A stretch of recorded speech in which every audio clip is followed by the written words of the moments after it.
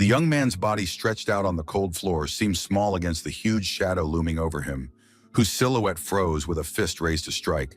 Violence became a habitual companion for the beaten boy since childhood. When his own father, who knew no other way of upbringing, regularly raised his hand against him. Each new blow, each new flash of pain, seemed to infuse him with a second breath, making cruelty an integral part of existence. The beatings turned into something so natural for the young man that he could not imagine any other life. Number 7199 on his chest trembled as two stout fellows held the young prisoner down, and a third drew a slingshot with a clutched coin, heedless of pleas to wait. The victim, swallowing the lump in his throat, suggested that his tormentor use his fists instead of this elaborate method of abuse. The massive figure with the slingshot in his hands paused for a moment, trying to comprehend his victim's unexpected request. The blonde-haired Kim Seon-ho, serving a 2-year sentence for violence, looked down at the victim with undisguised contempt.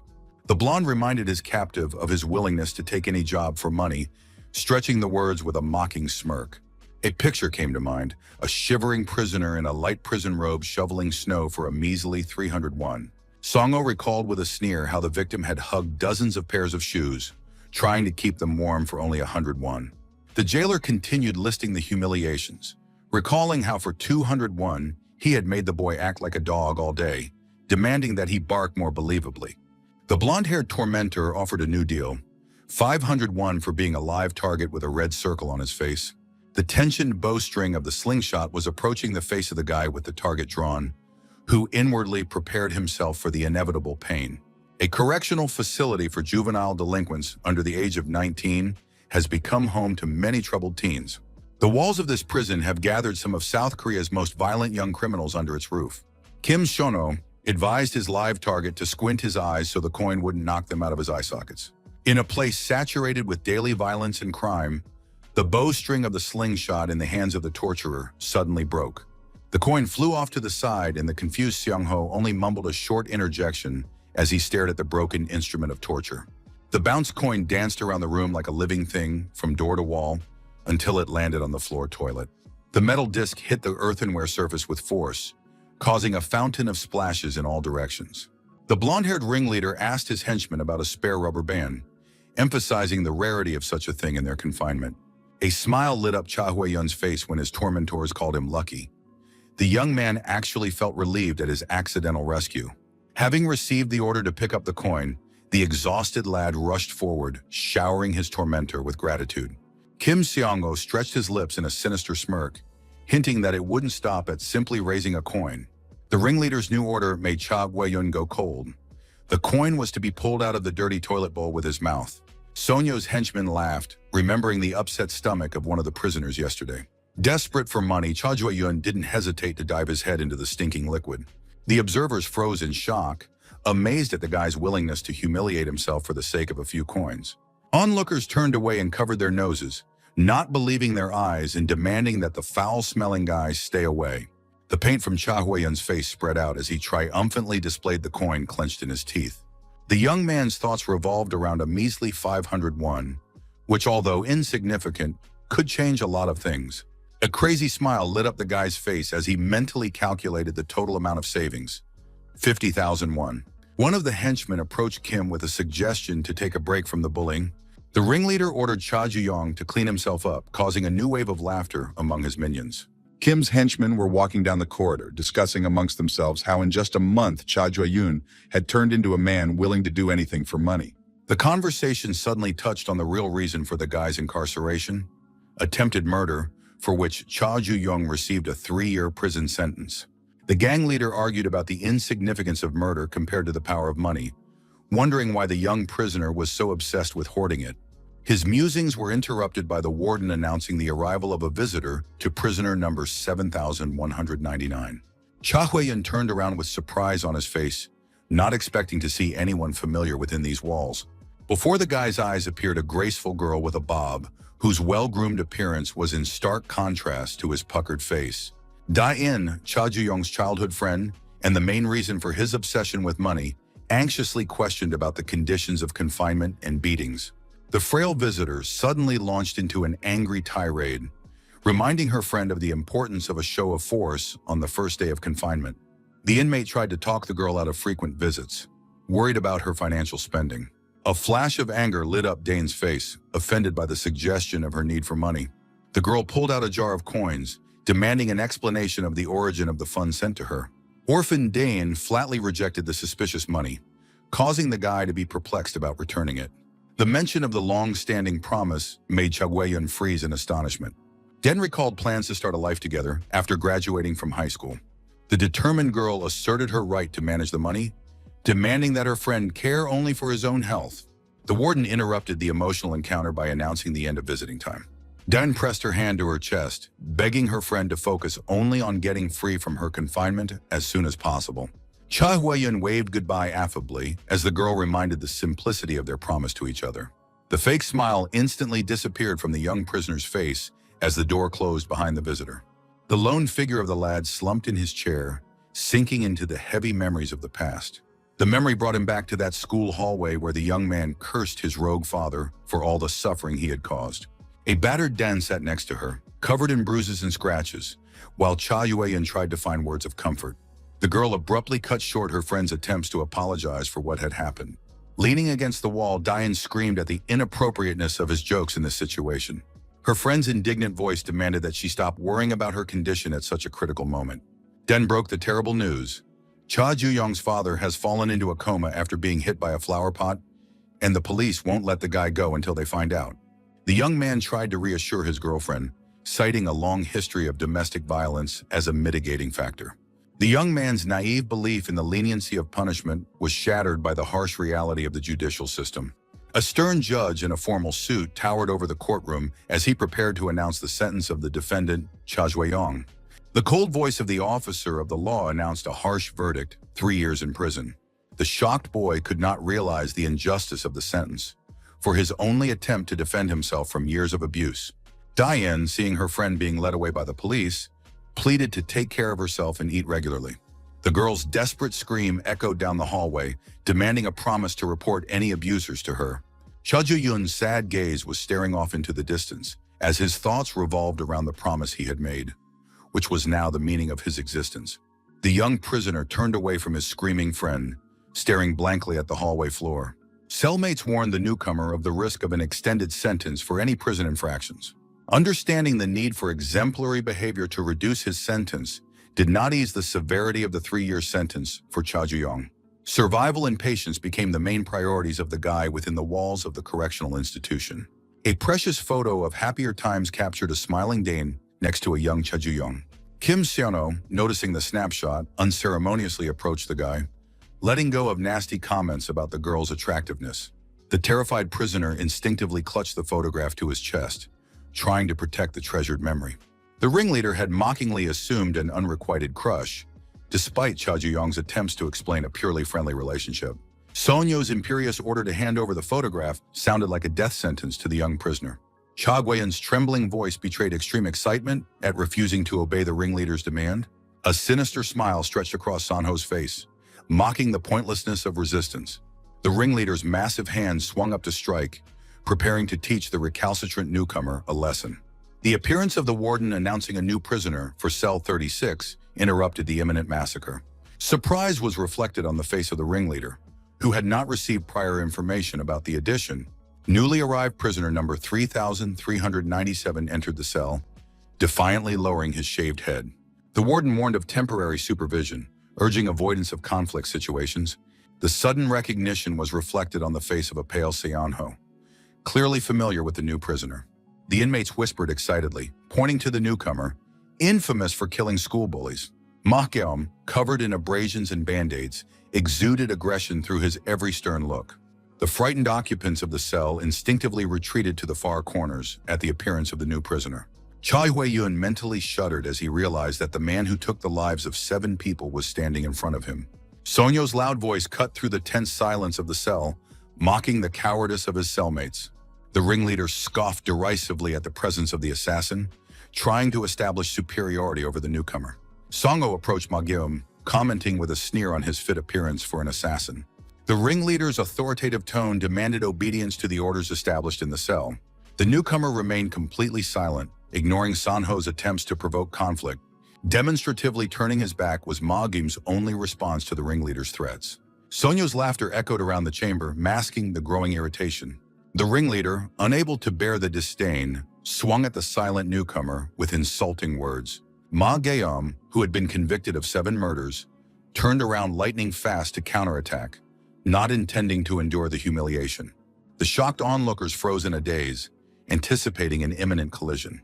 The tense Sonho mentally cursed the agility of his opponent, who managed to dodge the blow.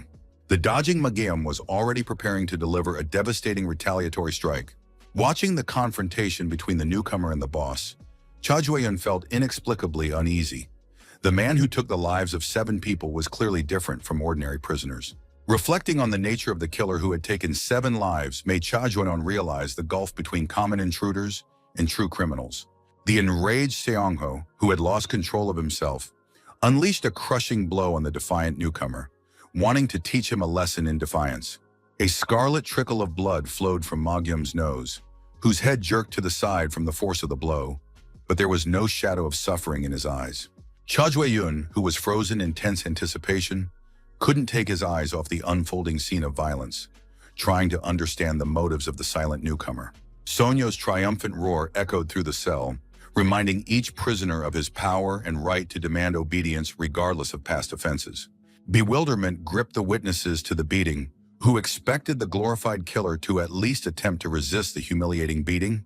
The battered newcomer rose after each blow, accepting the punishment without complaint, as if testing the limits of his patience or plotting something worse.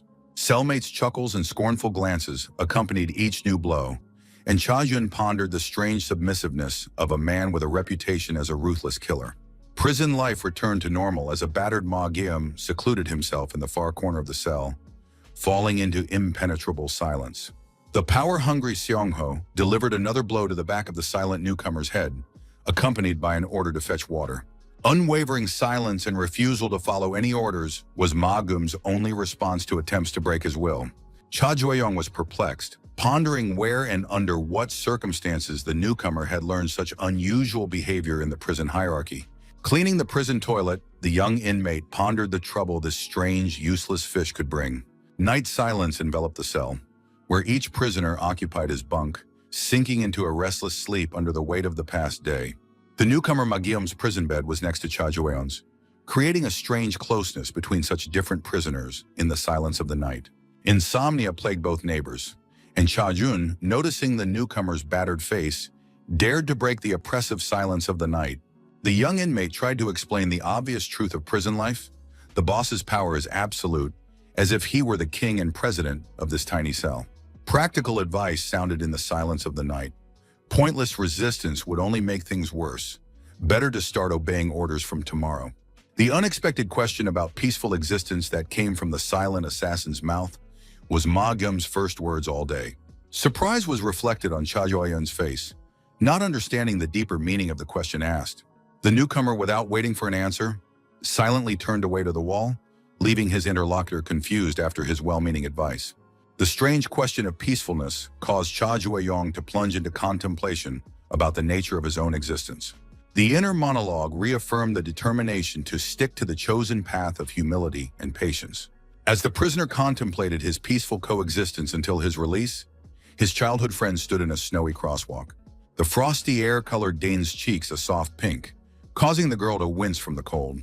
Anxious thoughts about the gaunt friend did not leave the head of the caring girl. The bag of food in her frozen hands was filled with concern for a friend who needs to eat well, even while incarcerated. Dane realized that her stubborn friend would never admit to the hardships of prison life. A soft smile lit up the girl's face as she pondered the need to keep her friend's strength up with at least a proper diet. Suddenly, the silence of the winter evening was broken by the roar of an approaching truck coming straight at the girl crossing the road. The bright light of the truck's headlights blinded Dean, turning the familiar crosswalk into a place of frozen terror. The multi-ton machine was looming over the fragile figure of the girl like a ruthless metal monster on a defenseless victim. At that fateful moment, Cha Jun was sleeping peacefully in his prison bunk, unaware of the impending tragedy. A heavy truck hit the girl, leaving Dane's lifeless body lying on the snow-covered crosswalk. The morning sun brought with it a policeman whose downcast gaze and words of regret foreshadowed terrible news. The terrible truth about the fatal traffic accident at the snowy intersection began to slowly become clear in the cop's words. The lawman painfully chose his words, trying to soften the blow of the terrible news. A premonition of imminent tragedy distorted the prisoner's face, inwardly preparing himself for the terrible news.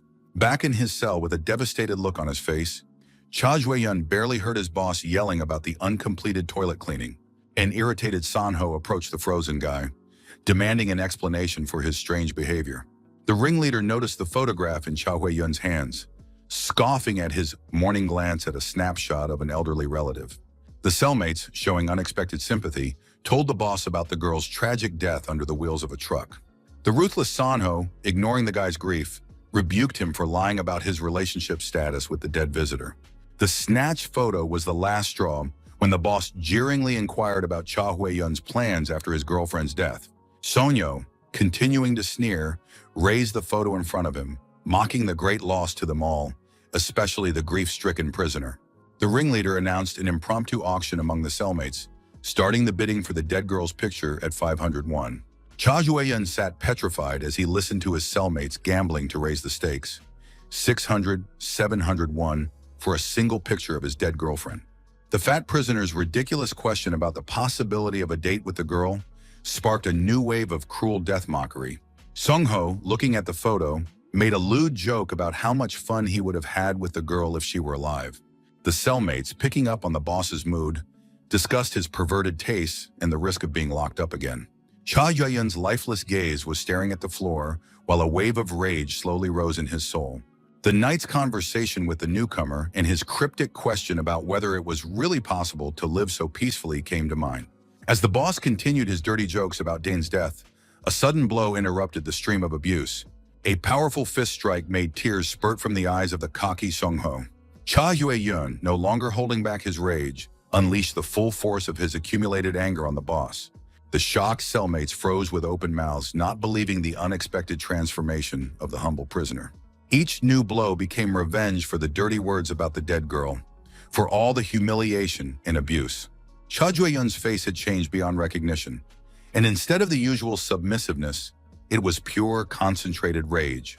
The silent Ma Geom, watching the sudden outburst of rage, froze with his mouth open, unable to believe such a drastic change in his neighbor's character. Memories brought him back to a recent conversation in the prison works as they stood side by side working wood. Cha Ju-yong's words about his father, the right-hand man of a successful criminal gang leader, sounded like a bitter revelation at the time. The confession of daily beatings since childhood burst out of the boy's chest like a lingering pain. The bitter truth of having to endure the bullying of his own father sounded like a verdict on his young life. The continuation of the story hung in the air with a heavy foreboding of an inevitable denouement.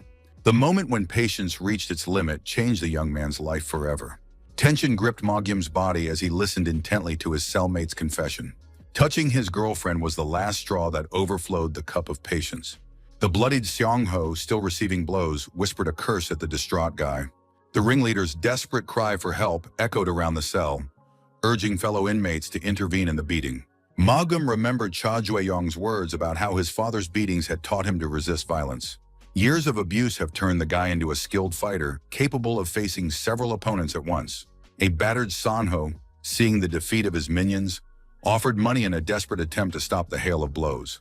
An evil grin contorted Cha Hui-yun's face at the mention of money, for which he had previously been willing to endure any humiliation. Another blow was accompanied by words to the effect that previous priorities had completely changed. Each new blow emphasized the complete indifference to the money for which he had previously had to endure abuse.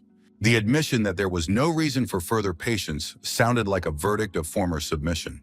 Bitter memories of his father's admonition to follow the gangster's path surfaced in the battered lad's mind.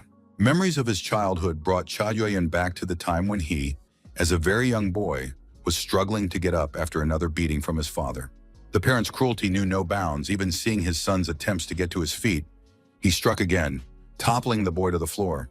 The endless cycle of violence repeated itself day after day, turning childhood into a never-ending nightmare of beatings and humiliation. The fear of his father was so strong that even as a teenager, Cha Jue-yun didn't dare to meet his gaze. The realization of the need to become stronger took root in the boy's mind as the only path to salvation. The turning point came the day he first dared to look his father in the eye, earning his father's approving remark. When the police burst into the cell, they were shocked by the violence before them. The amazement on the face of one of the guards was replaced by a grimace of horror as he realized the magnitude of what had happened. The bodies of beaten cellmates scattered around the cell, and Cha Yue-yun's figure towering over them created a frightening picture. The disbelief in the cop's voice was replaced by consternation when the guy calmly confirmed his involvement in the beating. Sitting alone, Cha Yue-yun didn't take his eyes off the photo that captured his and Dane's happy moments. Longing and hopelessness were read in the eyes of the guy, unable to accept the tragic death of the only person close to him. Memory brought him back to the moment his girlfriend's indignant scream cut through the school air. Cha Yue-yun's uncomprehending gaze met Dane's angry tirade about the cruelty of a parent beating his son on the eve of the start of high school. The girl's indignation spilled out in every word about the unacceptability of such treatment. There were words of encouragement on the school street. The battered kid should have fought back against the abusive parent. The boyfriend's attempt to devalue another beating with a phrase about the familiarity of what was happening met with a strong protest from his girlfriend. Den's intention to speak to his father came across as a reminder of the promise he had made. The seriousness in Cha Jun's voice emphasized the importance of promising to stay away from his house. The joking threat of being forced to call him Appa forever masked the true fear for his girlfriend's safety. Den reminded her friend of his ability to bring even homeless dreamers like her back to reality. The girl's dreamy gaze drifted toward the sky, painting pictures of a future life in Seoul after graduation. Disgust at living in a stuffy shelter and depressing neighborhood resounded in Dane's every word. Ambitious plans for a prestigious university, a career, expensive cars, and a luxurious apartment painted a picture of a desirable future. The boyfriend's surprise at his girlfriend's materialistic aspirations was met with a counter question about his previous lack of observation. The realization of possible loneliness after the departure of his only loved one weighed heavily on Cha Yue-yun's heart. Din's excited question about moving in together suddenly opened up a new perspective in the guy's life. The warm touch of Dane's hand accompanied her earnest words about nothing keeping a friend in this dreary place. The children's rubber band pledge became a symbol of their promise to each other, cemented by sincere friendship. The joking threat of being forced to call her Nuna for the rest of her life for breaking a promise brought a smile to the guy's face. A random passerby, seeing the young couple in the schoolyard, offered to take a photo, to which Dane happily agreed. The moment of their happy friendship is forever frozen in a frame taken by an unfamiliar photographer. The photo, now the only memory, captured the confused face of the boy, bewildered by the unexpected proposal. Cha Yue-yung's heartache spilled out into a blow on the wall that left deep cracks in the concrete. The bitter realization that if it weren't for the imprisonment, his friend wouldn't have had to visit him within these walls. Each new blow against the wall was an attempt to release the rage and despair raging inside. Guilt over the death of the only loved one tore at the young prisoner's soul. The unsolicited tears he had held back for so long finally broke through. The warden's voice calling inmate number 7199 interrupted a moment of deep grief. The warden's sympathetic words about the unpleasant situation sounded like sincere participation in the prisoner's fate. A prison employee, unable to ignore the guy's condition, tried to convince him to eat for the first time in a long time. As he left, the warden uttered a trite but hard truth about continuing to live no matter what. Cha Yue-yun collapsed to his knees, letting the tears flow and repeating the words of remorse like a mantra of despair. The prison canteen was filled with inmates at lunchtime, among whom sat silent newcomer number 3397, concentrating on devouring rice. A curious cellmate tried to engage the newcomer in conversation, wondering about his awareness of the latest prison rumors. The story of Cha Yue-yung's beating of all the occupants of his cell and subsequent confinement in the punishment cell spread throughout the prison. The prisoners discussed the tragic death of the girl and the abuse by the warders that provoked the young prisoner's breakdown. Magum, silently listening to the conversations, recalled the events he had witnessed in that fateful cell. The sudden appearance of an aggressive prisoner interrupted the discussion, and he rudely pushed the narrator's head right into the plate of food. The mocking question about gossip sounded menacing in the sudden silence of the dining room. Park Chung-chan's threatening tone was accompanied by a question about the prisoner's excessive fun, creating an atmosphere of impending danger. The story of a guy convicted of a particularly serious robbery had everyone quiet. Park Chong-chan had a reputation as one of the most dangerous prisoners. Park Chong-chan continued to mock his defeated interlocutor, curious about the details of the power shift in the other cell. The hint of a possible plot against his authority sounded like a direct threat to those present. Frightened prisoners rushed to deny any suggestion of an attempt to overthrow Park Chong-chan's authority. The ringleader's mocking question about the condition of the humiliated lad only emphasized his absolute power. The victim of bullying hurriedly apologized, trying to make up for careless words about the events in the other cell. Demonstratively shoving his hands in his pockets, Pa demanded the name of the prisoner who had staged the coup. The silent newcomer listened intently as the cellmates called out the name of Cha Ju-yong, the culprit behind the recent events. A week later, the warden reported that the watcher who had been beaten by Cha Ju-yong was still in the hospital ward. The decision to release him from the punishment cell a week later was made taking into account all the circumstances of the incident. A warning to avoid more trouble sounded as a condition of returning to the general cell. The creak of the door opening caught the attention of the newcomer reading in the corner, who took his eyes off his book. Cha Ju-yong's return to the common cell caused a wave of surprise among the prisoners. The drooping head and faded gaze of the returned prisoner spoke of deep mental trauma. The newcomer watched Cha Wei-yong thoughtfully, pondering the incredible fact of toppling a prison authority figure with one decisive act. There was a foreboding in the air that the other prisoners would not leave such a challenge without consequences. Unexpected friendliness was evident in the cellmate's gesture of placing a hand on Cha Hui-yun's shoulder with feigned concern. The sudden change in the attitude of the former enemies was expressed in ostentatious friendliness and concern, as if there had been no recent enmity. False sympathy was evident in the words about the hardships of the punishment cell and suggestions to rest after the ordeal. Ma Gyum watched this spectacle of ostentatious care, offers of massages, water, and other signs of attention carefully. The silent newcomer clutched the notebook in his hands, realizing an important discovery about the nature of the prison hierarchy. An epiphany about the only meaningful value in a correctional center, brute force, overshadowing all other virtues of school life. The quiet observer continued to take notes as he stood off to the side during the prisoner's walk. Cha Ju-yun's unexpected address to the silent Ma Gyum broke the usual silence. The question about the motives for the act took the newcomer by surprise, making him look at his interlocutor incomprehensibly. The clarification about that very day made both interlocutors tense up. The memory of the attempted reprisal on the mocking beholder hung heavy in the air. The memory of the restrained fist at the critical moment kept Cha Ju-yun on his toes, demanding an explanation from his silent interlocutor. Bewilderment was in the guy's words, not understanding why the killer of 7 people stopped him from committing another crime. The unexpected direct question made Ma Gyum tense up, snapping him out of his usual state of aloofness. Bloody memories of the classroom and 7 ruined lives came back to the newcomer with frightening clarity. The endless why echoed in Ma Gyum's mind as he stood in the middle of the defeated classroom. A heavy pause hung in the air as the newcomer carefully chose his words for an answer. The first incoherent sounds had just started to come off Ma Gyum's lips when their conversation was rudely interrupted. The sudden appearance of a stranger interested in Cha Ju-yong's identity broke the moment of candor. Park Jong-chan, notoriously violent, expressed surprise at the modest size of the guy who defeated Kim Seon-ho. The scornful remark about the former watcher's weakness was accompanied by Puck's studying gaze as he assessed his new adversary. A mad smile twisted Park Chong-chan's face, foreshadowing more trouble for the young prisoner. The direct question about the reasons for rebelling against authority sounded like a test of Cha Ju-yong's intentions. The suggestion of wanting to take the camera watcher's seat came with an obvious sneer in Puck's voice. Cha Ju-yong's indifferent response and demand to leave showed his complete indifference to the prison hierarchy. Cha Ju-yong's unexpected answer made Puck's eyes widen in surprise, not expecting such audacity from the new prisoner. A slow smirk spread across Puck's face, feeling that he had managed to break through his opponent's emotional armor.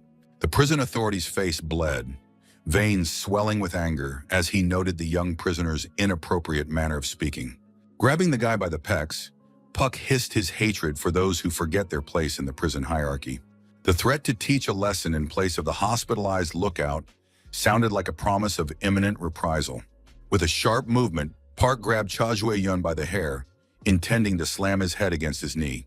The cruel words of punishment for a dog that dared to bite its master were accompanied by a fist raised for a punch. The sudden appearance of the prison warden caused Puck to stop the hand that was raised for a punch. The gaze of the prison worker tried to maintain a delicate balance in the tense situation.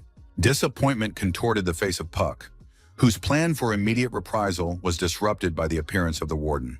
Continuing to hold the guy by the hair, Puck gave the employee a strained smile, trying to portray what was happening as an innocent joke. Ma Gum watched the scene intently, listening to the ominous reminder of the overseer's privilege of picking fights under the pretense of maintaining order. Clutching Cha Ju-young's prison robe, Park explained the unspoken rules of the Juvenile Detention Center. The promise to continue the confrontation started by the beating of the former watcher, hung in the air under the attentive gaze of the silent newcomer.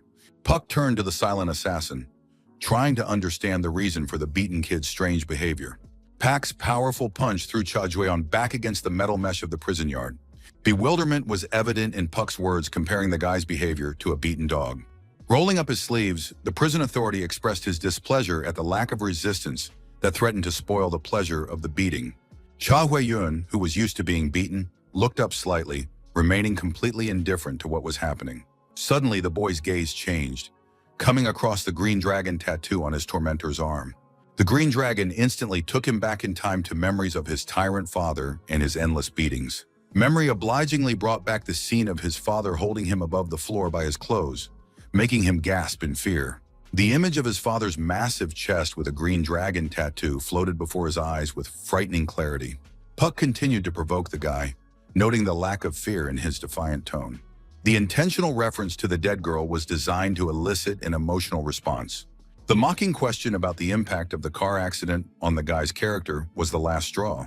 Unable to bear another mention of his dead girlfriend, Cha Ju-young delivered a powerful kick to the face of his assailant. The unexpected attack toppled Puck onto his back, leaving bloody scratches on his cocky face. Indignation contorted the features of the defeated authority figure, not expecting resistance after so long of silent patience. Cho descended upon the defeated Puck, twisting his arm with an unexpected strength and fury for the quiet prisoner. The authority figure, fallen to the pavement, spat out the insult, disbelieving such defiant resistance. Che's slow, venom-soaked words made Puck choke on his own saliva from fear and surprise. A shocked Pak couldn't realize how this quiet prisoner dared to challenge him with such determination. Desperate threats of reprisal burst from the throat of Puck, who was pinned to the bars, promising terrible vengeance upon his release. Cha continued to hold the hand with the green dragon tattoo, as if it was a symbol of all his past suffering. The merciless grip made the muscles in Puck's arm contract in an agonizing spasm. The former confidence evaporated from Puck's voice, replaced by panicked pleas for mercy. An unusual expression of surprise appeared on the usually impassive face of the silent newcomer, watching the unexpected transformation. Cha recalled how, since he was a child, the only way to express his rage was to represent that hated tattoo. The green dragon on his skin became for him a symbol of all the humiliation and cruelty he had suffered. Elderly neighbors whispered in the street about the son of a local gangster, discussing the young man as a new threat to local children. Condemning looks and words about a lousy sheep accompanied every appearance of Cha Jun in their neighborhood. The young man had gotten used to these conversations behind his back, continuing to walk with his head held high despite the beatings and bruises. As he approached the house, the teenager heard screams that made his heart clench with misgivings. Fear drove the young man forward as the only thought of the familiar voice coming from the apartment raced through his mind. His father's ominous greeting met Cha Ju-yun on the doorstep of his own home.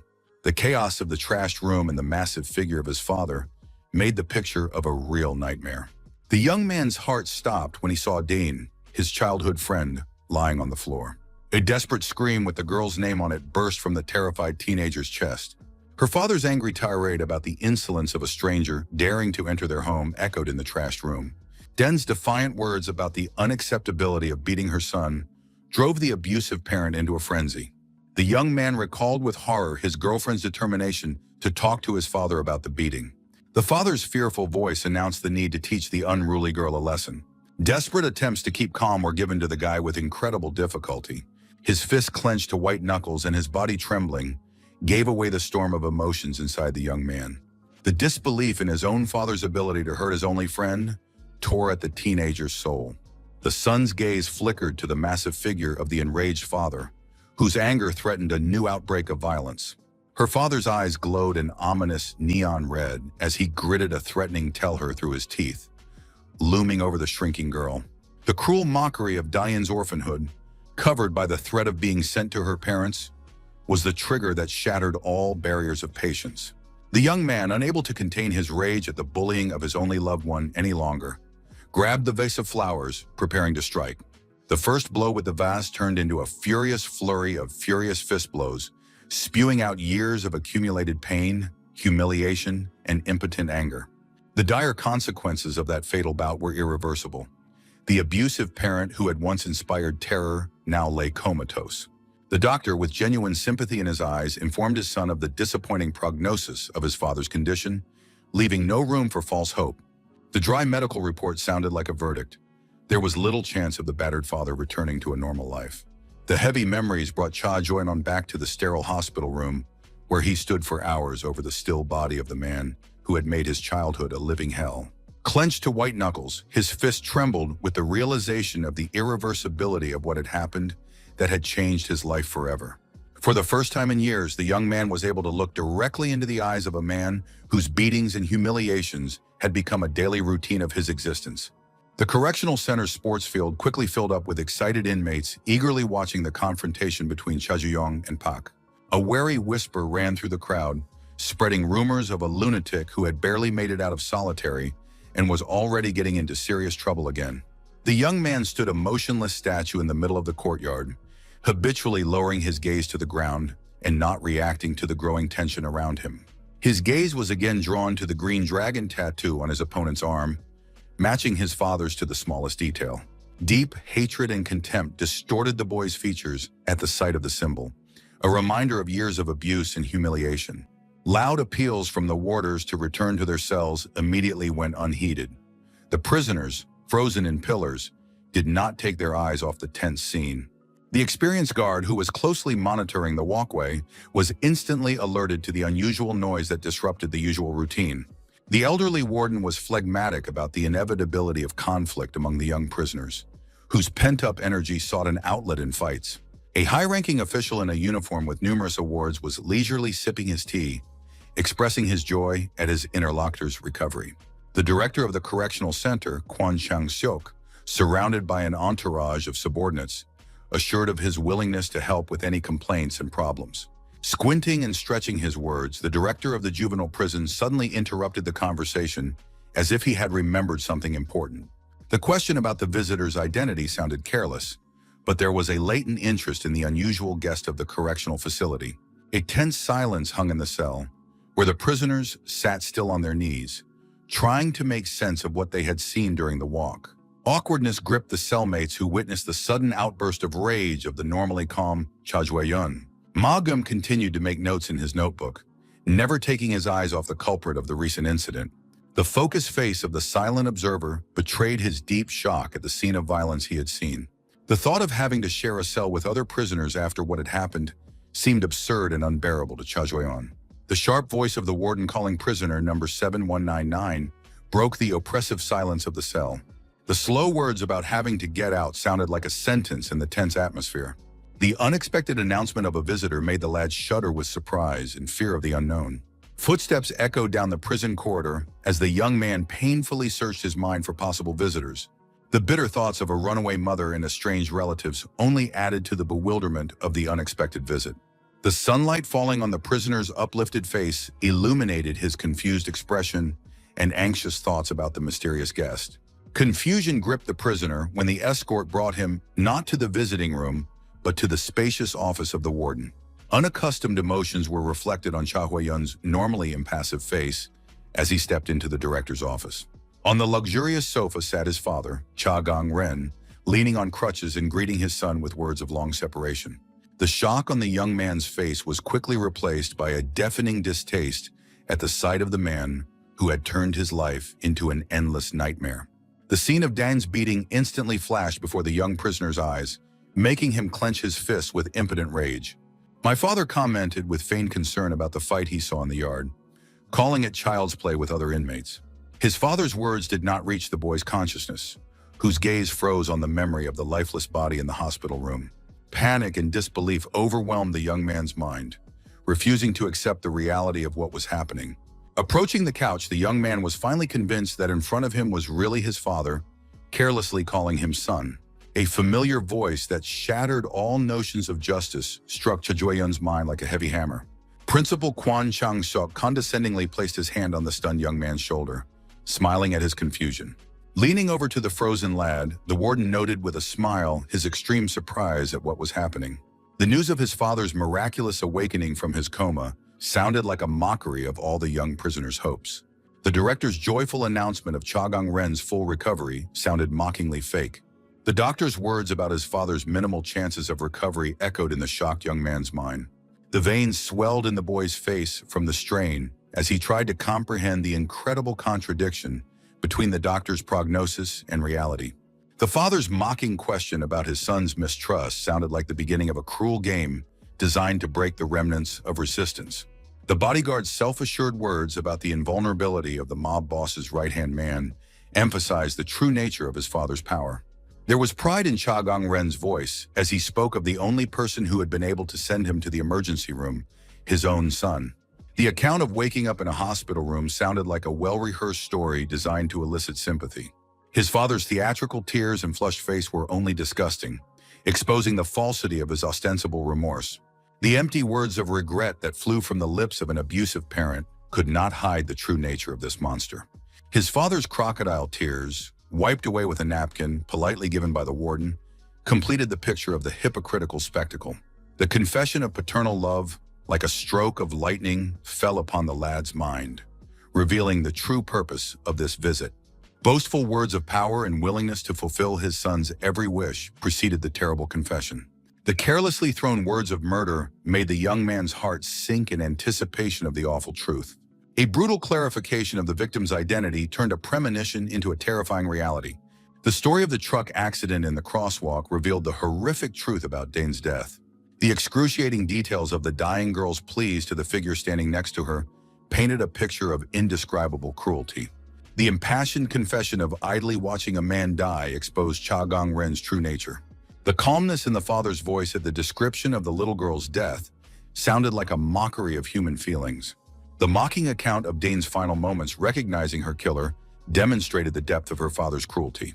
The final blow, a reminder of the girl's words about the unworthy father, completed the monstrous confession of premeditated murder.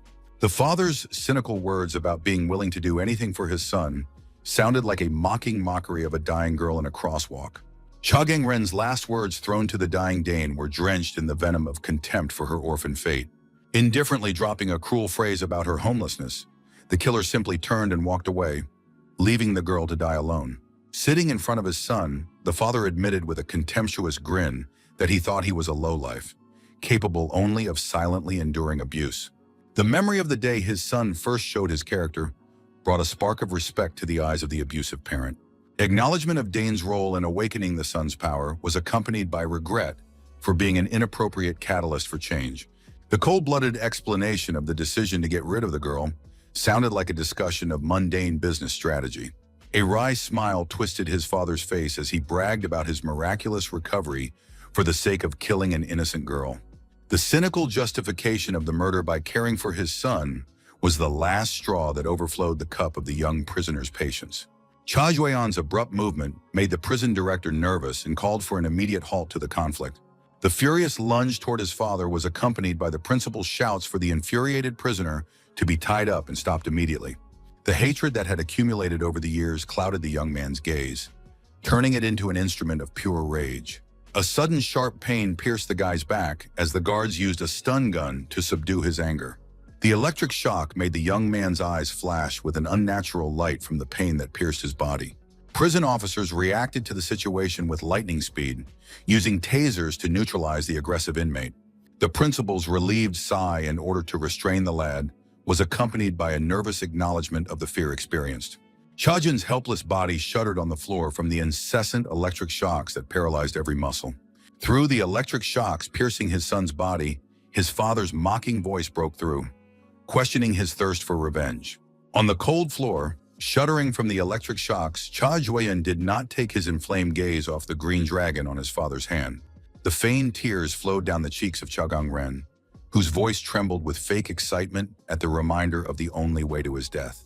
Within the walls of this prison, like poisonous shoots, the members of their criminal organization took root, Fresh tattoos on his young skin marked new wolves ready to join the pack of mature predators. The future of these young men is already predetermined. From a faceless mass of prisoners, they will turn into brutal leaders of criminal gangs. His father's challenge echoed off the walls of the office. Become the leader of the prison. Prove your superiority over these puppies. Electric shocks continued to torment his son's body, while his father painted tantalizing pictures of rising to the top of the criminal world. Through the shroud of pain, Cha Jueyun's mind was filled with words about the possibility of one day fighting his father and taking his place as the leader. The eyes of the tattooed dragon flashed scarlet in the semi-darkness of the office, as the summons to the decisive battle sounded. Manipulative notes rang in his father's voice, speaking of unattainable heights that only his heir could conquer. With a theatrical gesture, Cha Gang-ren ended his speech with a promise of boundless paternal happiness at his son's successes on the bloody road. A brief exchange of remarks between the director and the father exposed the depth of corruption that permeates the walls of the correctional facility. The guy's sudden movement caused the guards to raise their weapons, watching in amazement at his incredible resistance. The principal's anxiety broke through the commanding tone, betraying a panicked fear of another outbreak of violence. At the very exit, something made Cha Gang-ren freeze for a moment, listening to his son's words. The promise of imminent death rumbled through the electrified air, bursting from the tortured young man's chest. Despite the paralyzing pain, Cha Jueyun rose to his feet with an inhuman effort, throwing the taser wires off of himself. The director of the correctional center was speechless with amazement, unable to believe his eyes. Shaking from the electric shocks, the young man's wounded body somehow miraculously kept moving towards its goal. Through the shroud of pain, his father's mocking words about happiness pulsed through Cha Jueyun's mind, causing only a wave of disgust. The young prisoner's clenched fist was already reaching for the hated face as the single thought of murder raced through his mind. The unexpected appearance of a tall man in an impeccable business suit and scarlet tie interrupted the moment of revenge. The young lord's address made the boy turn around sharply, meeting his gaze with his new adversary. With a powerful punch, the stranger sent Cha-jun to the floor without even straining. The calm voice of the red-haired guard explained his actions as simple duty. The scar on John Doe's face emphasized his words about the sacred mission of protecting the boss.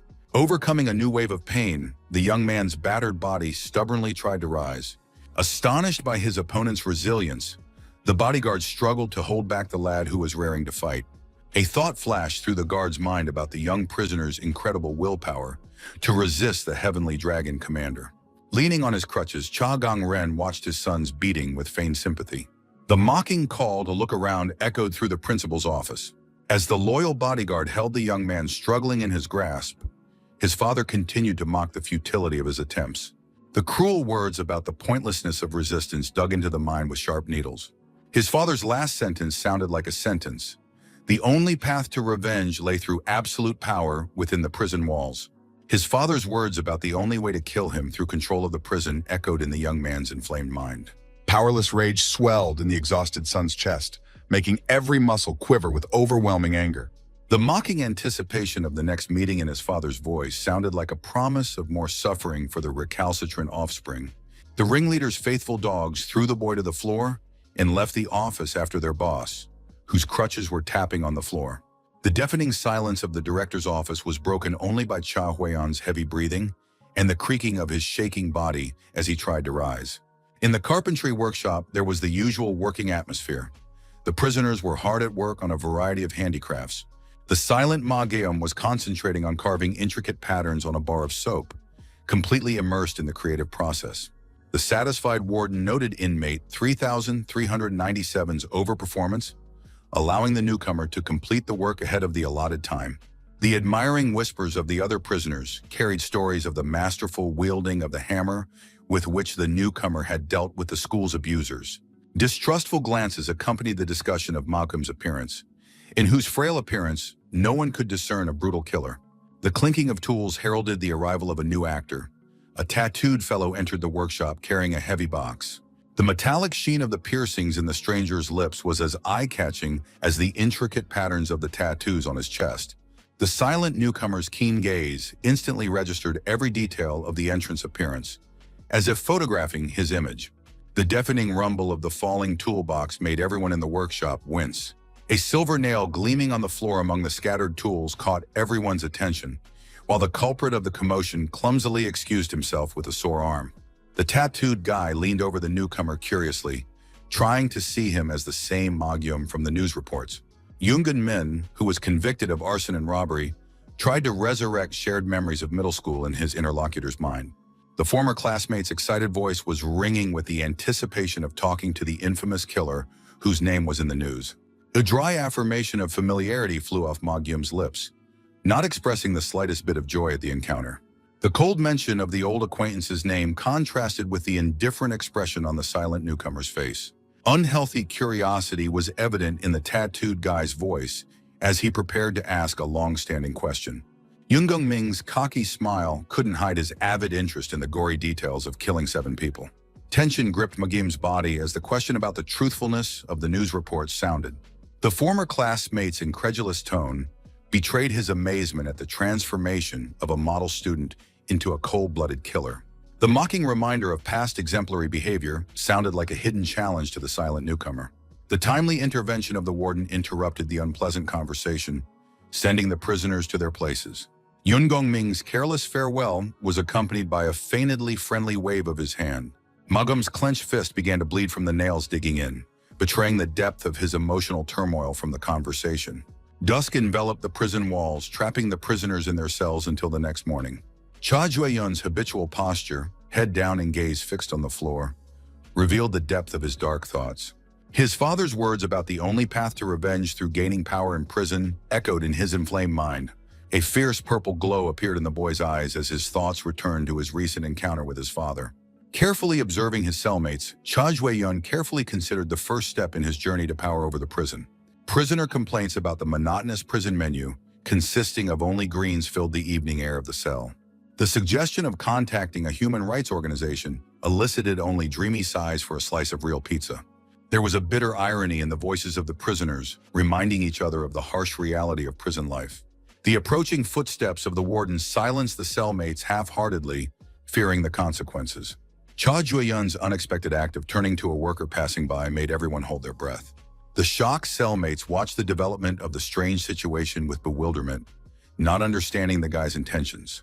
The prisoner's calm voice, denying any problems, contrasted with the sudden question about the possibility of ordering. The impertinent request for pizza sounded in the prison silence, like a challenge to the entire correctional system. The warden's standard reminder of their location did not bode well for the unusual request. The guard's unexpected agreement sounded like a thunderclap to the hushed prisoners. The aroma of fresh pizza filled the cell, where happy cellmates enjoyed the stretchy cheese, an unusual treat. Delighted cheers and thanks merged into a single hum as the ravenous lads savored the human food. The sincere gratitude of his cellmates to Cha Jueyun was the first step in realizing his plan. The realization that the prison guards were subordinate to his father made Cha Jueyun rethink his options within those walls. The special attitude of the staff towards the son of an influential criminal opened new perspectives for achieving the goal. Carefully analyzing the boundaries of what was allowed, the guy began to understand the true scale of his influence in the prison hierarchy. The delighted whispers of cellmates devouring pizza filled the cell with speculation about the mysterious identity of their benefactor. Assumptions about his father's high status ranged from congressman to third-generation tycoon, causing Cha Jueyun to chuckle bitterly. The clenched fist gave away the guy's determination to use any means to achieve his goal. The sudden change in the topic of conversation drew Cha Jueyun's attention to discuss the newcomer's strange behavior. Cellmates noted Magyum's refusal to eat pizza with concern, writing off his behavior as depression. The unusual gloominess of the silent newcomer caused genuine concern among the other prisoners. In the carpentry shop, Cha Jueyun and Magyum worked side by side wearing rubber gloves. Cha Guiyun's attentive gaze noted the oddities in the silent neighbor's behavior. Yun's regular appearance with his tools was accompanied by feigned apologies about his arm problems. A stream of sharp nails rushed towards the newcomer, creating a deadly situation. Magyum stood motionless, letting the sharp nails dig into his body as if he didn't feel any pain. Yun's fake apology about his hands slippery from the oil sounded mocking in the tense silence of the workshop. Rage flooded Magyum's mind, staining his eyes with a bloodshot glow as he muttered the name of his tormentor. An angry question about the motives behind the harassment burst from the usually silent newcomer's chest. The sudden appearance of a 2-meter-tall ambo accompanied by 2 henchmen interrupted the tense moment.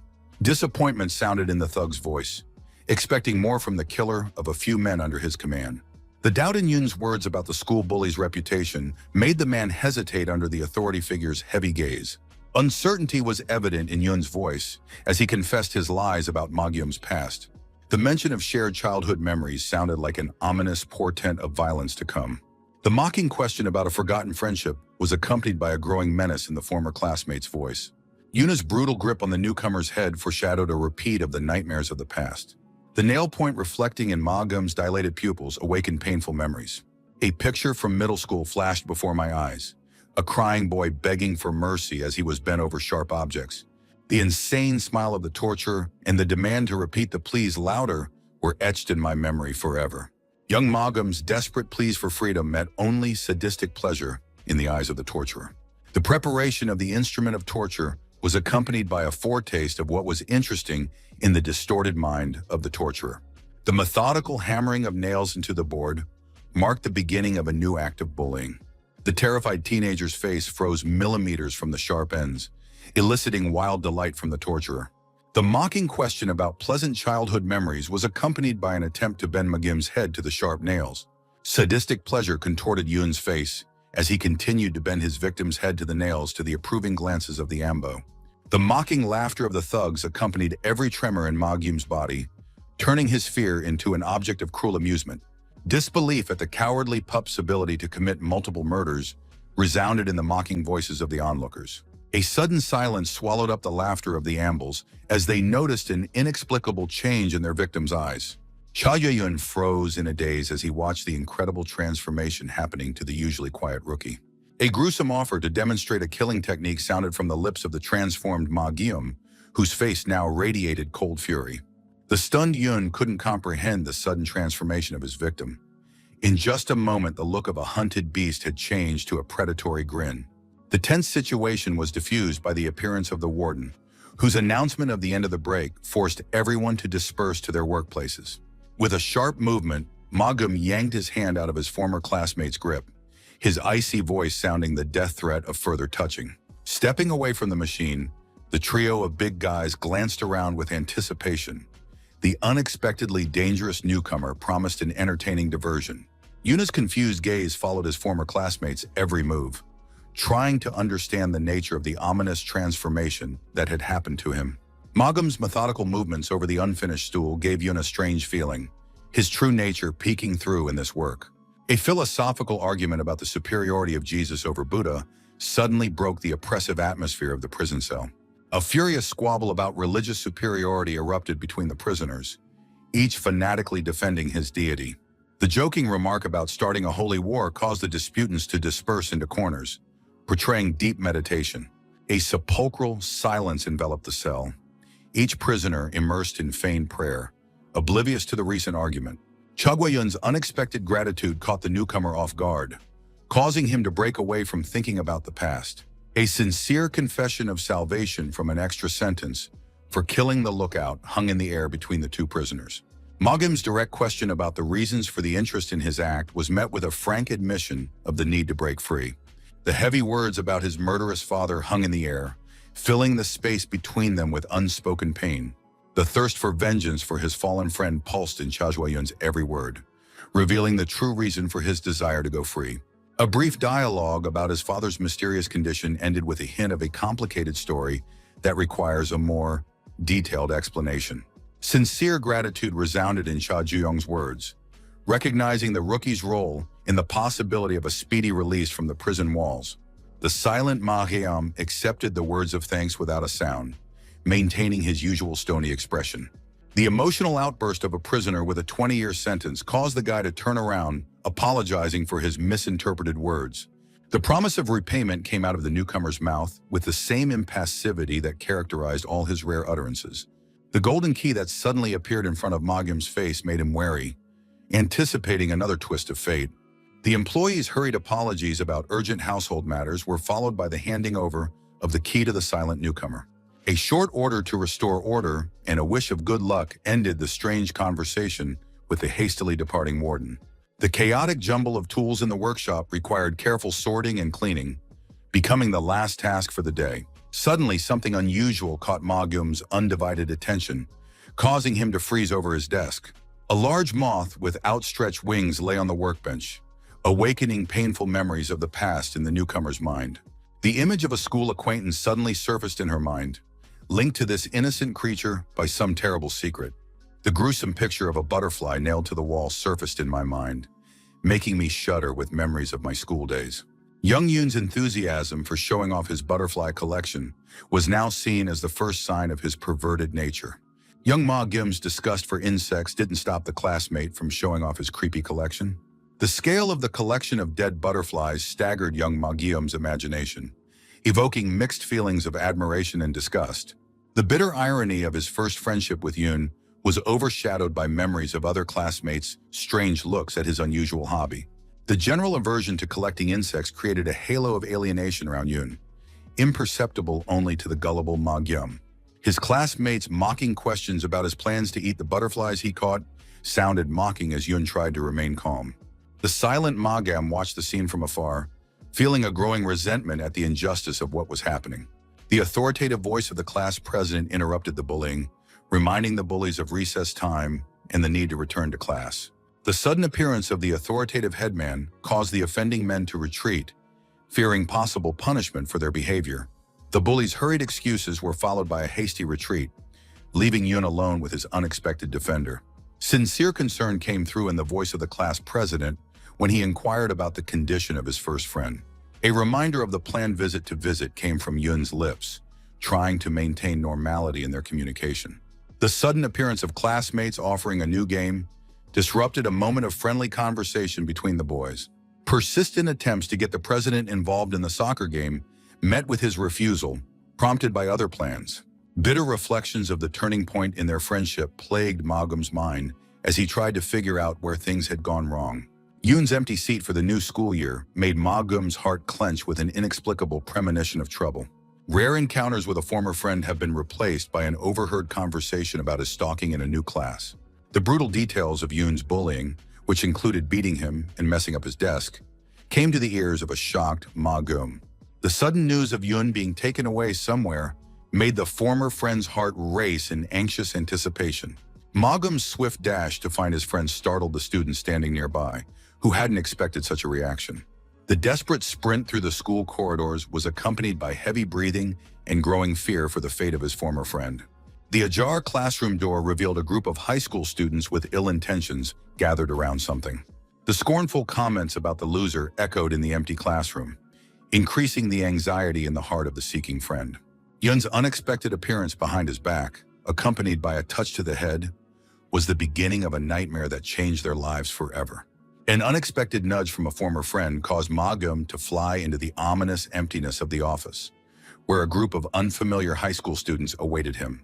His shocked mind refused to understand what was happening, how a childhood friend could turn into a cruel traitor, pushing him towards the unknown. Instead of answering the desperate question of why, there was only a cold order to shut up, accompanied by an insane smile from his former friend. The metallic click of the lock sounded like a sentence, cutting off the escape route and leaving Ma Gim alone with the nightmare. Mocking laughter in the hallway was accompanied by jokes about catching bugs, turning a terrible memory into a cruel game. The cynical offer to join in the bullying by bringing his cockroaches sounded especially creepy in the semi-darkness of the locked classroom. Desperate cries for help were shattered by a cold "wait a minute," uttered with frightening calmness by a former friend.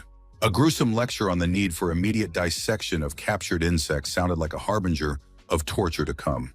The insane gleam in Yoon's eyes as he held the hammer was accompanied by hysterical laughter echoing off the walls of the empty classroom. The return to reality was accompanied by a philosophical reflection on the universal love for butterflies and contempt for moths. The appearance of Yoon holding a fluttering moth made the newcomer shudder with surprise and a rush of memories. The fragile wings of the moth crumbled to dust under the merciless pressure of his former friend's fingers. The accusation of pretending met with a strong rebuff from the newcomer, who was tired of his former buddy's manipulative games. Bitter recriminations of ostensible friendship and deliberate estrangement sounded like echoes of a conflict long overdue. The painful comparison to a moth scorned by all and a beautiful butterfly surrounded by universal love revealed the depth of Yoon's resentment. The realization of the bitter truth turned every day into an agonizing ordeal, gradually distorting the consciousness of the offended teenager. The accusation of turning into a monster sounded especially bitter from the mouth of a man who considered himself the only victim of circumstance. The meaningful pause in Yoon's speech made Ma-gum tense up, anticipating a new round of cruelty. The news of the murder of 7 people, Yoon admitted, was the last straw in his descent into madness. The mocking mention of karma was accompanied by an ominous smile that foreshadowed terrible retribution. Powerless rage shook Ma-gum's body, whose clenched fists trembled with overwhelming emotions. Blood oozing from the nails digging into his palm colored a tense question about the true meaning of what was being said. The accusation thrown in Yoon's face made him tense up, betraying vulnerability behind ostentatious cruelty. The cynical statement of indifference to the ruined life of a former friend sounded like an attempt to hide his own pain. The sudden appearance of the thugs, pawing the newcomer's arms and clamping his mouth shut, turned the confrontation into physical violence. The mention of trying to bribe the director sounded like an accusation of losing the innocence and purity of the former image. The ominous promise of continued torture was accompanied by an insane smile from a former friend. The eerie analogy of dissecting insects foreshadowed the beginning of a real nightmare for the helpless victim. The path to the metal locker seemed like a road to a personal hell prepared by a former friend. Genuine horror distorted Ma-gum's face at the sight of the ominous locker, awakening his worst fears. Desperate resistance and pleas for mercy were shattered by the former friend's deafening wall of hatred. The final accusation of responsibility for what was happening sounded like a verdict on their shattered friendship. Ma-gum's helpless body was squeezed into the cramped space of the metal locker, despite the victim's desperate resistance. The click of the lock and the clink of chains wrapped around the locker sounded like the last chord in a symphony of cruelty. The prisoner's furious voice, demanding an explanation for such cruelty, reverberated off the metal walls of his cramped prison. Yoon's cynical answer about the gift sounded especially eerie in the semi-darkness of the workshop where the nightmare was unfolding. A wave of disgust swept through the prisoner's body as hordes of insects sprinkled inside the locker: scolopendras, cockroaches, beetles. The mocking remark about the Bug Brothers was accompanied by the rustling of many paws filling the cramped space. Ma-gum's desperate attempts to free himself, or at least crush the vile creatures, were turning into a meaningless struggle in close captivity. A mad smile distorted Yoon's face as he inquired about the victim's impressions of his gift. A sudden uneasiness flashed in the tormentor's gaze, not getting the expected reaction of fear and pleas for mercy. The assumption of silent patience tactics betrayed Yoon's growing irritation at the lack of desired effect. The aide's admiring comments about the real executioner's stamina only emphasized the absurdity of what was happening. An inappropriate question about pity for the murderer was met with an unexpected reaction from the chief tormentor. The mad gleam in Yoon's eyes intensified as he dismissed the suggestion of murder with a sneer. The amble's rude remark about Yoon's stupidity broke the ominous atmosphere of torture. Yoon's threatening posture and his words that it was just beginning foreshadowed a new round of violence. The sadistic anticipation of his victim's screams distorted his former friend's facial features beyond recognition. Cha Juan's sudden appearance in the workshop interrupted the ominous spectacle with a question about future plans. The fright of the thugs at the sudden appearance of a new actor was replaced by aggressive interest. Cha Jueyong's lightning strike was the answer to the question of why the newcomer prisoner was being bullied. The furious reaction of the other ambassadors resulted in a hail of blows, accompanied by insults against the defender. Training with his abusive father has hardened Cha Jueyong's body, turning him into a dangerous fighter capable of facing multiple opponents. The guy's confident movements and precise strikes allowed him to easily fend off clumsy attempts by the ambassadors to get at him. Horror contorted Yoon's face as he realized that his carefully thought-out plan of revenge was crumbling before his eyes. The metal locker that had become Ma-gum's prison shuddered with the surprise of his captor hearing a familiar voice. Through the narrow slit in the locker door, the newcomer gazed avidly at the unfolding scene of deliverance. The calm atmosphere of the cell, where the prisoners were discussing the absence of the newcomer, did not foreshadow the coming storm.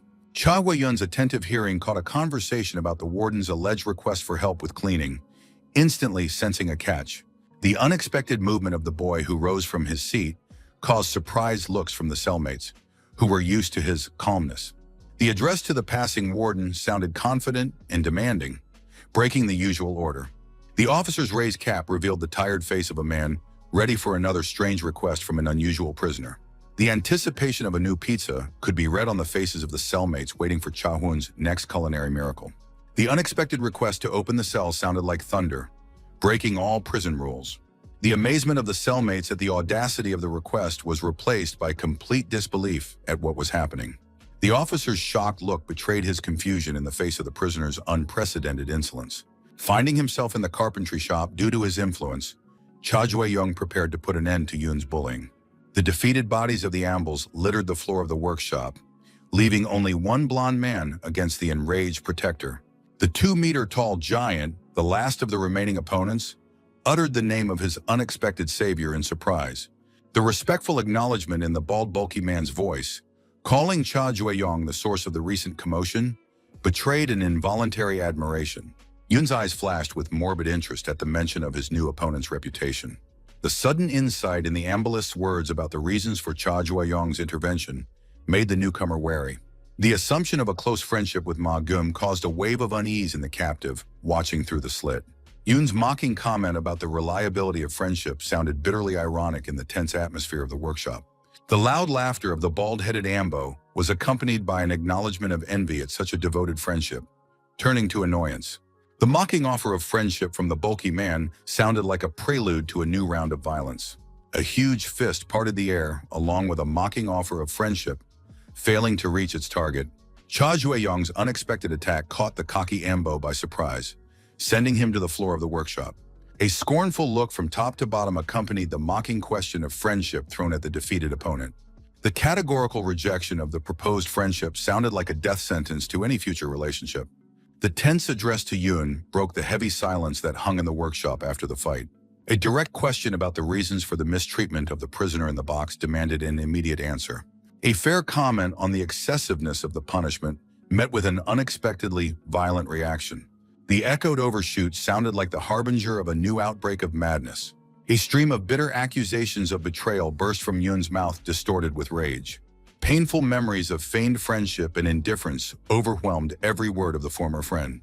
The comparison with a poisonous viper expressed the depth of resentment and hatred that had been accumulated over the years. The warning about the dangers of friendship sounded like an ominous prophecy of future betrayals. A sudden attack from behind turned the ambalist's massive arms into a deadly lash around Cha Jun's neck. The previously defeated Ambo wrapped a steel grip around Cha Jue-young's neck, mocking his self-confidence in a quick victory. The chokehold was accompanied by a mocking comment about the warm-up nature of the previous bout. A sadistic smile played on Yoon's lips as he watched the massacre of the uninvited protector. A mocking question about friendship sounded along with the strengthening of the death grip on Cha Jue-young's neck. A quick analysis of the situation led the guy to realize the need for extreme measures against a professional opponent's grip. With a lightning-fast movement, Cha Jue-young grabbed the strangler's finger, threatening to cripple him in one move. Yoon's warning of the seriousness of the situation sounded ominous in the tense silence of the workshop. The lack of oxygen began to cloud Cha Jue-young's consciousness, still trapped in the Ambo's deadly embrace. Ma Gum's sudden appearance with chains in his hands and demanding that his friend be released took everyone by surprise. Yuna's shocked gaze darted between the empty crate and the freed captive, unable to comprehend what had happened. A check of the metal locker confirmed the unbelievable. Somehow the prisoner had managed to free himself unnoticed. The moment of release coincided with hitting the locker during the first scrimmage, when the lock appeared to be damaged. While Yoon was comprehending what had happened, Cha Jue-young's powerful leg kick sent him into a knockout. A brief remark about the proximity of failure showed how serious the situation was for both friends. The chains in Ma Gum's hands turned into a lash around the neck of the 2-meter-tall man, whose painful scream echoed through the workshop. The metal chains in Ma Gum's hands continued to tighten around the ambalist's neck, despite his desperate resistance. Sadistic pleasure contorted Yoon's face, encouraging his tormentor to increase the pressure on his victim. The newcomer's calm reminder of the warning sounded ominous next to the Ambo wheezing with suffocation. The bulky man's rolling eyes and foaming at the mouth indicated a critical lack of oxygen. With a careless movement, Ma Gum tossed the chains away, along with the bald giant's collapsed body, letting it collapse to the floor. The newcomer's heavy breathing gave away the physical and emotional exhaustion from the nightmare he had experienced. Fury distorted Ma Gum's normally impassive face as he turned to face his school tormentor. With trembling legs, Yoon pivoted backward, begging his former victim to stop. A desperate attempt to portray himself as a victim of circumstance was accompanied by a nervous stroking of the back of his head. Pathetic excuses about self-defense sounded false in the mouth of a recent tormentor. The slow approach of the enraged Ma Gum made Yun cringe in fear. Panic gripped the former tormentor, causing him to crawl backward in an attempt to avoid retaliation. The sudden pleas for forgiveness and low bows showed the complete collapse of Yun's former self-confidence. Yun's desperate attempts to rectify the situation resulted in pathetic excuses and pleas for forgiveness for yet another mistake. Self-deprecating cries of worthlessness sounded like a last-ditch attempt to avoid paying for years of abuse. Ma Gum's unexpectedly soft reply that he never thought Yun was a loser caught his tormentor off guard. Bewilderment and confusion were reflected on Yun's face, not understanding the meaning of these strange words of his former victim. The bitter truth of a life ruined because of Yun's selfish delusions sounded the verdict of their past friendship. The confession to the murder of the seven and the long contemplation of the fate of a former friend hung heavy in the air. Realizing that his hatred for Yun hadn't reached the point of wanting him dead, Ma Gum allowed Ma Gum to simply pass by. Simple words about a former friendship sounded like an epitaph to their shattered relationship. Yun's venomous reply about his gullible friend's foolishness was the last straw that overflowed the cup of patience. Cha Jueyun's lightning-fast U-turn ended with a crushing kick to the incorrigible traitor's face. The calm confidence in Cha Jueyun's voice spoke of the end of a long history of confrontation. The silence of the chamber was broken by Cha Jueyun's sudden question to the silent newcomer. A perplexed question about the strange behavior of the killer of the seven met Ma Gum's incomprehensible gaze. The firm denial of fear of the weakling sounded sincere in the usually silent newcomer's mouth. A tense silence hung in the cell, where Cha Jueyun and Ma Gum sat with their backs turned to each other, immersed in their thoughts. After a long silence, Cha Jueyun broke the silence with a confession of understanding the true situation. An insightful observation about the complicated relationship between former friends was accompanied by an observation about the lack of real animosity. A bitter rebuke of incomprehension sounded in the newcomer's voice, whose gaze betrayed deep heartache. The moment in the workshop came to mind, Cha Jueyun's perplexed question about the newcomer's procrastination in leaving. Ma Gum's unexpected address caught Cha Jueyun's attention with its unusual intonation. For the first time ever, a slight smile lit up the newcomer's face as he spoke words of gratitude. Cha Jueyun's surprise at the sudden display of warmth was expressed in an incredulous question. A huge blond man with the number 2163 burst into the workshop, furiously demanding an explanation from Yun for the unauthorized use of the camera. The big guy's hysterical cries of fear of cockroaches and the need for their immediate extermination sounded surreal. Cha Jueyun and Ma Gum's astonished gazes met at the sight of the panicked thug, shaking in fear of insects. The bloody marks of Yuna's beating on the floor caused a new wave of hysteria from the clean-cut giant. Panicked attempts to wipe off the blood were accompanied by cries of hatred of dirt and fear of germs. The sudden grabbing of Cha Yun's shirt by the massive hands of prisoner number 2163 took everyone by surprise. The unceremonious use of another man's clothes to wipe his face shocked more than just the owner. The crazy look and the odd question about the cleanliness of his face turned the situation into a surreal nightmare.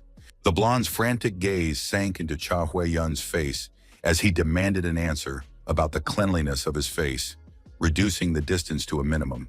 The tense atmosphere of the workshop thickened around the three prisoners, frozen in a strange composition.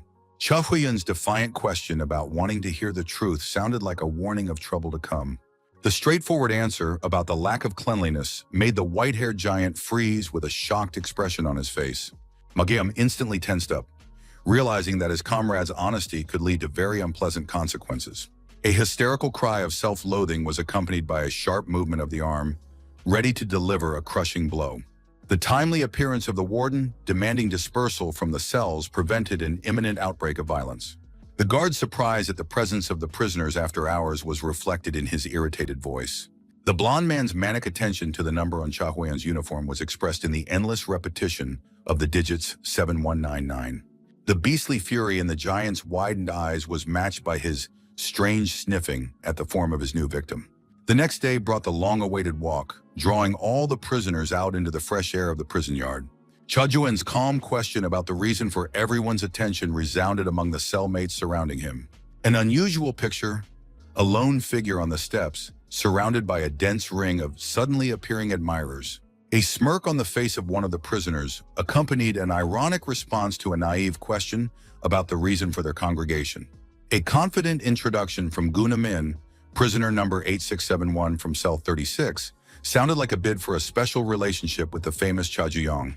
There were whispers all over the prison yard about a lunatic who had gotten into a fight on a walk, the story growing in detail with each retelling. Gu's frank admission of wanting to use Cha Hui-yun's reputation as a shield from trouble gave away his true intentions. The cold indifference in Cha Jun's voice was accompanied by a formal permission to do anything, as long as he was left alone. Thoughts about the upcoming business occupied the mind of the guy much more than the attempts of newfound admirers to win his favor.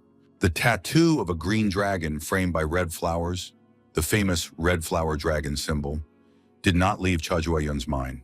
Finding the owners of such a tattoo became a priority to achieve the main goal: revenge on his father. Thoughts of petty henchmen of the mafia organization doing the dirty work within the prison walls occupied his mind. Gu's insightful remark about Cha Hui-yun's searching gaze met with unexpected confirmation. The new acquaintance's enthusiasm in offering to help with the search was accompanied by a boastful hint of extensive connections. The mention of the wanted tattoo caused genuine bewilderment on the face of the interlocutor. Clarification of the specific nature of the tattoo being sought made Gu wary. The evening news in the cell reported an increase in juvenile delinquency, gang formation, and robberies. The problem of student violence and crime sounded the main theme of the news release. Cha Ju-young's harsh remarks about the need for life imprisonment for criminals sounded unexpectedly aggressive. A tense silence hung in the cell as the cellmates, convicted of similar crimes, realized the full implication of his words. A sudden urge to share a story came from one of the cellmates trying to lighten the tense atmosphere after Cha Jun's words. Guna Min's dramatic gesture of folding his arms across his chest prefaced the story of his own journey into the prison walls. The story began with the mention of a popular tteokbokki restaurant that became the site of fateful events in the narrator's life. Nostalgic memories of the great taste of perfectly cooked rice sticks in a unique sauce filled Gu's voice. The appearance of the spoiled son of the deputy with his gang broke the usual course of life of the favorite restaurant. The ridiculous picture of an important visitor surrounded by 6 men posing as bodyguards evoked mixed feelings. The first signs of the impending storm were evident in a disgruntled question from the deputy's son, munching on his portion. Picking on the sticks in the window was the first step to an imminent conflict. An absurd accusation of improper ingredient selection escalated into a pogrom of the restaurant by an angry gang. It took a group of vandals just seconds to turn the cozy establishment into ruins. Guna Min's heroic appearance, determined to protect the restaurant owner, changed the course of events. The unexpected introduction of himself as the leader of the tteokbokki fan club took the arrogant major by surprise. The pride of having defeated the gang and saved the restaurant still echoed in the narrator's voice. In a bitter irony of fate, a defender of justice finds himself behind bars because of a spoiled son's complaint to his powerful father. A cellmate's scornful remark about the unnecessity of such stories cut short Guna Min's emotional narrative. The mocking explanation of Guna Min's nickname, because of his habit of revenge with a broomstick with his tongue, caused a wave of laughter among the prisoners. The story about the problems in the previous cell due to endless chatter was interrupted by Gu's fervent assurances about the veracity of all his stories. The cellmates' demonstrative distrust of Gu's stories contrasted with Cha Hui-yun's taciturn calmness. The unexpected support from Cha Hui-yun, who believed in the truth of the story, caused everyone to fall silent in surprise. The narrator himself, accustomed to the constant distrust of others, was particularly struck by this faith. Gu's reflections on the symbiosis between ants and aphids demonstrated his understanding of mutually beneficial relationships in the prison hierarchy. The comparison to nature's symbiosis, where everyone gets their own benefits, reflected his vision of the relationship with local bullies. The confidence in his ability to talk teeth to any thug gave Gu a special swagger in his interactions. Dreams of complete freedom of expression alongside the powerful Cha Hui-yun occupied the ambitious prisoner's every thought. Fantasies about the position of the right hand of a powerful patron drew pictures of carefree prison life in Gu's imagination. The spring scent of flowers filled the air as the prisoners labored in the prison plantations, planting new plants. Gu's sincere joy of working with the soil and flowers was expressed in his enthusiastic digging of the beds. A random passerby got a full face of dirt from the energetic movements of a keen gardener. A momentary fall to his knees in front of the beds was accompanied by a dramatic gesture of his hand pressed to his heart. The furious question from Yun's former cell watcher sounded like a harbinger of more trouble. Hysterical cries of stench and odor were followed by furious accusations, while a frightened Gu recalled past confrontations with the beholder. Painful memories came in waves. The abuse in his former cell for his dirty mouth and constant lying haunted him with nightmares. The violent brushing of the mouth by the hands of the beholder surfaced in my mind as one of the most humiliating moments of imprisonment. The reddish glow in his torturer's eyes and his manic talk of purification made every day in the cell a living hell. The realization of imminent retribution gripped Gu's body as he recognized the furious prisoner as his former tormentor. Paranoid screaming about germs and bacteria supposedly eating the skin gave away the former watcher's serious mental problems. Attempting to calm the situation by apologizing for the accidental dirt was met with the increasing insanity of a psychopath. The angry demand to wash his face sounded like a sentence that left no chance of avoiding trouble. Gu's conciliatory tone and willingness to rectify the situation immediately betrayed his desperate desire to avoid conflict. The unexpected use of a sprayer with plant chemicals turned the punishment into sheer torture. The searing pain in his eyes brought a flood of tears as Gu's exhausted screams echoed across the prison yard. The sudden change of subject and the mention of the real purpose of the visit took the jaded Gu by surprise. Through the tears and mud, Gu heard the obsessive repetition of the number 7199, not understanding the reason for this interest. The manic repetition of the number betrayed this psychopath's unhealthy obsession with Cha Jueyun's personality. The question about cell sharing was voiced with a poorly concealed threat. The disturbing realization that the madman's interest was directed at Cha Jueyun made Gu go cold.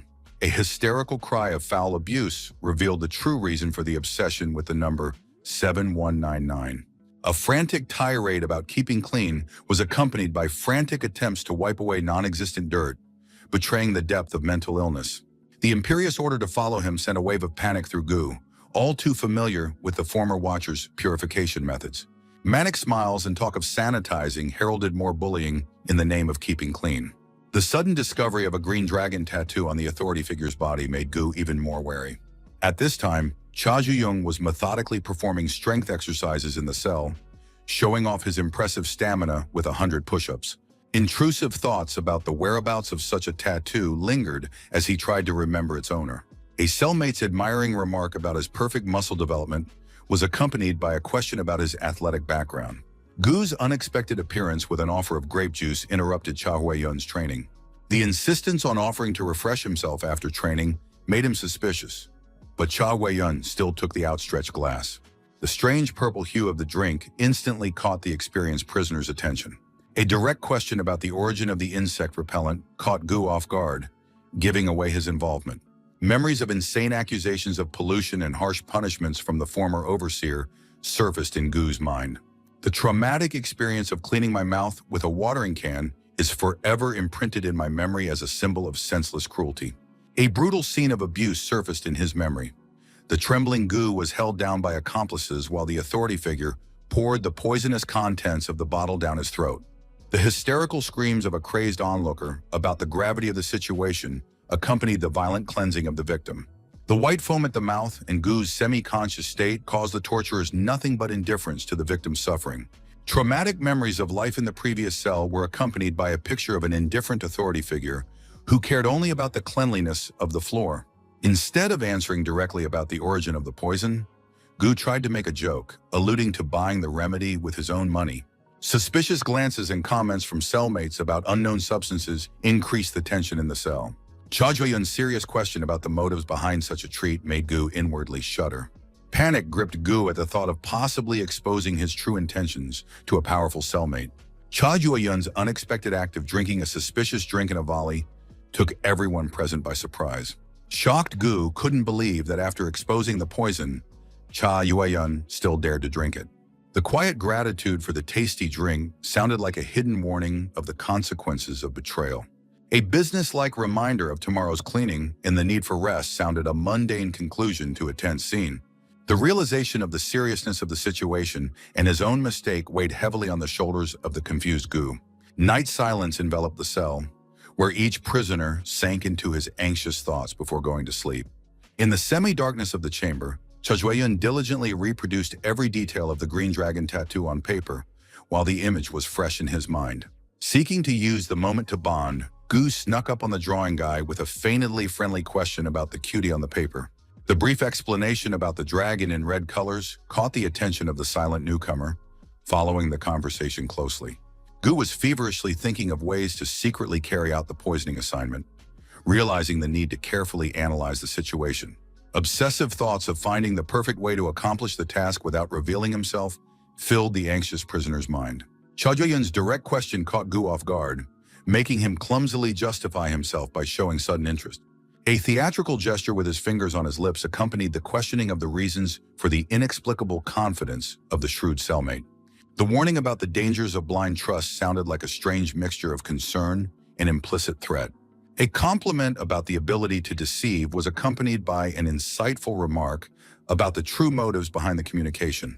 The logical conclusion that there were hidden reasons for the friendship sounded like a warning of a game unraveling. Lights out and lights out interrupted the tense conversation as Cha Jueyun sent his cellmate to bed. A notebook with a dragon drawing abandoned on the floor caused Gu to reflect bitterly on his own boasted intelligence. The announcement of the impending ministerial inspection caused the warden to demand special diligence from the prisoners. The friendly chorus of voices of the prisoners, busy cleaning the corridor and dusting, echoed the warden's order. A trembling Gu stood before the insane authority figure from the last cell, whose rebuke of the unfulfilled promise of disinfection sounded threatening.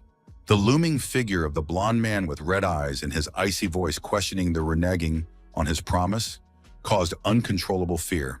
The desperate lie about prisoner number 7199's remorse for dirty words was Gu's last-ditch attempt to escape punishment.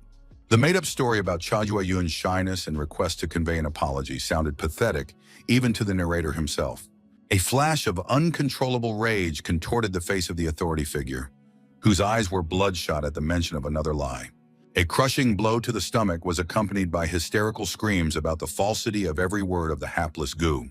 The insane laughter and obsessive repetition of the number 7199 betrayed the depth of the former watcher's mental breakdown.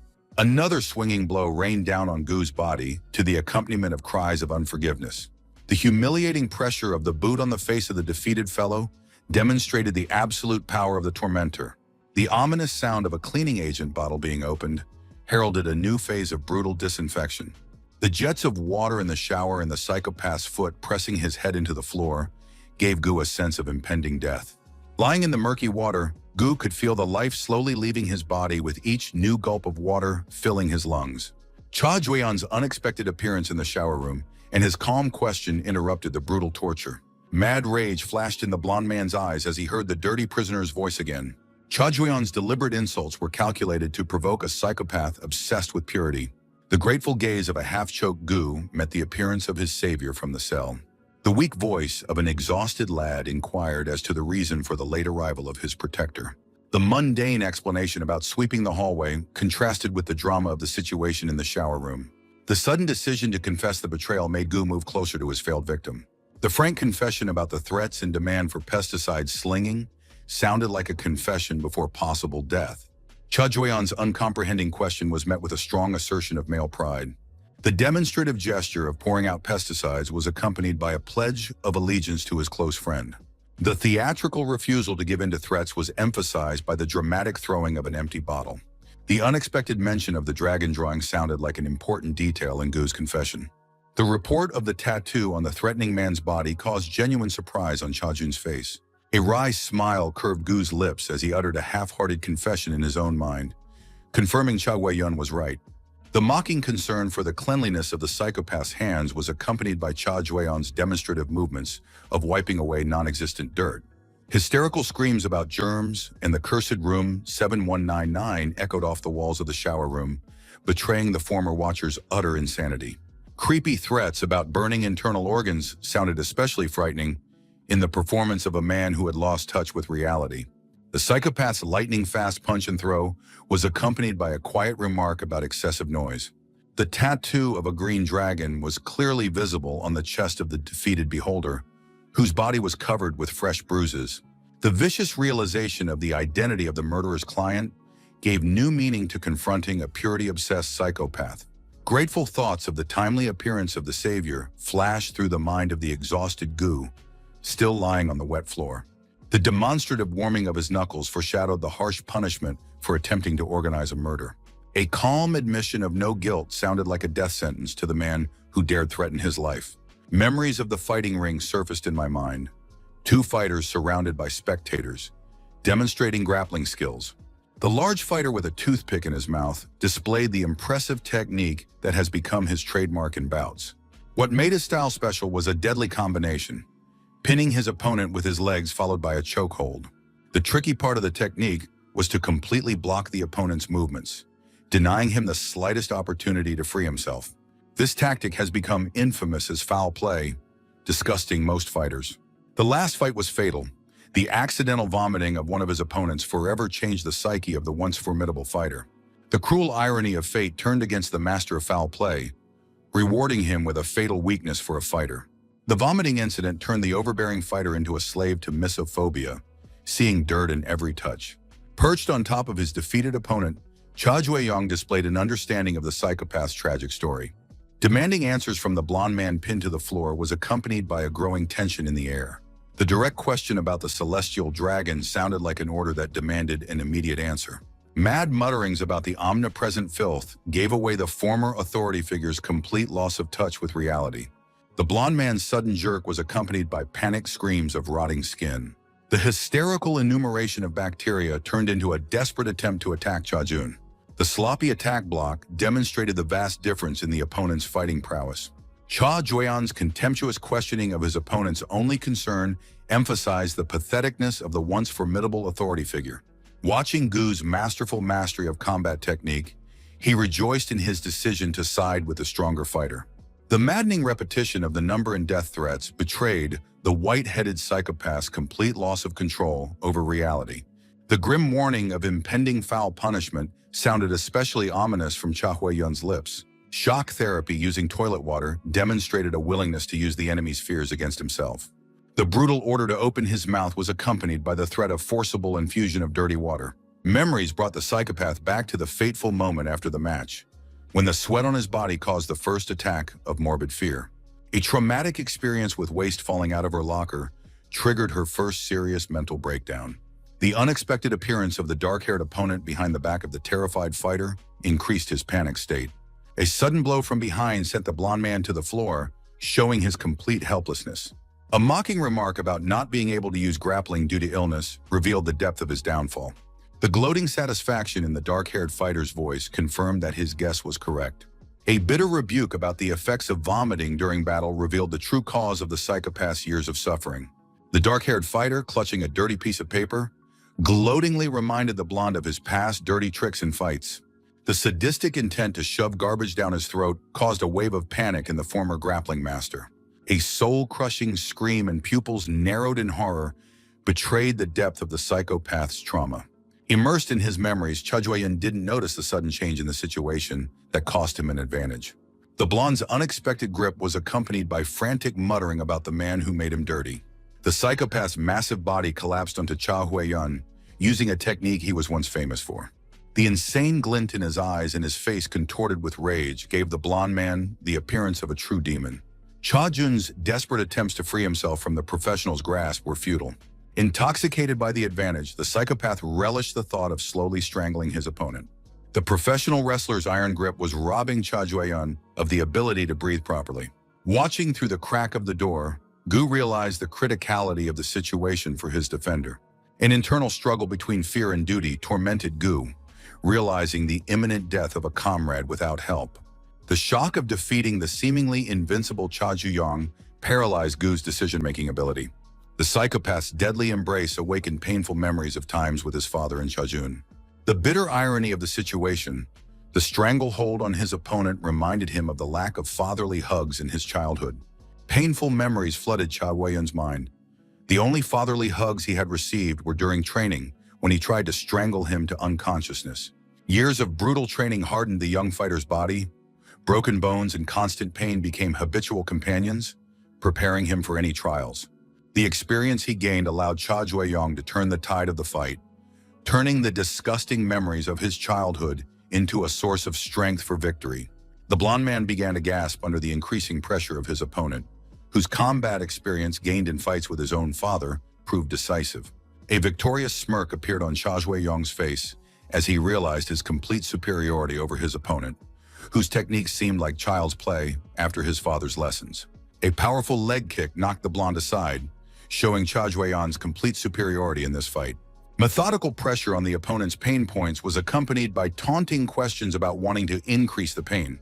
The professional grip twisting the former authority figure's arms made him squirm in unbearable pain. Stifling screams echoed off the walls. Never in his career as a fighter had the blonde experienced such agony. Cha Jue-yun's cold, indifferent gaze showed a complete lack of sympathy for the suffering of a defeated opponent. The mocking question about asking for mercy emphasized the irony of the situation. The cocky attacker turned whimpering victim. The ominous reminder of his lack of retreat skills sounded like a sentence for a cornered psychopath. Horror reflected in the blonde man's reddened eyes as he realized that he had awakened the real demon in Cha Jue-yun's face. Normal prison life continued outside, the inmates diligently scrubbing every corner under the strict supervision of the management. The final humiliation for the purity-obsessed psychopath was a watering can forcibly inserted into his mouth, while the brutal massacre unfolded in the restroom. In a grim irony of the situation, the very substance meant to poison Cha Jue-yun was now threatening his failed assassin, wriggling around trying to get away with it. Gu's incredulous questioning of his former tormentor's sudden submission betrayed his surprise at such a quick reversal of roles in their confrontation. A sadistic smile played on Gu's lips as he speculated on the need for more serious shock therapy for his former torturer. Cha Jue-yun's calm acceptance of the need for a stronger substance sounded like a death sentence for the psychopath. The mocking offer to enjoy real lemon juice was accompanied by a demand to open the mouth wider to the defeated authority figure. The gloating interest in the victim's taste sensations demonstrated the complete transformation of the former victim into a ruthless tormentor. The streams of tears from the blonde man's eyes betrayed the depth of his suffering, his phobia making every moment of torture a living hell. Gu's triumphant smile at the retrieval of the watering can was accompanied by a demand for full recognition from the broken authority figure. Cha Jue-yun's serious face and the question about the celestial dragon turned torture into a focused interrogation. A detailed description of the process of getting a tattoo that penetrates under the skin was accompanied by a mocking reassurance about hygiene. Memories surfaced in his mind, a beautiful tattoo artist promising to create a masterpiece on the body of a future member of a criminal organization. The girl's masterful movements created on her skin the symbol of belonging to a powerful mafia structure, the Heavenly Dragon. The tattoo artist's hypnotic gaze accompanied her story about the reasons for recruiting minors into a criminal organization. Philosophical explanation of the symbolism of the tattoo revealed the deeper meaning. The dragon personified the power and the flower life itself. The wise warning of the inevitable withering of even the most beautiful flower sounded like a prophecy about the fate of every member of the organization. The ancient tactics of the celestial dragon were revealed in the search for young blood, fresh seeds that could germinate in the garden of the criminal empire. The cynical explanation of the special prospects for juveniles in the organization emphasized the advantages of youth over the experience of adult criminals. The promise of reaching incredible heights in the criminal hierarchy sounded an enticing lure for ambitious youth. The macabre metaphor of growing young talent in the organization's garden took on literal meaning in the context of their criminal activities. The philosophy of the celestial dragonflowers revealed a cynical strategy of nurturing young criminals under total control. A shocked Cha Jue-yun watched as his fear of the procedure overcame even his opponent's pathological fear of dirt. Desperate confessions of membership echoed off the walls of the restroom, where the former authority figure had become a whimpering victim. The blonde man's panicked face contorted with pleas for mercy, showing the complete collapse of his former power. The bitter realization of the true motives behind his father's training struck Cha Jue-yun, the cruel upbringing preparing him for his role as the flower of the organization. The father's desire to make his son blossom as early as possible took on a sinister meaning in the context of a criminal organization.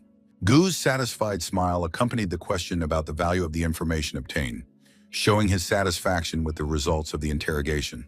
The blonde man's unexpected question about wanting to join the organization sounded strangely dissonant after the brutal interrogation.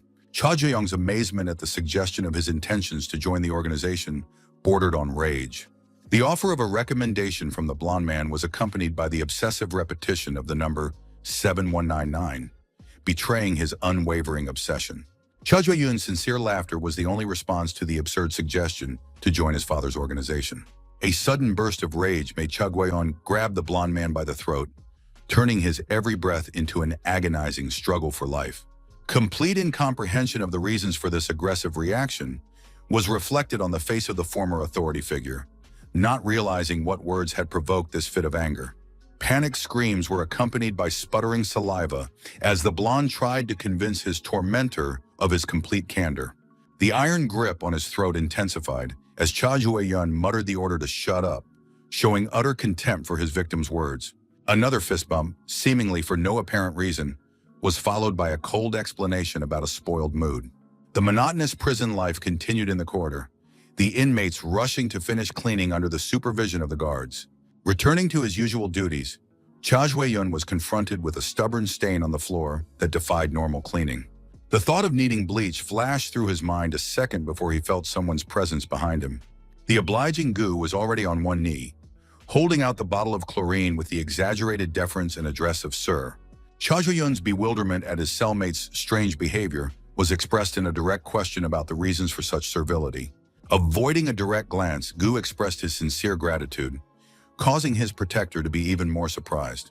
An explanation about sleeping peacefully after massacring his tormentor was met with a dry remark about the victim being alive.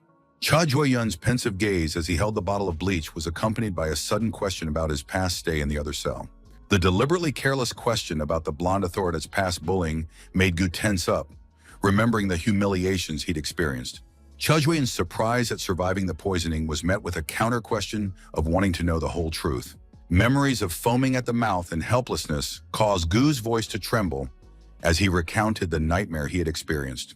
The clever ruse of substituting the poisonous substance with ordinary water demonstrated the unexpected ingenuity of the seemingly weak prisoner. The confession of carefully planning the transfer to another cell revealed the true nature of the cunning manipulator. The tremor in his voice at the mention of the psychopathic authoritarian gave away the depth of the trauma still haunting Gu in his nightmares. An attempt to turn the conversation to tattooing was accompanied by a subservient assent to whatever the gentleman said. Talking about the creepy tattoos of the Celestial Dragon members brought up Cha Yun's unexpectedly harsh reaction about plans for deadly revenge. A thoughtful confession about two captured members of the organization was met with information about many similarly tattooed individuals within the prison walls. The leading question about commonalities made Cha Yun think, trying to catch a pattern. The sudden insight into the status of captured members of the organization as cell leaders opened up a new perspective on the investigation. The intention to check every prisoner was met with Gu's cryptic warning that such action was unnecessary. The information about the upcoming meeting of all the chamber leaders sounded like the key to solving the riddle of the Celestial Dragon. The mention of the meeting sparked a clear interest in Cha Yun's eyes, who saw it as an opportunity to get to the members of the organization at once. Gu's feigned surprise at his cellmate's ignorance was accompanied by a sly smile of a man with valuable information. Quarterly meetings of leaders under the pretext of socializing served as a cover for more serious matters. As the knowledgeable Gu explained, the real purpose of the meetings was to coordinate illegal activities inside the prison walls, turning them into a real crime syndicate. Lowering his voice to a whisper, Gu revealed the true nature of these meetings for fear of being overheard by outsiders. The simplicity of the plan to infiltrate the meeting caused Cha Yun to skeptically chuckle, seeming too easy to accomplish. Gu's warning of caution was accompanied by a friendly gesture, hands on the shoulders of a comrade. The reminder of the concentration of the most dangerous criminals from all over the country emphasized the seriousness of the upcoming operation. The advice to avoid unnecessary attention sounded especially weighty, given the reputation of the assembled criminal masterminds. The white-haired prisoner inquired about the fate of the blonde phobic, showing awareness of recent events. The mention of Cha Yun's name elicited a strange reaction from those gathered, despite their ostensible indifference. Prisoner 8353's brutal suggestion of dog training revealed the true nature of the assembled authorities. The religious exhortation from inmate 1029 about anger control contrasted with the general atmosphere of violence. The creak of an opening door interrupted the leaders' conversation, making them wary of the unexpected intrusion. Cha Yun's appearance with a broken shovel and threatening words instantly changed the atmosphere in the room. The ominous promise to pull out all the sprouts was accompanied by a threatening gesture of a pointed shovel at the head of one of the leaders. The boss's imperious shouts about the need to work off the food forced the prisoners to work harder with shovels under the scorching sun. At the edge of Gu's work area, the newcomer and Cha Jueyong were having a low-key conversation about the upcoming meeting where the number 7199 was going to play an important role. The newcomer's curiosity about the nature of the meeting was met with an evasive response from Cha Jueyong, but Gu volunteered to clarify the details. The secret meeting of inmates, authorized by the warden himself, served as a cover for illegal transactions and information sharing. The special status of the assembly was emphasized by the participation of not petty criminals, but real representatives of criminal organizations. A discreet wish of good luck from the newcomer elicited a strong reaction from Gu, demanding a more sincere show of support. The warning about the concentration of the most dangerous criminals in one place sounded like a reminder of the seriousness of the situation. The main advice to avoid excessive attention contradicted Cha Jueyong's subsequent actions at the meeting. Cha Jueyong's dramatic appearance with threats to pull out all the sprouts disrupted the usual course of the criminal gathering. The shocked looks of the assembled authorities gave away their complete incomprehension of the identity and motives of the unexpected guest. A provocative challenge to a fight was met with unexpected silence from the threatened perpetrator. The dragon tattoo on the silent authority's neck confirmed his affiliation with the organization he was looking for.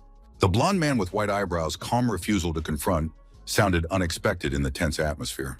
The obvious surprise on Cha Huiyun's face betrayed his unpreparedness for such a development. The blond man's philosophical remark about believing in strength and missing the main thing sounded like a warning from a more experienced player to an unwise newcomer. An unexpected explanation for the tolerance of battered cell heads for violence revealed a deeper level of prison politics. The mere mention of occasion hinted at a complex system of unwritten rules governing prisoner relations. Cha Jueyun's puzzled look betrayed his uncertainty in understanding the hidden meaning of the blond man's words. The logic of not benefiting from conflict without cause revealed the true mechanisms of power in the prison hierarchy. The warning about the consequences of violating the general order sounded like a final warning before the point of no return. The direct threat of mass retaliation from the cell heads has forced Cha Guiyun to rethink his strategy. The provocative question about the intent to use a shovel was accompanied by the confident smile of a man who knows the answer. The tense moment with the shovel at the blond man's neck turned into a silent confrontation under the gazes of the gathered authorities. Realizing the danger of thoughtless provocation made Cha Guiyun think about the consequences of his actions. Realizing the diminishing chance of survival when confronting all cell heads confirmed previous calculations. Recognizing the folly of his plan, he defiantly withdrew the shovel from the blond man's throat. A deliberate shove with his shoulder as he passed by demonstrated the blonde's confidence in his superiority. The mocking remark about the vaporized desire for murder emphasized the victory in the psychological confrontation. The astute observation about hating the celestial dragon revealed the true motives behind Cha Jueyong's actions. The cryptic remark about unconscious potential sounded like a prediction of future events. An enigmatic remark about the sadness of the situation, thrown in passing, left behind a heavy premonition of things to come. The abrupt start of the meeting by the guy with glasses broke the tense silence that had hung after the blonde had left. The official announcement of the opening of the meeting was followed by ceremonial seating of the heads of the chambers in their seats. The first remark about absentees sounded like a deliberate reminder of recent events. The methodical listing of missing camera numbers emphasized the importance of each loss to the overall order. The mention of injuries as a reason for absence caused a wave of surprise among the assembled authorities. The big guy's demonstrative prayer with the rosary for the poor thing sounded mocking in the tense atmosphere of the meeting. Cha Yueyun's sudden accusation of what had happened instantly turned him into the center of everyone's attention. The unexpected announcement of his appointment as head of cell number 36 caused a wave of whispers among those present. Curious whispers about the cute new chapter and its origins echoed around the room. Cha Yueyun's ostensible indifference to the discussion of his person contrasted with his inner tension. A careful analysis of those present revealed the absence of the dragon tattoos sought among the 15 gathered. Of particular note was the absence of the blond man who had recently been threatened with a shovel. A formal address to the newly appointed head of the chamber required public speaking. A provocative question about the significance of the title betrayed a disdain for the prison hierarchy. The nonchalant expression of hopeful cooperation only added to the tension in the room. Demonstrative indignation at the newcomer's rudeness, accompanied by a nervous clutching of the soda bottle, foreshadowed future conflicts. The transition to the second topic of the meeting, discussion of sources of income, was accompanied by the official tone of the presiding officer in glasses. A methodical explanation of the system for distributing profits from prison stores emphasized the importance of deductions to the warden. Of particular note was the mention of the store with the lowest profit share in the current quarter. The nervous reaction of Park Do-hwan, the owner of the gambling house with the dragon tattoo, gave away his awareness of the reporting problem. A hasty promise to rectify the payment situation met with formal approval from the guy in the glasses. The provocative whispers behind the gambling house owner's back created a tense atmosphere of distrust. Park's abrupt reversal to the prosecutor was accompanied by a philosophical discourse on trust and fairness in gambling. A direct accusation of deceit from the curly-haired prisoner heated the atmosphere to the breaking point. The demonstrative face-to-face confrontation foreshadowed a serious conflict between the two authorities. Park's calm answer about the consequences of cheating sounded like a veiled threat to his accuser. The defiant challenge to slit throats in the event of proof of fraud demonstrated confidence in his rightness. Park's spectacular exit put an end to a tense standoff. The abrupt transition to a scene in a car repair shop, where a white car is being repaired to someone's screams, created a contrast to the previous scene. Young prisoner number 9873 clutches his disheveled head in a desperate gesture, begging those around him to stop the game that has robbed him of his last savings. In the spacious room of Park Do-hwan's gambling house, three figures lean over a playing table as the losing prisoner continues to hysterically believe in the chance to win back. Disguised as a machine shop, the dragon-tattooed owner's gambling house is filled with groups of players risking their last money in various card games. A young prisoner with wide-open eyes and the number 2457 on his robe hesitantly approaches professional dealer Ji Yun-ho for an explanation of the rules of the gambling establishment. An experienced underground casino worker explains the benefits of their simple system of rules with a polished smile, luring another victim into the network of gambling. Ji Yun-ho's manipulative tactics are evident in his insistence on advising newcomers to start with a primitive dice game, masking the establishment's true intentions. The professional dealer continues to exude friendliness, promising an unforgettable gambling experience to naive newcomers who fall into his trap. The protagonist, who first crossed the threshold of a gambling establishment for the purpose of exploration, decides to play a trial game to study the situation. A hidden smile plays on Cha Ju-young's lips as he realizes that delaying the game only reduces the chances of his secret plan succeeding. Strategic thinking tells the protagonist, killing the owner of the gambling house without good reason will lead to disastrous consequences. Dealer Ji Yun-ho's attentive eye follows every movement of a new customer whose unusual behavior arouses professional interest. Park Do-hwan's commanding figure, surrounded by loyal henchmen, exudes confidence while the owner is immersed in studying business papers. The gambling house owner's self-assured statement about his willingness to part with his life if fraud is discovered continues to ring in the ears of those present. The unexpected rumble of dice being thrown makes everyone present wince as Cha Ju-young defiantly begins. The unexpected rumble of the professional mask of equanimity falls off Ji Yun-ho's face, giving way to shock and bewilderment at the strange actions of the new visitor. The protagonist begins to describe in detail the deception he has discovered, the magnet inside the dice becoming apparent after a violent impact with the table surface. Cha Ju-young dismisses the accusation of fraud with disdain as he watches the reaction of the gambling establishment's employees. The history of the juvenile prison takes a dark turn, with Kwon Chang-seok taking over as director and turning the institution into a hotbed of crime. The complex profit system of prison stores run by wardens includes mandatory deductions to Director Kwon Chang-seok for supplying goods. Unusual privileges and freedoms become rewards for select inmates involved in a criminal profit-sharing scheme. The shocking transformation of a juvenile detention center into a veritable criminal cartel has exceeded the darkest expectations. Park Do-hwan's gambling house represents just the tip of the iceberg in the system of illegal stores inside the prison walls. Despair grips the losing gambler, whose last money has disappeared in the gambling house's cunning system of fraud. Signs of gambling addiction are evident in the inmate's behavior, the ballooning veins in his face, and the manic belief in winning the next round. Predatory interest appears on Park Do-hwan's face as he hooks up with a desperate player with a lucrative offer. The insidious offer of a loan to continue gambling sounds like a death trap for the gambling prisoner. The gambling house owner offers a secured loan with feigned concern, throwing another noose around the victim's neck. An inner protest rises in the player's soul as he realizes the manipulative nature of Park Do-hwan's proposal. The prisoner's mental state is deteriorating, with ballooning veins and hysterical screams betraying a complete loss of control.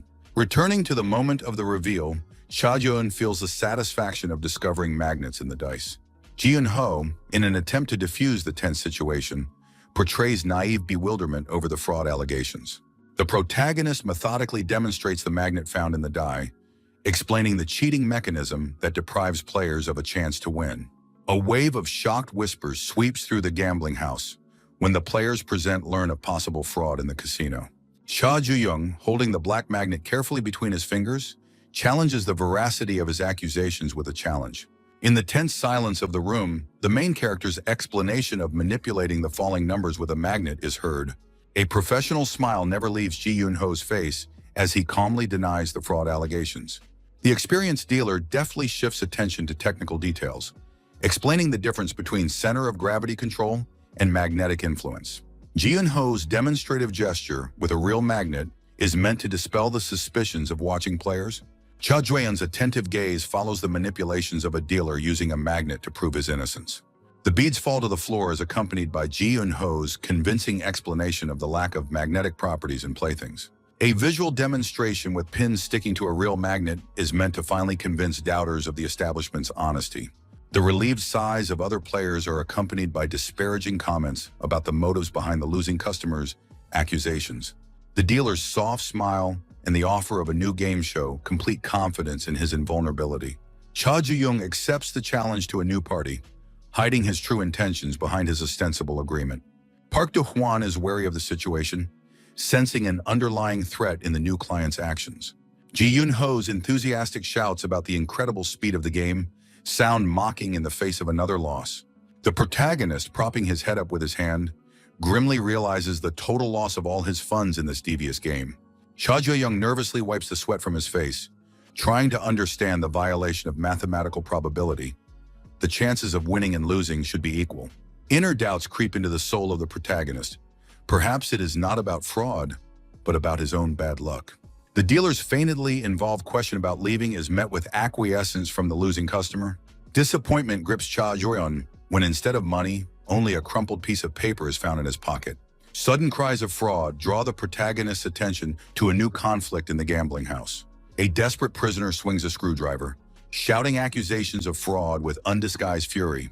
Cha Jun-'s attentive gaze follows the situation, trying to find confirmation of the angry player's words.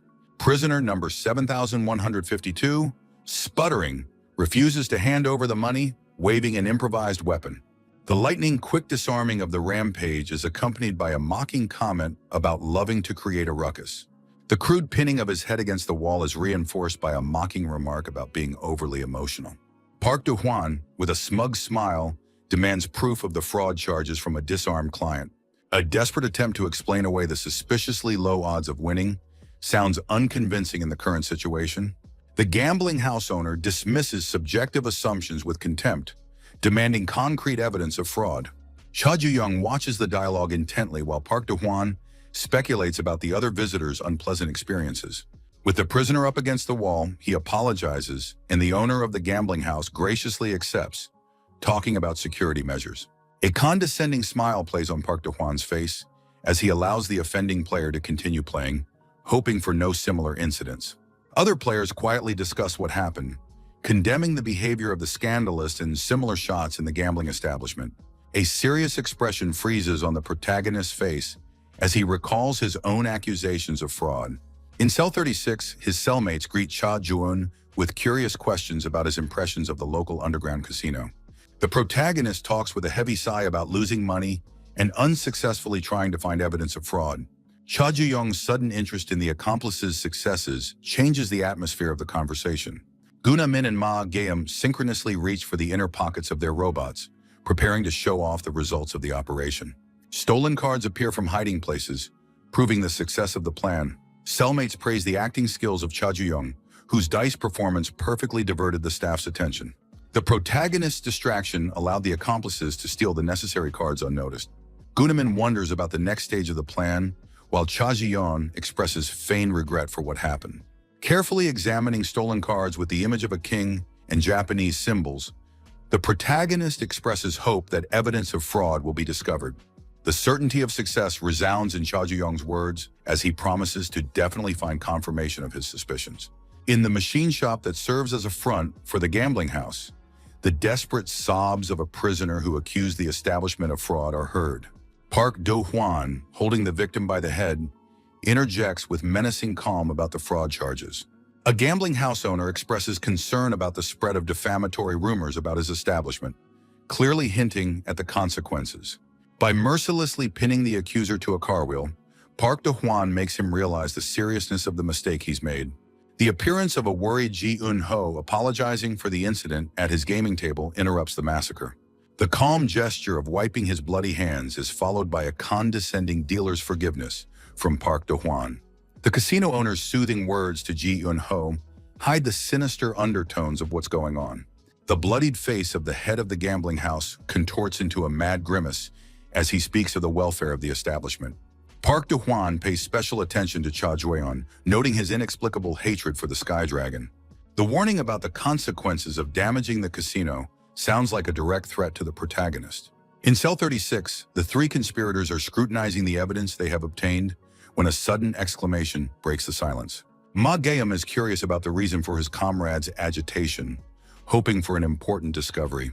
Careful analysis of the pattern on the back of the card reveals a subtle thickening of the pattern, giving away the marking system. The discovery of the card tagging system becomes the first real evidence of gambling house fraud. Cha Ji-yeon gloomily ponders the nature of justice while holding evidence of criminal activity. At this moment, Park Do-hwan coldly discusses the possibility of physically eliminating anyone who raises the alarm. The protagonist impatiently grabs a labeled card, eager to see for himself the existence of the cheating system. Prisoner number 2658, Kim Sung-soo, walks out with a joyful smile to his long-awaited freedom, unaware of the events to come. Someone's attentive gaze notes the striking change in the eyes of the freed prisoner. An eccentric figure in a white suit and Hawaiian shirt attracts attention with ostentatious friendliness and congratulations.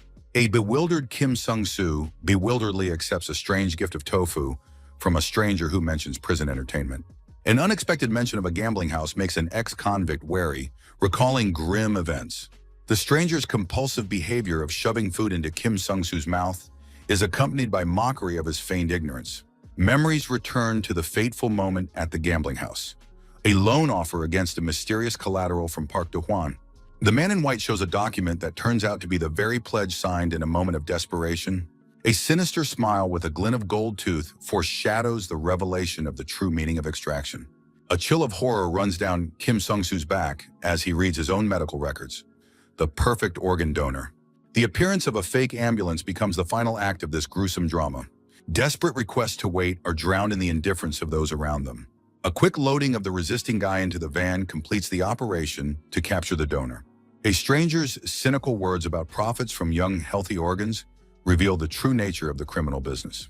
In the dim light of the visiting room, the stranger's gold tooth glistens with a predatory gleam as he savors every word of thanks for the gift of another victim of the gambling house. Park Do-hwan revels in his own impunity, his mocking laughter echoing around the dating room, denying any accusations across the dividing partition. The mirth evaporates from the face of the man in the white suit as if a mask falls off, exposing the true nature of the conversation about the length of criminal activity. The old saying about the long tail that is bound to be stepped on takes on an ominous meaning in the context of the threatened disappearance of the warden. Park Do-hwan's self-assured words about the publicity of his activities only add to the irritation of his interlocutor, whose fingers beat out a nervous rhythm across the table. The philosophy of the omnipotence of money flies off the lips of a gambling house owner as easily as he cheats his customers, unaware of the impending storm. In the silence of the cell, Cha Ji-yeon studies the barely visible mark on the stolen card, marveling at the elegance of the deception that has gone unnoticed for so long. Gunaming can't contain his smugness. His eagle gaze has become the key to unlocking the tag system, and he revels in his own importance. In the silence that ensues, Chagwayon's words about the night operation sound like a verdict on the gambling house, the evidence turning a dream of revenge into a real plan. The temperature in the cell seems to drop a few degrees from the cold gaze of the protagonist, making the cellmates involuntarily shiver. Night darkness shrouds the gambling house in its cover as Cha Ju-young slips inside, marveling at the ease of entering the den of crooks. The croupier's duty smile and the fake cordiality of the staff become the first chords in a deadly dance where Cha Ju-young intends to lead until the last beat. The trump card table draws the eye with its deceptive simplicity, the location for the reveal chosen with sniper precision. The anticipation of public exposure pulses in Cha Ju-young's temples as he imagines the house of cards of lies collapsing in front of everyone present. The sudden appeal makes Cha Ju-young flinch instead of the planned exposure. He himself has an unexpected encounter waiting for him. Park Do-hwan, like a spider stalking its prey, lowers himself at the table with a friendly smile masking his true intentions. The proposal to play takes the protagonist by surprise. All carefully thought-out plans begin to collapse under the pressure of an unexpected turn of events. Words of personal interest in Cha Ju-young's person sound from the mouth of the gambling house owner, like an exquisite bait in a cunning trap. The protagonist's brain feverishly analyzes the situation.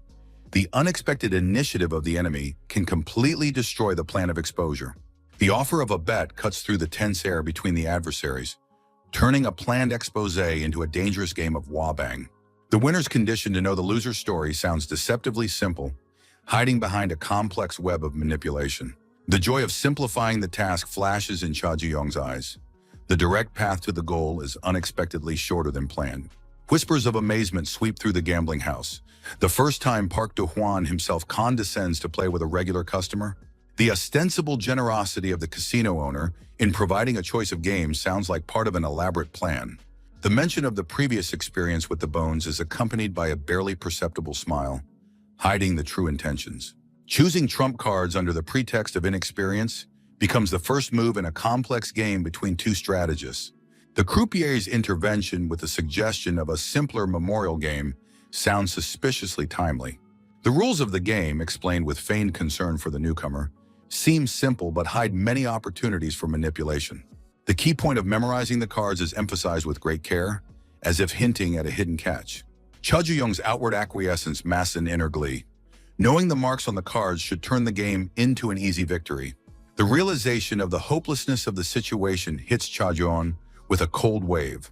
Without the knowledge of the markings on the maps, his plan is doomed to failure. A crowd of curious people gather around the table, anticipating an unusual sight. Park Do-hwan himself versus a scandalous newcomer who dares to challenge the system. Gunamin and Ma Gaeum exchange anxious glances away from the crowd, feeling their carefully thought-out plan begin to fall apart. Cha Guion's insides chilled as he peered at the upside-down cards, the familiar markings, their only trump card, absent from the glossy surface. A panicked thought flashes through Gunamin's mind about the possible microscopic nature of the tags, but hope is melting away with every passing second. Ma Gaeum squints to see even a hint of familiar markings, but the blank surface of the cards leaves no room for doubt. With each passing second, Cha Ju-young feels more and more acutely aware of the trap into which he has driven himself with his own self-confidence. Park Do-hwan's mocking question about the beauty of the pattern sounds like a mockery of their revealing plan. The boastful words about the high quality of the cards in the gambling house take on an ominous connotation in light of what is happening. The explanations about the different decks for beginners confirm Cha Ju-young's worst fears. Their card theft has been seen and foreseen. The suggestion to play Catch the Thief sounds like a direct mockery of their failed attempt at exposure. The croupier's luscious smile and the question of readiness only add to the tension of the moment. The announcement of the start of betting turns an already dangerous situation into a potential disaster. The impressive wad of bills carelessly tossed by Park Do-hwan on the table shows his absolute confidence in victory. A casino owner's philosophical musings about the necessity of high stakes for an interesting game sounds like a verdict. Cha Ju-young's confession of lack of money is met with ominous appeasement from his opponent. The croupier's offer of a game on bail hangs in the air like a sword of Damocles over the protagonist's head. The contract form slides across the table to Cha Ju-young, and the words about the signature sound like a death sentence in the silence of the gambling house. Shock paralyzes Cha Ju-young as he reads the familiar lines of the contract. The exact same contract has been the sentence for many victims of this establishment. Disturbing whispers of illegal organ trafficking within the prison walls pass among the observers, causing a wave of horror at the realization of what is happening. Park Do-hwan sits at the table like a spider at the center of its deadly web, enjoying every moment of the unfolding performance. The mocking reassurance from the head of the gambling house only heightens the tension of the moment, his smile becoming more and more predatory. Mageum, clenching his fists, realizes the hopelessness of the situation. Against a professional rogue, his comrade has no chance. Gunamin's thoughts flicker between relief at the timely discovery of the card swap and horror at his comrade's stubbornness. A wave of fear sweeps through the crowd of onlookers as they realize the true scale of the tragedy taking place. Unbelieving gazes follow the pen's movement on the paper.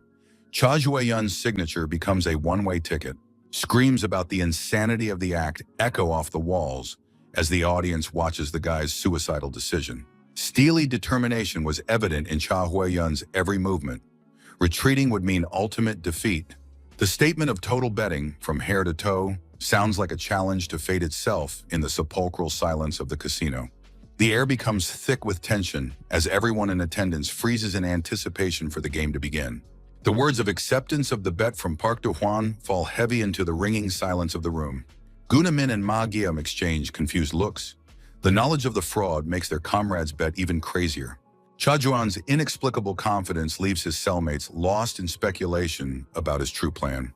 The rules of the game spread across the hushed room, the simplicity of finding paired cards sounding mocking against the deadly stakes. The condescending offer of the first move to the guest only emphasizes Park Do-hwan's confidence in his victory. Thoughts of the simplicity of the rules flicker through Cha Wei-yun's mind as his hand reaches for the first card in this dangerous game. The Peak 8 opens to the eyes of the breathless audience, the first move in the game for human organs. The 9 of hearts becomes an indication of failure. The different numbers signify the move going to the opponent. The croupier's luscious smile accompanies the announcement of the change of course, like the first nail in the coffin lid. Park Do-hwan opens the 9 crosses with theatrical carelessness, showing the start of his winning streak. Cha Ju-young's tense gaze follows his opponent's every move, trying to grasp the connection between the open cards. The unmistakable discovery of the paired 9 of hearts causes a wave of whispers among the spectators. Played-up comments about luck can't hide the obvious. The game is played according to a pre-written script. The audience's whispers about the casino head's inevitable good fortune sound like a funeral march for Cha Hun's hopes. The smug announcement of the move emphasizes Park Do-hwan's absolute confidence in his superiority. The deuce that emerged from under the casino owner's fingers becomes another link in the chain of his random successes. The realization of the prearranged arrangement of cards comes to Cha Ju-young, along with the realization of the depth of the prepared trap. The cynical reference to fortune from the mouth of the head of the casino sounds like a mockery of the very concept of fair play. 4 assembled pairs of cards show the inexorable approach of the denouement of this deadly spectacle. The contempt for Park Do-hwan's pathetic self, reveling in his fraud, is reflected in Cha Kyung's gaze. Memories come over Park Do-hwan in a wave. He's a little boy again, and his father asks with feigned tenderness about sonly love. The past comes to a head, young Puck, still without the dragon tattoo on his neck, answers his father's strange question with childlike naivety. The words of gratitude for the money brought to the family ring in the memory with bitter irony, knowing what would follow. My father's fake laughter and reasoning about the impossibility of not working now seemed like the first signs of impending disaster. Lying promises to put herself out there at work for her beloved son turned into a bitter lesson about human hypocrisy. A child's faith in his father as the most trustworthy man in the world was shattered by the harsh reality of gambling addiction. The brutal truth about casinos instead of jobs was the first lesson in betrayal in young Pak's life. The monstrous amount of debt of $500,000 won forever changed the boy's idea of parental love. The picture of a father screaming in front of slot machines for his son sticks in my memory as a symbol of pathological lying. His disdain for his father's stupidity, his blind faith in the honesty of the casino, had turned Park Do-hwan into the man he was now. A bitter grin plays on the casino owner's lips as he continues the spectacle of Lady Luck cheating others.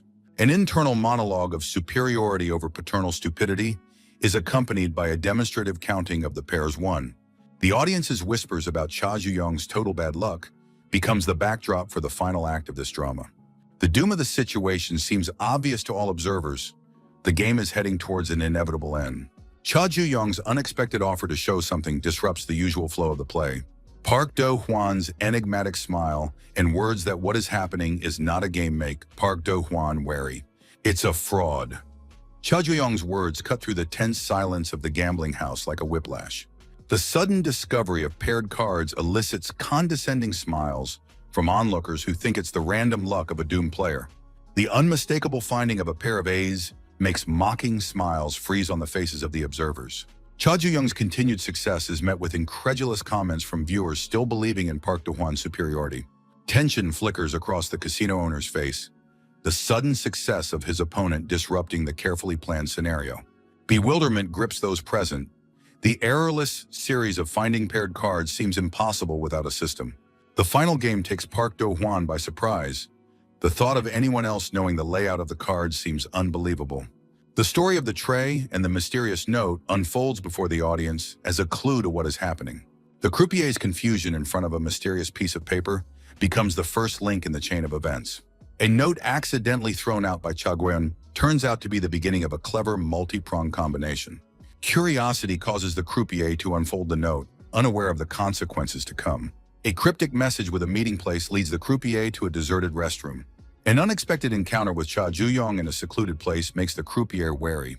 A direct accusation of card fraud sounds like a sentence in an empty room. The croupier's thoughts flit feverishly between denying the obvious and realizing that the thief is standing right in front of him. Cha Ju-young's confident guess about card swapping is met with the standard denial of using sword decks. "I only called you because I know the truth," Cha Ju-young's words echoed off the tiled walls of the empty restroom, causing the croupier to wince. The unexpected offer of salvation sounds like a temptation to a cornered man. Confidence rings in Cha Ju-young's voice as he reveals the truth about the debt slavery of the croupiers in the gambling house. The accuracy of the money loan information causes the dealer to freeze in shock. No one was supposed to know about it. Cha Ju-young's look of determination accompanies a promise to repay someone else's debt in exchange for help. Park Do-hwan's fear of revenge erupts in the croupier's desperate words of imminent retribution for betrayal. Cha Ju-young's cold logic shatters the dealer's illusions about solving the debt problem on his own. The brutal truth about the impending organ showdown a week later sounds like the ultimate argument for cooperation. A reminder of the scary alternative, the operating table instead of freedom, makes the croupier think twice. The simplicity of the dealer's current job is contrasted with its deadly consequences in Cha Ju-young's words. The demand to reveal the truth about the gambling house becomes the price of salvation for the cornered croupier.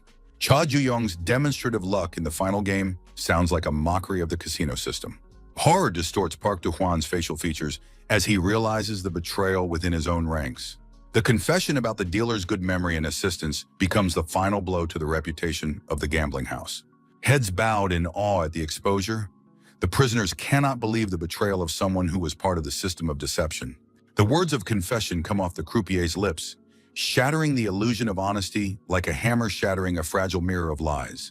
The ancient secrets of the gambling house unfold before the shocked crowd.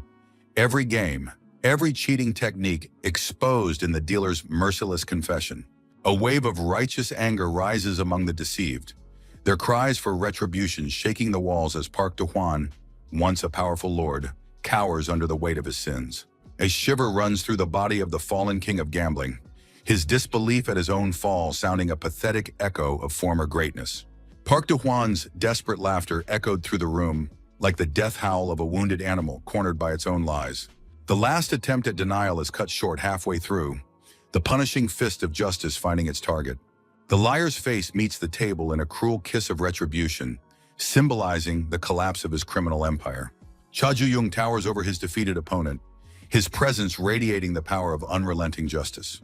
The ancient words of the oath come back like a curse, turning Park Do-hwan's own promise against himself.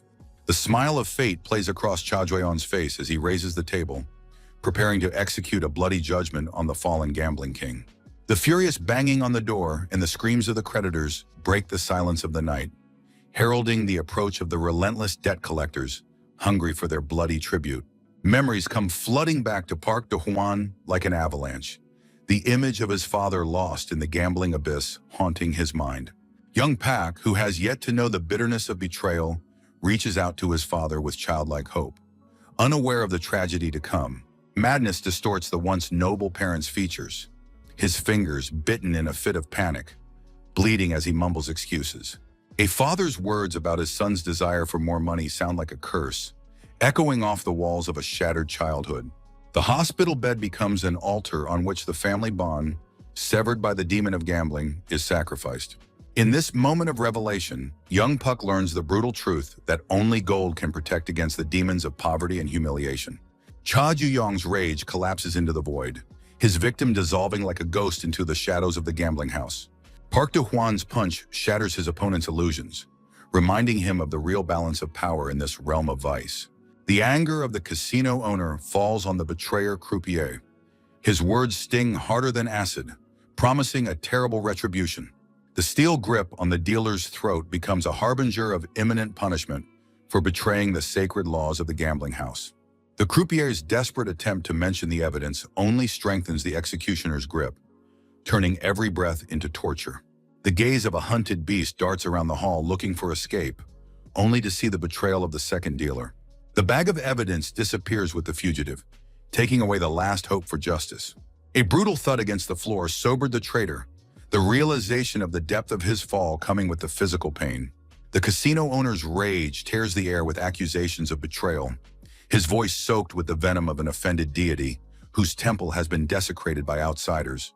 The oath of protection pulsed in Cha Ju-young's blood like an ancient vow, pushing him into the epicenter of a furious confrontation. Park Do-hwan, like a dark oracle, utters the cruel truth of gold's power over the souls of mortals as he continues to torment the fallen servant. The blows are heaped like ritual torture, each accompanied by words of inevitable retribution for betraying the sacred laws of the house. The crowd of prisoners freezes like petrified statues, witnessing the battle of the titans within the walls of the mortal realm of gambling. Cha Ju-young bursts into battle like a punishing spirit of retribution, his foot strike carrying the power of heavenly justice. The table topples over in holy wrath, bills fly like fall leaves, and the hero's voice rings with the blade of justice. An ancient thirst for retribution breaks through the ages. The chance to punish evil becomes a warrior's sacred duty.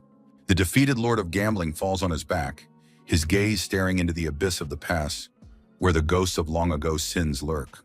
Memories unfold like a scroll of fate. A lonely mattress becomes the altar on which a father's consciousness is sacrificed.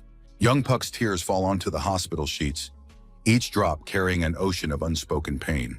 Curses against the demonic games come off their lips like ancient spells, accusing them of destroying his father's soul. The memory of his father's nobility pierces Park Do-hwan's heart like a red-hot blade, reminding him of his lost honor. The image of a gaunt father, like the victim of an ancient ritual, haunts the consciousness of a son whose body has been given over to dark forces. The demonic laughter of the man in the white suit turns tragedy into farce, mocking the sacred bond of father and son. The cruel smile of the demon in the white suit cuts through the air, his words about the meaninglessness of parental love sounding like a curse from the ancient gods. Poisonous questions about the pointlessness of caring for a comatose father ooze contempt for the sacred bonds of blood. The demonic tempter plays on the strings of belated remorse, turning filial duty into an object of ridicule.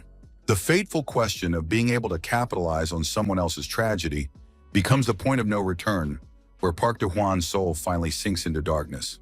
The battle between Cha Ju-young and the lord of the gambling house turns into an epic confrontation between light and darkness, where despicable money becomes just a pathetic excuse. The impact against the wall is accompanied by a thunderous questioning of the blindness of the opponent, whose mind is clouded with golden brilliance. The raised fist becomes a weapon of justice, while the question of the importance of pain hangs in the air like an ancient prophecy. The crowd of prisoners freezes like the silent chorus of an ancient Greek tragedy, witnessing the battle of the titans. A moment of inattention turns into a blow of fate. The fist of the lord of the casino finds its target. Each block becomes a dance with death as Park Do-hwan's furious attacks continue to rain down like a hail of stone. The force of the blow throws the hero back, as if the wrath of an ancient deity had caught up with the mortal warrior. Words about the power of money over souls sound a funeral bell on humanity, turning the battle into a ritual of a dark cult. Cha Ju-young's body crashes into the car, shards of glass raining down on the defeated warrior of justice. Cruel chuckles from the audience accompany questions about the survivability of the brave warrior who dared to defy the Lord of Darkness. Park Do-hwan's apology sounds like a ritual formula that masks the demonic nature of what's going on.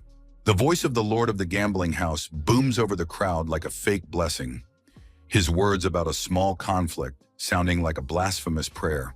The sudden objection cuts through the air like lightning, breaking the sacred ritual of lies that the master of the realm of gambling weaves. Defeated but unbroken, Cha Yun defies a self-appointed deity, his words of deceit ringing with the pure steel of truth. On the altar of a wrecked car, a prostrate warrior proclaims a sacred right to retribution, his voice full of righteous fury. An ancient truth is revealed in the dialogue of the Titans. The grounds for revenge have existed since the beginning of time, like the eternal laws of the universe. The invitation to a deadly game of hide-and-seek sounds like a ritual challenge, where the stakes are not money but life itself. Numbers tumbled from Cha Jo-young's lips like an ancient incantation, each digit striking the bell of destiny. Childish words about the rules of the game turn into a death sentence in the mouth of a warrior of justice. The madness of righteous vengeance distorts Cha Jo-young's features.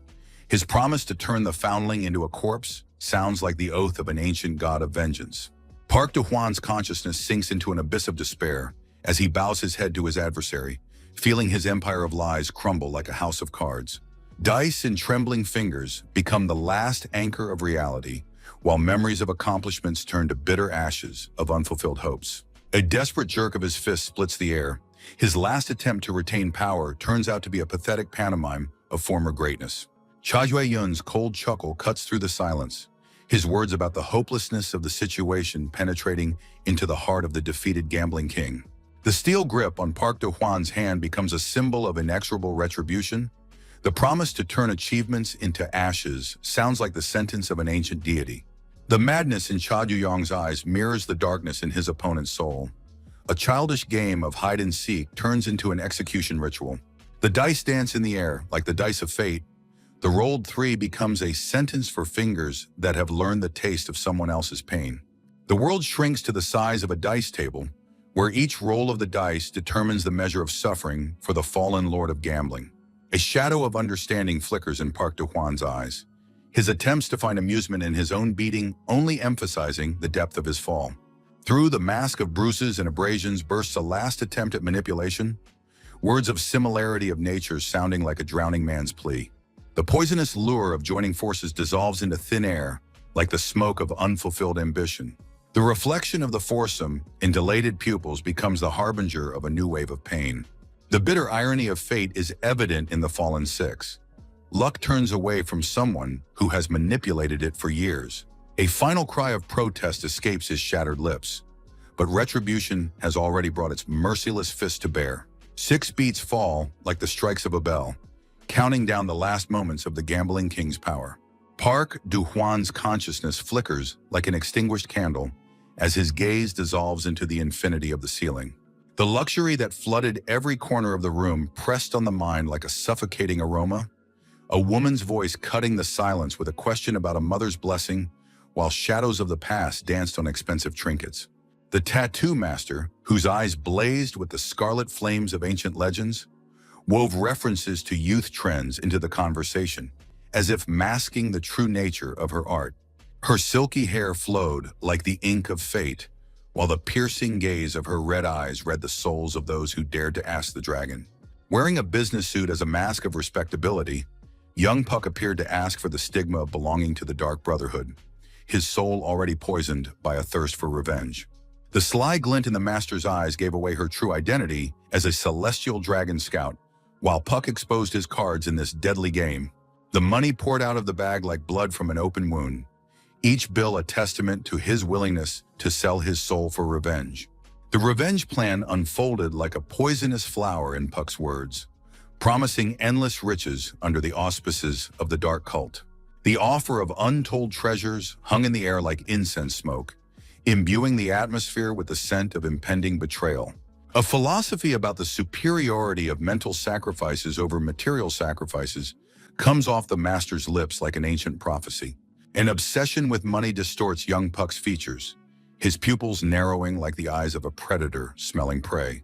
The touch of the instrument to the neck becomes a ritual gesture. The willingness to give one's soul becomes a blood oath. The master's handshake seals the contract like a seal on an ancient scroll of destiny. The question of true motives hangs in the air like a sword of Damocles ready to fall on the head of the petitioner. The guy's gaze burns its way into the very soul of the tattoo master, his every word about the beginning of the journey vibrating in the air like a string of fate stretched to its limit. Panic spreads through the corridors of the correctional center like a poisonous fog. The terrified screams of the prisoners merge into a single chorus of doomed souls. The running guy's face, distorted with fear and drool dripping from it, becomes the living embodiment of primal terror before the impending disaster. Despair drives the second croupier through the crowd of fear-deafened prisoners, his cries for rescue drowning in a sea of chaos and incomprehension. Manhwa materializes out of the chaos like an ancient spirit of retribution, his hand flying above the fleeing traitor's head, ready to grab the bag of evidence of years of deceit. Manhwa instantly grabbed the bag, but the sudden movement caused the contents to scatter on the floor, the bills spinning in the air like autumn leaves in a whirlwind of retaliation. The tense gazes of the prisoners are fixed on the scattered evidence. Dice, speckled cards, and other instruments of deception flickering treacherously in the dim light. Manhwa, whose voice exudes cold confidence, urges everyone to take a closer look at the evidence of the gambling house's years of deception. The croupier, squeezed in the doorway, realizes the inevitability of retribution.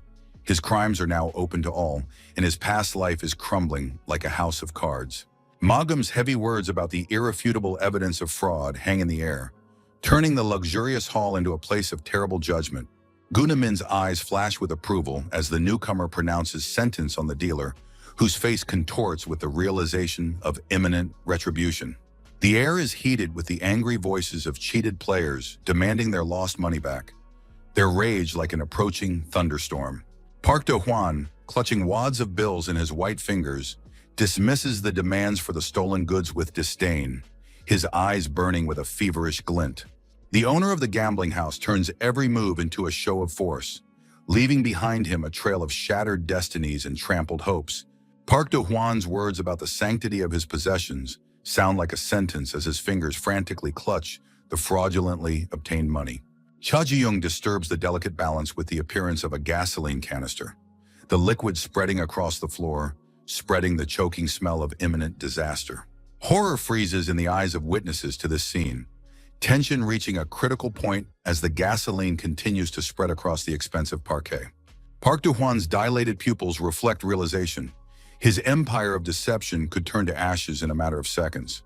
Cha Ji-young, whose eyes glow with a dangerous luster, offers one last game, an electric shock test, where the stakes are no longer gold, but life. Park Do-hwan, whose face is contorted with rage and fear, shouts out words about his right to start first, trying to hide the trembling in his voice. In desperation, the gambling house owner begs for the madness to stop, his eyes darting between the money and the sputtering gasoline, like a hunted animal. Cha Ji-young utters the words of a prophecy that has become a reality. The life of the gambling king will end amidst the flames and ashes of his empire of lies. A promise hangs in the air to turn all accumulations into ashes, each word sounding a funeral bell for the gambling empire. Manhwa watches with cold determination, while Gunamin is frozen in mute shock at the unfolding tragedy. After a crushing blow, Cha Ji-young towers over his defeated opponent, whose consciousness has already fallen into the darkness of unconsciousness. A crowd of prisoners, gripped by a thirst for profit, rushes to the scattered bills, turning the hall into an arena of chaos and greed. Park Chong-chan, with snow-white curls, speaks the bitter truth about cheaters, his words falling into the void of the ruined temple of gambling.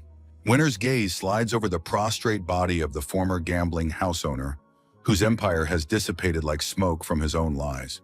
As time winds forward 14 months, prisoner 7,849 prepares to leave the walls that have witnessed his rebirth. His spirit remains unbroken. Despite months of imprisonment, each day in prison was a stepping stone to a new understanding of life. Confidence is maturing in his mind. A new beginning will be the foundation of success, because now he looks at the world with different eyes, cleansed from the illusions of the past. On the threshold of freedom, the ex-convict is greeted by a man in a white suit, a human organ trafficker smiling with the cold politeness of a predator. There is a cruel irony hidden in this simple gesture of handing over the tofu, the merchant reminding the guy of his utter loneliness in this ruthless world. Park Do-hwan, who has lost his former arrogance, tries to justify his lack of documents to the man in white, his voice trembling with poorly concealed fear. The merchant's smile grows wider, revealing a predatory grin as his words of trust hang in the air with an ominous omen. The time of reckoning catches up with the former owner of the gambling house. The words about the debt dig into the consciousness of poisonous thorns of inevitable fate.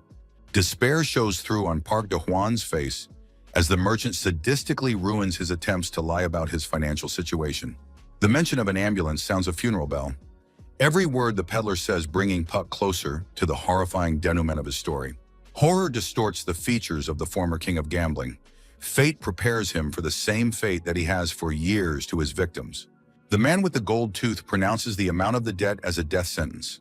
$1 billion becomes a noose around the debtor's neck. Park Do-hwan's brain refuses to accept the monstrous reality of what is happening, his protest drowning in waves of rising panic.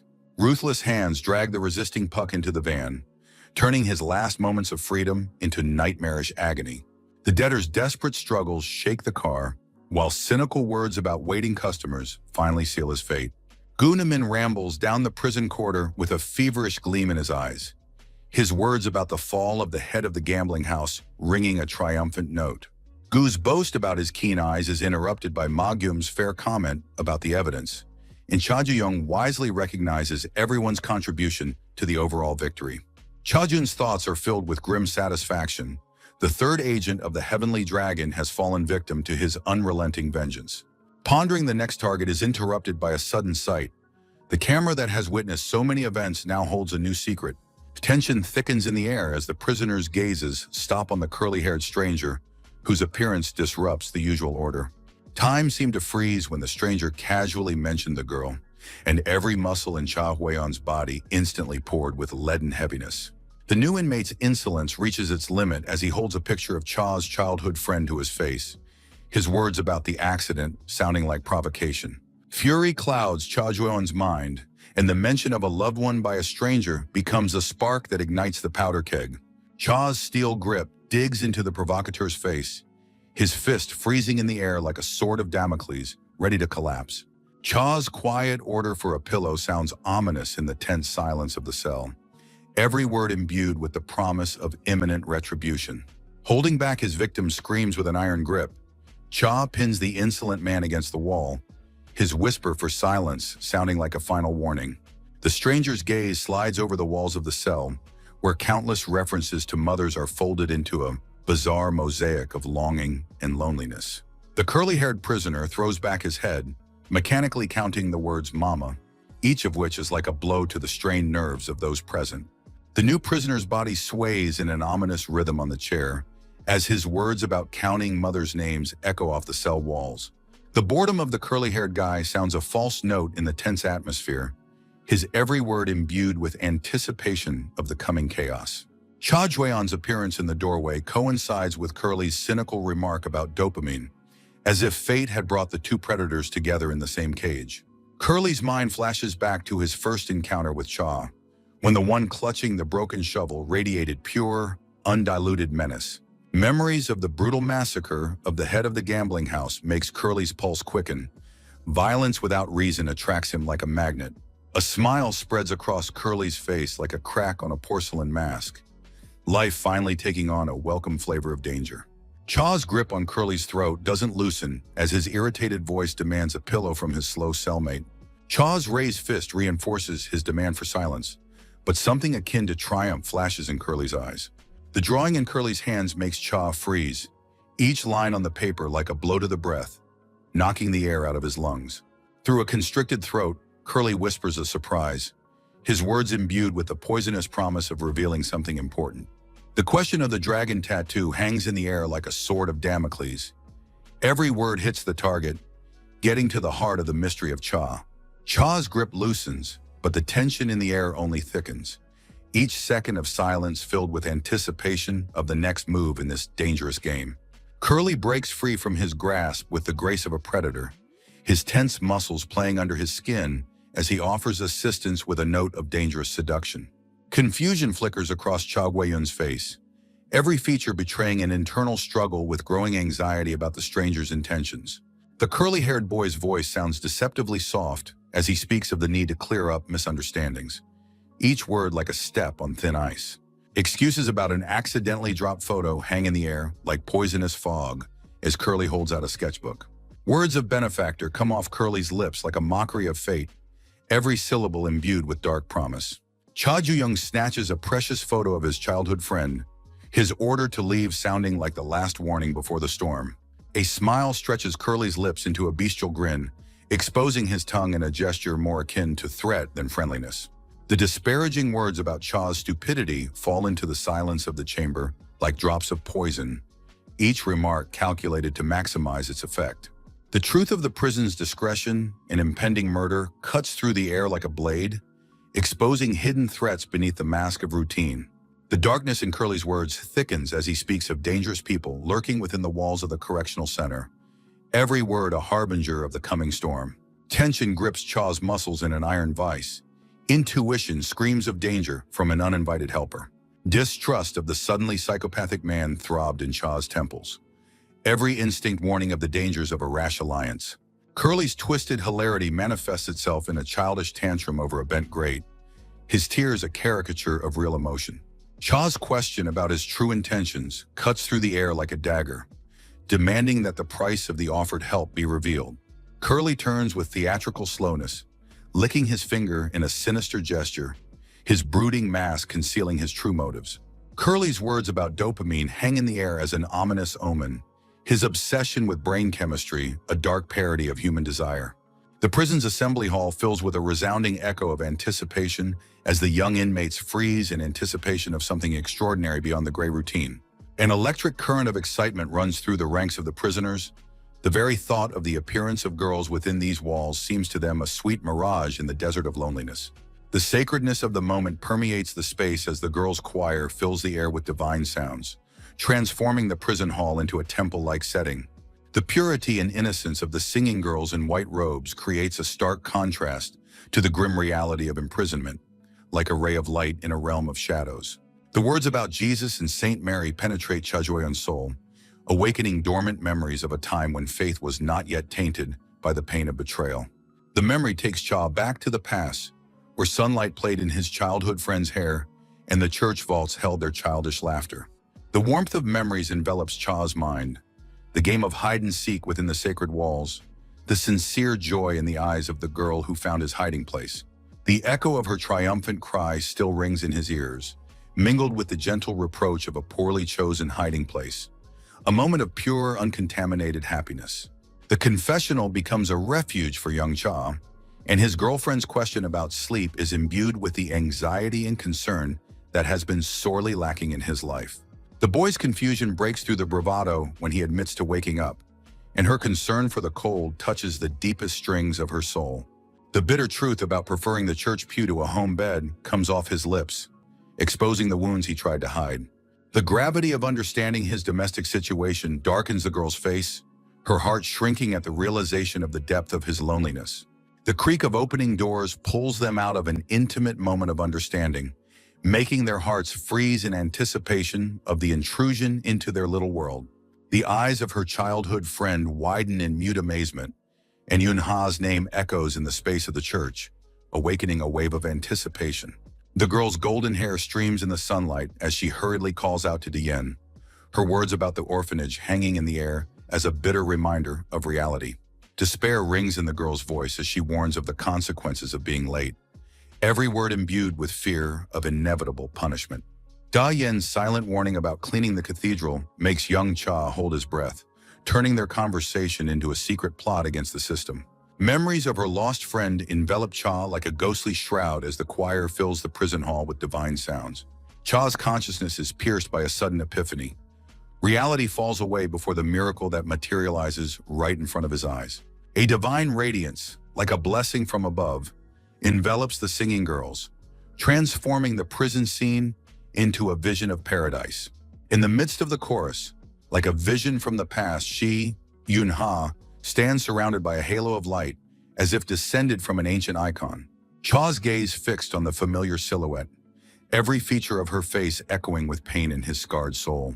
An electric current of recognition runs between them, turning a chance meeting into a moment of fateful reunion. The shock of recognition dilates her pupils. Past and present merge into one moment of mute shock. The prison canteen hums with muffled voices as inmates and guests take their places in this strange spectacle of life. The girls of the choir, bearers of faith, share their sacred mission, their voices sounding hope in a realm of despair. A bitter realization of hopelessness permeates the words of one of the girls, exposing the futility of their noble intentions. The lustful gazes of the prisoners slide over the girls as their vulgar jokes defile the sacred atmosphere of the moment. The girl's innocent question about the menu sounds dissonant against the background of hidden meanings and dirty innuendos. The outstretched box becomes a bridge between two worlds, innocence and depravity, faith and sin. Curiosity and anxiety intertwine in tense anticipation as the two girls peer into the mysterious box, each second of delay increasing their inner turmoil. One of the girls' furious whispers about psychos and hell cuts through the air as her friend, gripped by fear of exposure, tries to quiet this dangerous outburst of emotion. A sudden prayer interrupts the flow of bile words, turning a moment of hatred into a surreal picture of ostentatious piety. Tears of remorse stream down the cheeks of the big guy from the meeting, his ostentatious humility turning the prison meal into an eerie parody of a sacred ritual. The gratitude coming off his lips sounds a false note in the prison cacophony, every word imbued with the bitter irony of insincere faith. The girls' shocked whispers about Catholicism ring through the air as their eyes widen from realizing the depth of this religious notion. The theatricality of the boy's sign of the cross turns the sacred gesture into a grotesque mask that hides the abyss of his true nature. A prayer to Buddha bursts from his lips like a blasphemous hymn, mixing religions into a monstrous cocktail of pretense. The yellow glow enveloping his figure turns the scene into a surreal spectacle, causing the girls a mixture of horror and mesmerization. Worry about the missing Unha enters their minds with a poisonous needle, while the explanation about the break hangs in the air as an unverified alibi. The heat of the small room envelops Unha in a suffocating cocoon, making every breath a struggle against the stifling reality of the encounter.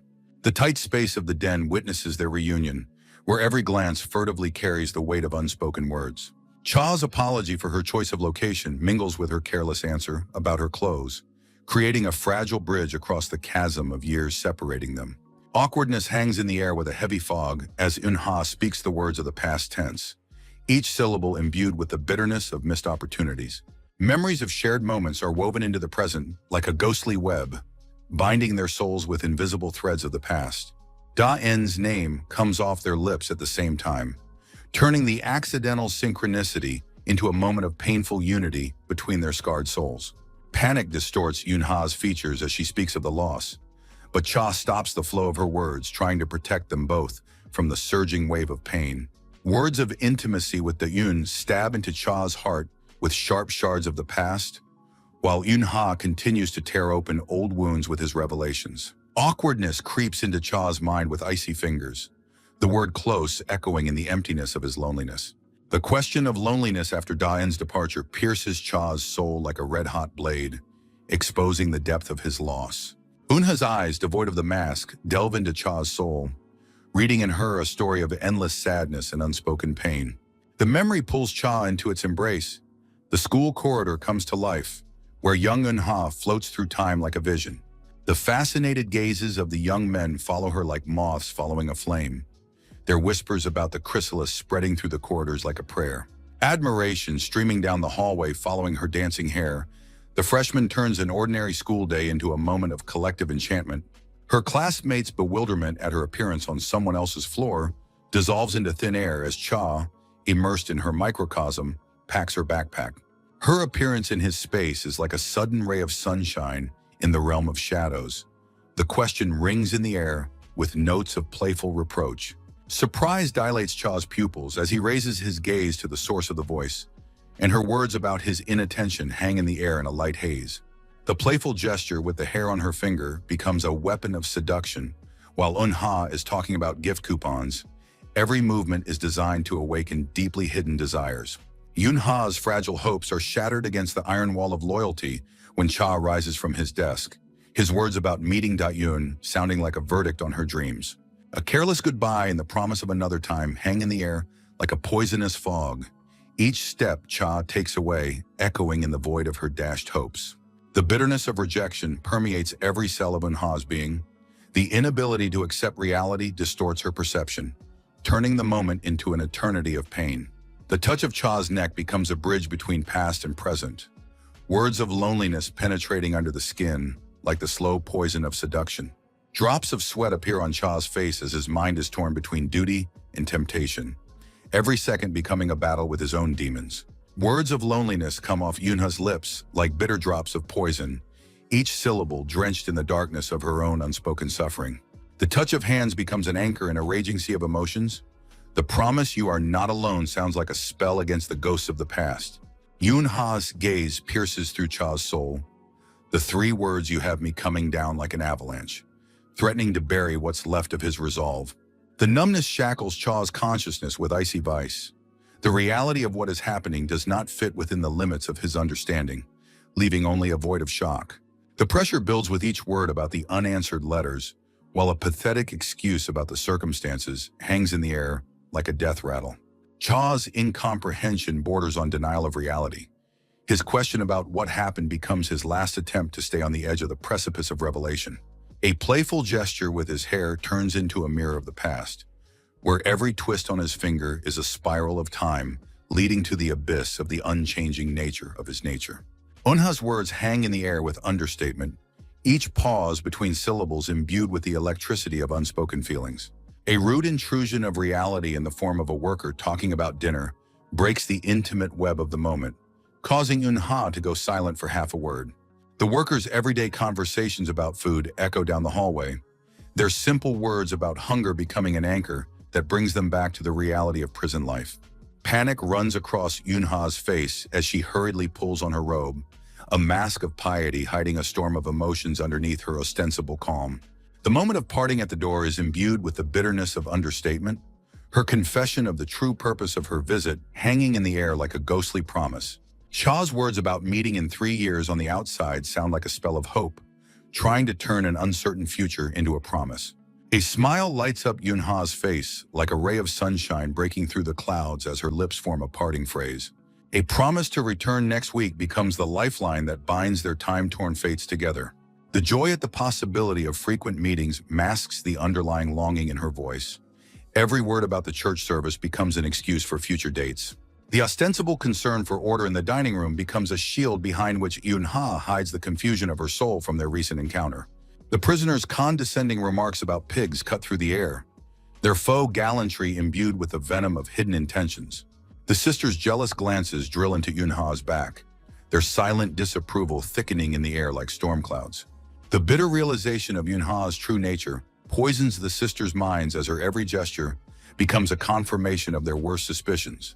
Disdain for their friend's new level oozes from the sisters' every word, turning righteous indignation into a mask of envy. Whispers of nasty rumors spread a poisonous fog, turning the pious atmosphere into a swamp of gossip and judgment. Shock paralyzes Cha's mind as the words about hanging out in hotels penetrate his mind with poisonous needles, destroying the image of the Yunha that lived in his memories. The bitter irony of words about holiness eats away at Cha's soul as he listens to the whispers of girls turning the sacred into filthy gossip. Every muscle in Cha's body tensed as he turned his head to see the one whose image in his heart was scattered in shards of broken stained glass. The nun's hysterical cries of contrition cut through the air like a rusty knife, turning a sacred moment into a grotesque spectacle. The prisoners huddled in the assembly hall emit waves of boredom and irritation, their fake prayers of repentance drenched in the venom of sarcasm. The words of Christ's love and freedom dissolve into the air like incense smoke, not reaching the hardened souls of the listeners. The appearance of the choristers in tight-fitting clothes explodes the atmosphere of ostentatious piety, their tracksuits turning the prayer hall into an arena of base desires. The inmates' feigned religious ecstasy distorts the assembly hall space, turning sacred cries into masks of lust. The dancing girls are bathed in divine light, unaware of how their innocent performance turns into fodder for dark fantasies. The prayer postures of the prisoners become a caricature of true faith, their gazes devouring young bodies clad in athletic uniforms. The two prisoners' whispers about going to the restroom ooze with the venom of hidden intentions, turning an innocent excuse into a mask for something sinister. Cha's consciousness becomes a sensitive radar, picking up every word, every whisper, every hint of an impending storm.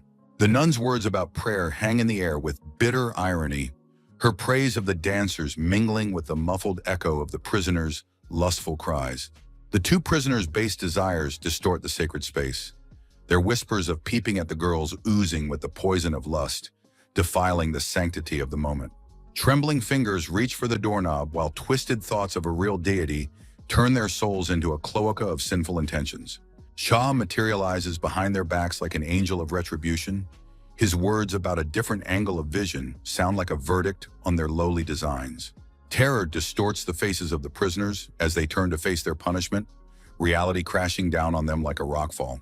Cha's blows become the punishing sword of justice, as his voice demanding the commandment be repeated penetrates their darkened minds. The huge figure of a Buddhist joins the sacred punishment. His warning about peeping rattles like a thunderclap. Huge palms become a symbol of the inevitability of punishment, while words of the baseness of the act penetrate to the very core of their sinful souls. The cruel irony of the prayer for unforgiveness turns the religious gesture into an instrument of psychological torture, driving fear deeper into the minds of the punished. Anxiety creeps into the souls of the church girls like a poisonous fog. Strange sounds turn their sanctuary into a source of fear. Anxiety pierces Eunha's heart as she walks out of the locker room, her question hanging in the air like a premonition of trouble. Reality outstrips explanation. Every second of delay is filled with the weight of inevitable revelation. The picture of the defeated bodies on the floor crashes into Eunha's mind like a frame from a nightmare, turning the moment into a frozen eternity of horror. Fear runs an electric current through Eunha's body, causing her to seek refuge behind Cha, whose surprise colors the air with shades of incomprehension. Words of remorse fall from the lips of the girl like autumn leaves. Each syllable is imbued with the bitterness of realizing what she has done, turning the moment into a confession without absolution. The assembly hall fills once again with the monotonous recitation of the nun, whose words of absolution dissolve into the air like incense smoke. The prisoners' complaints about the heaviness of the charity items become a mask behind which lurks the sinister intent of the violence to come. The air around Cha thickens with tension, the stares of the other prisoners piercing his back like poisoned arrows.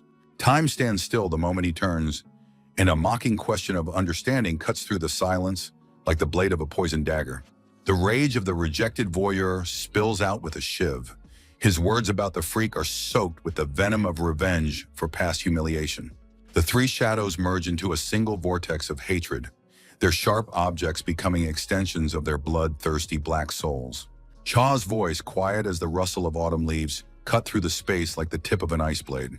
A plastic bottle shield becomes the boundary between life and death, as his warning of punishment hangs in the air as an ominous prophecy. The words about church donations turn into a verdict on their souls. Each syllable is imbued with the realization of the depth of their fall.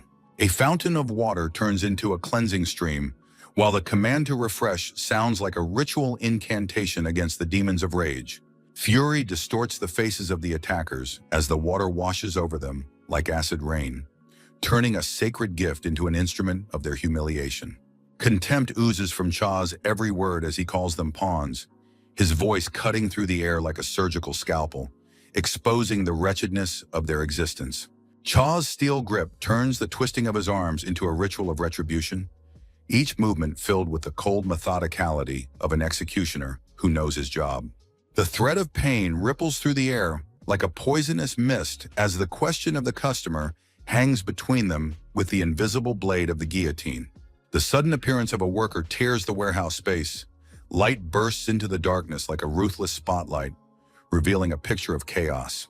The shadows part before the beam of light, exposing a figure in the corner whose presence turns the air into the leaden heaviness of unspoken secrets. Cha's world shrinks to the point of recognition, his pupils narrowing like black holes that absorb the light of hope at the sight of Eunha. Betrayal comes off her lips like a poisonous snake. Her accusing finger turns into a dagger aimed straight at the heart of truth. The words of abuse hang in the air like deadly poison, turning the moment into a nightmarish travesty of justice. The unknown man's fingers glide across the phone screen, weaving a web of impending encounter, each word imbued with the anticipation of dark intentions.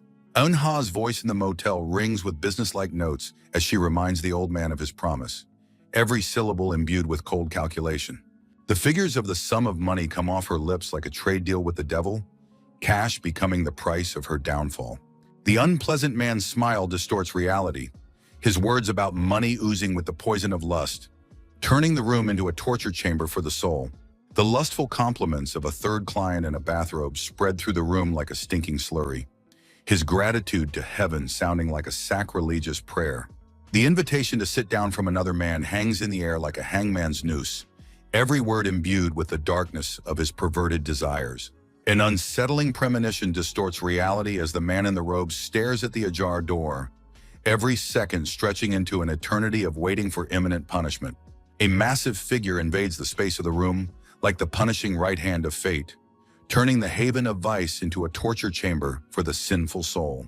A scream of horror stuck in the false pastor's throat as the words of the illegal meeting fell like lead bullets of retribution into the space of the room. Desperation pushes the hypocrite to the last line of defense. The church cross in his trembling fingers turns into a pathetic symbol of the broken faith. Disdain distorts Eunha's features as her gaze burns through the shaking pastor, every second of his fear becoming vengeance for the innocence that was violated. A blow to the nose becomes the first seal of retribution.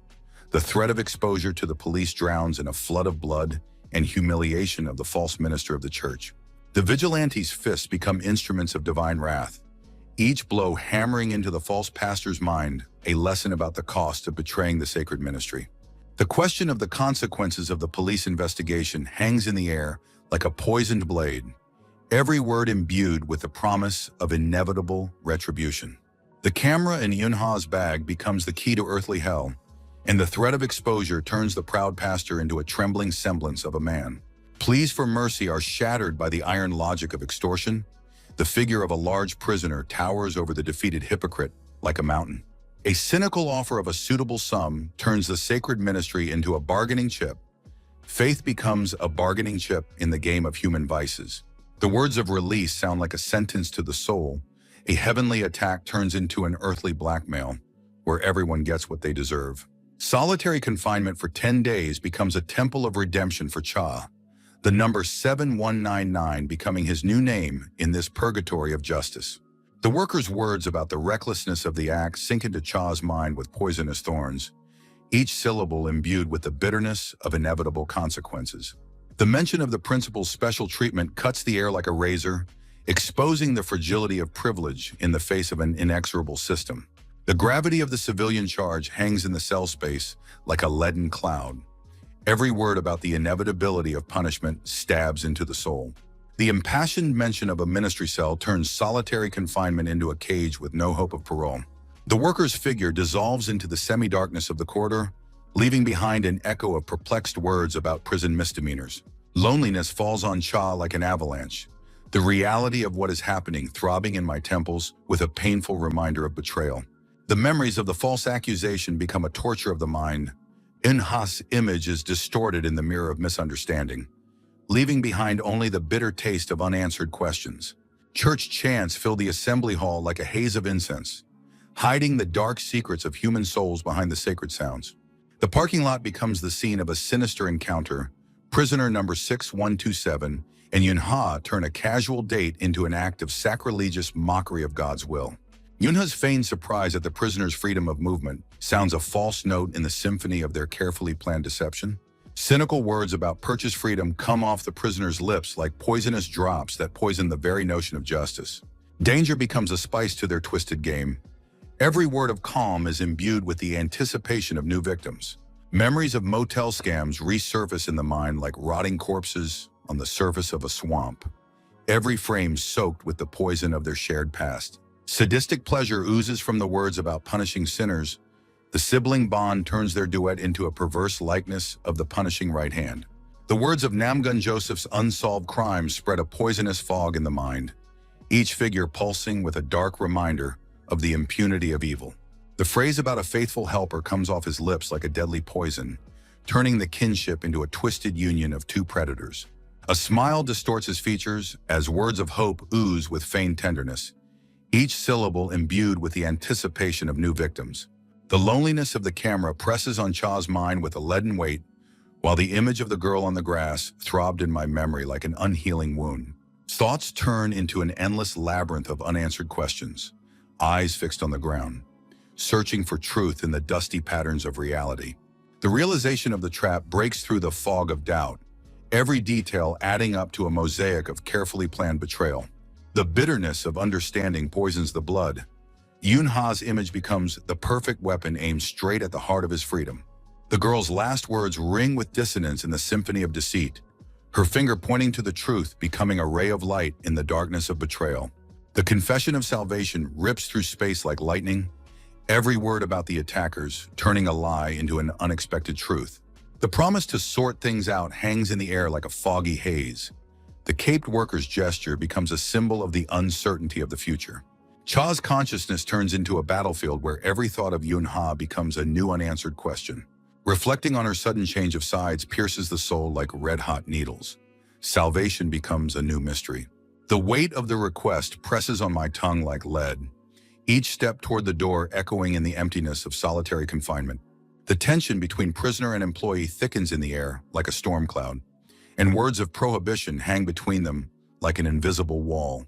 The request to call someone comes off Cha's lips like a prayer, each word imbued with the weight of unspoken hopes and hidden intentions. Joseph's voice cuts through the air like a poisoned dagger as his words about the first day of visiting plunges Yunha into an abyss of dark memories. Accusations of heart-stealing by a heretic penetrate the girl's mind with poisonous needles. Every syllable is imbued with jealousy and her brother's underlying rage.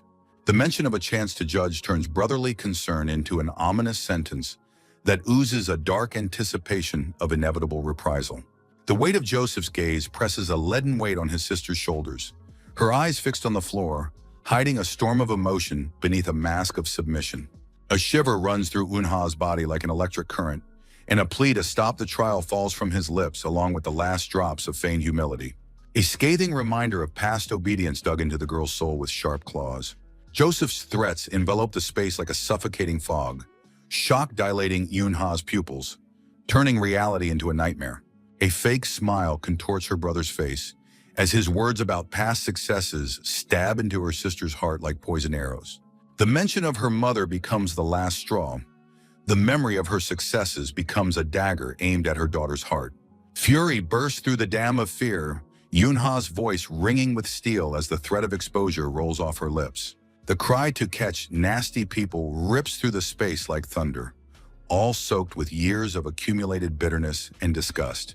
The scattered rosary beads become a symbol of shattered power. Rage distorts Joseph's features, turning his pious mask into the grimace of a demon. Joseph's brutal grip seals Yunha into the table, as his words about losing his faith ooze with the venom of frustration and poorly concealed rage. Despair grips the girl's throat like a steel vise. Promises freeze on her lips as her gaze fixes on something that changes the balance of power. The threat of a phone call turns the space into a torture chamber. Joseph's movements exude the confidence of a predator cornering his prey. Tears streak paths down Yunha's pale cheeks as her brother's cynical words about the futility of crying stab poisoned needles into her consciousness. The brutal truth of isolation presses on the girl's psyche. The sounds of the church choir become an ominous backdrop for the unfolding tragedy. The seclusion of the bus stop becomes the perfect backdrop for a nightmare. The words about only two sounding the funeral bell of hope. A sudden noise rips through the space like lightning, tension thickening in the air as Joseph turns his head toward the source of the sound. The vague figure of the prisoner materializes from the shadows like a ghost of retribution. The uncertainty of what is happening turns reality into a shaky haze. Yunha's sobs freeze in her throat like a frozen scream. Recognition turns despair into a spark of hope. Cha's appearance tears the space like a lightning strike. His presence becomes the embodiment of the inevitability of fate. Perplexity distorts Joseph's features with a grimace of shock. The reality of what is happening is not within his grasp. The question of solitary confinement hangs in the air like a poisoned fog, every word imbued with fear of the inexplicable. The threat of unfinished business rolls off Joseph's lips like a curse, each syllable pulsing with the anticipation of the inevitable denouement. Words of comfort drown in an ocean of fear. The order to wait turns even a second into an eternity of agonizing waiting. The heavy metal of the bus doors lower behind Cha's back, turning the interior into a cage for the final confrontation between the two predators. A coldness of determination flickers across Cha's features as his words of unfinished business dissolve into the tense silence of the confined space. The crazy gleam in the curly-haired lad's eyes flickers like swamp lights as he speculates on the delights of solitary confinement.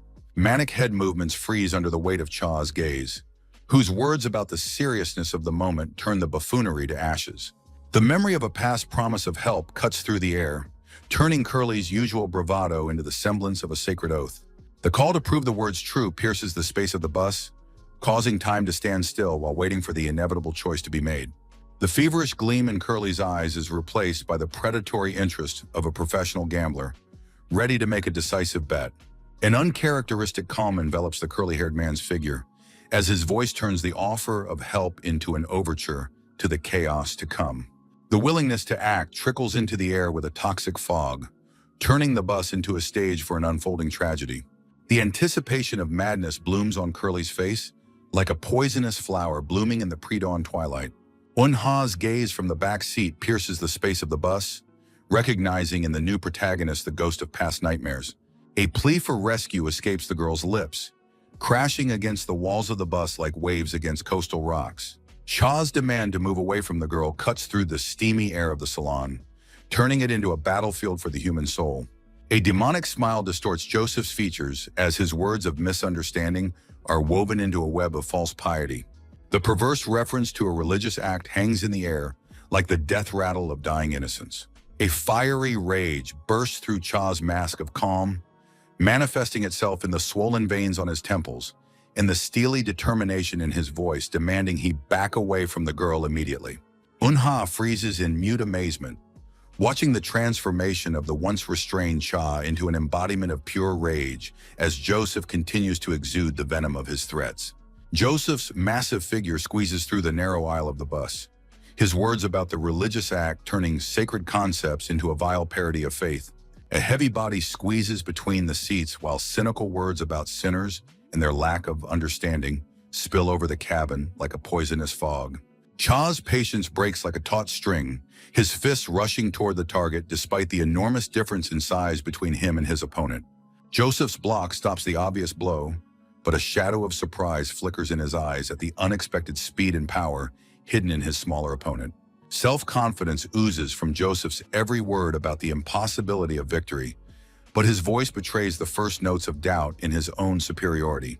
The promise of being torn apart for the evil done to the girl comes off Cha's lips like a battle cry, heralding the carnage of an abuser. A barrage of blows rains down on Joseph's massive body, turning the quiet bus interior into the arena of a merciless battle between two implacable adversaries. Hatred lends force to Cha's blow, while words of his opponent's criminal nature cut through the air like a poisoned blade of justice. Rage clouds Joseph's judgment, causing him to tear his prison robe, an act more akin to the ritual of reincarnating a beast before a deadly fight. Praise for his punching technique sounds inappropriate dissonance in the heat of battle, giving Joseph the appearance of an experienced fighter capable of assessing his opponent's skill. Professional interest slips into Joseph's words about the accuracy of strikes on vital points, turning the brutal bout into a kind of exam. A kick interrupts the flow of unnecessary words, showing Cha's utter contempt for idle chatter at the moment of decisive confrontation. Cha's words of self-study cut the air like an untold curse, while his eyes emitted the cold calm of a man who had learned the depths of his own darkness. A fanatical conviction in the divine origin of his skills distorts Joseph's face with a bestial grin, turning his words into a macabre parody of scripture. Eun-ha's heart clenches in the grip of helpless terror as he watches the deadly dance of two implacable opponents in the cramped space of the bus. Joseph's massive figure rises like a dark mountain, while his blasphemous words of divine blessing desecrate the very concept of faith and holiness. The steel walls of the bus shudder with the fierce fight, and Eun-ha's tears turn into mute prayers that shatter against the indifference of the indifferent sky. The triumph of the victor oozes from Joseph's words of divine mission, while the defeated Cha is sprawled on the floor like a victim on the altar of insane faith. The self-proclaimed envoy sounds a hymn of madness from Joseph's lips, turning sacred concepts into tools of psychological terror. A twisted smile contorts Joseph's face as he seeks confirmation of his righteousness from the frightened girl cornered on the bus. False tenderness seeps through the mask of piety when Joseph turns to his sister, turning the bond of kinship into chains of spiritual slavery. Memories of Bible camp pierce Yunha's mind like poisoned arrows, bringing her back to the moment when innocent faith turned into a nightmare. The purity of a child's prayer to be reunited with her mother is shattered by harsh reality, turning sacred words into a bitter mockery of fate. The final amen lingers on young Eunha's lips like a goodbye kiss of departing innocence, leaving behind only the ashes of dashed hopes. The hypocritical sympathy of others tears the girl's soul apart, while the truth about her mother's debts turns into the first lesson in the cruelty of the adult world. Joseph, not yet familiar with prison walls, absorbs every word of another's grief, turning it into fuel for his future crimes against humanity. The quiet amen from Joseph's lips turns into an ominous prophecy of the trials to come, as his eyes absorb every detail of another's despair like a predator stalking prey. The corridor shadows distort Joseph's massive silhouette as his nurse-voiced voice penetrates the darkest corners of the girl's unformed soul. Eunha's innocent curiosity turns to clammy fear at the sight of the huge figure of Joseph, whose words about Bible camp sound like a prelude to a nightmare. The mention of an overheard story hangs in the air like a poisoned dagger ready to plunge into the heart of a girl's hope for a better life. The promise of help spreads poisonous honey through Eunha's mind, turning her surprise into the first step toward her inevitable fall into the abyss. Words about a quick solution to debt problems penetrate the girl's soul like the seeds of a poisonous plant, ready to take root in the fertile soil of despair. A twisted philosophy about the judgment of sinners shrouds Eunha's mind in a fog of false hopes, turning good intentions into tools of darkness. Joseph's touch leaves invisible marks on the girl's fragile soul, while his whisper of inevitable success becomes the first link in the chain of future slavery. Sneering accusations of defacing innocence cut through the steamy air of the bus, turning a sacred rescue mission into a farce of twisted justice.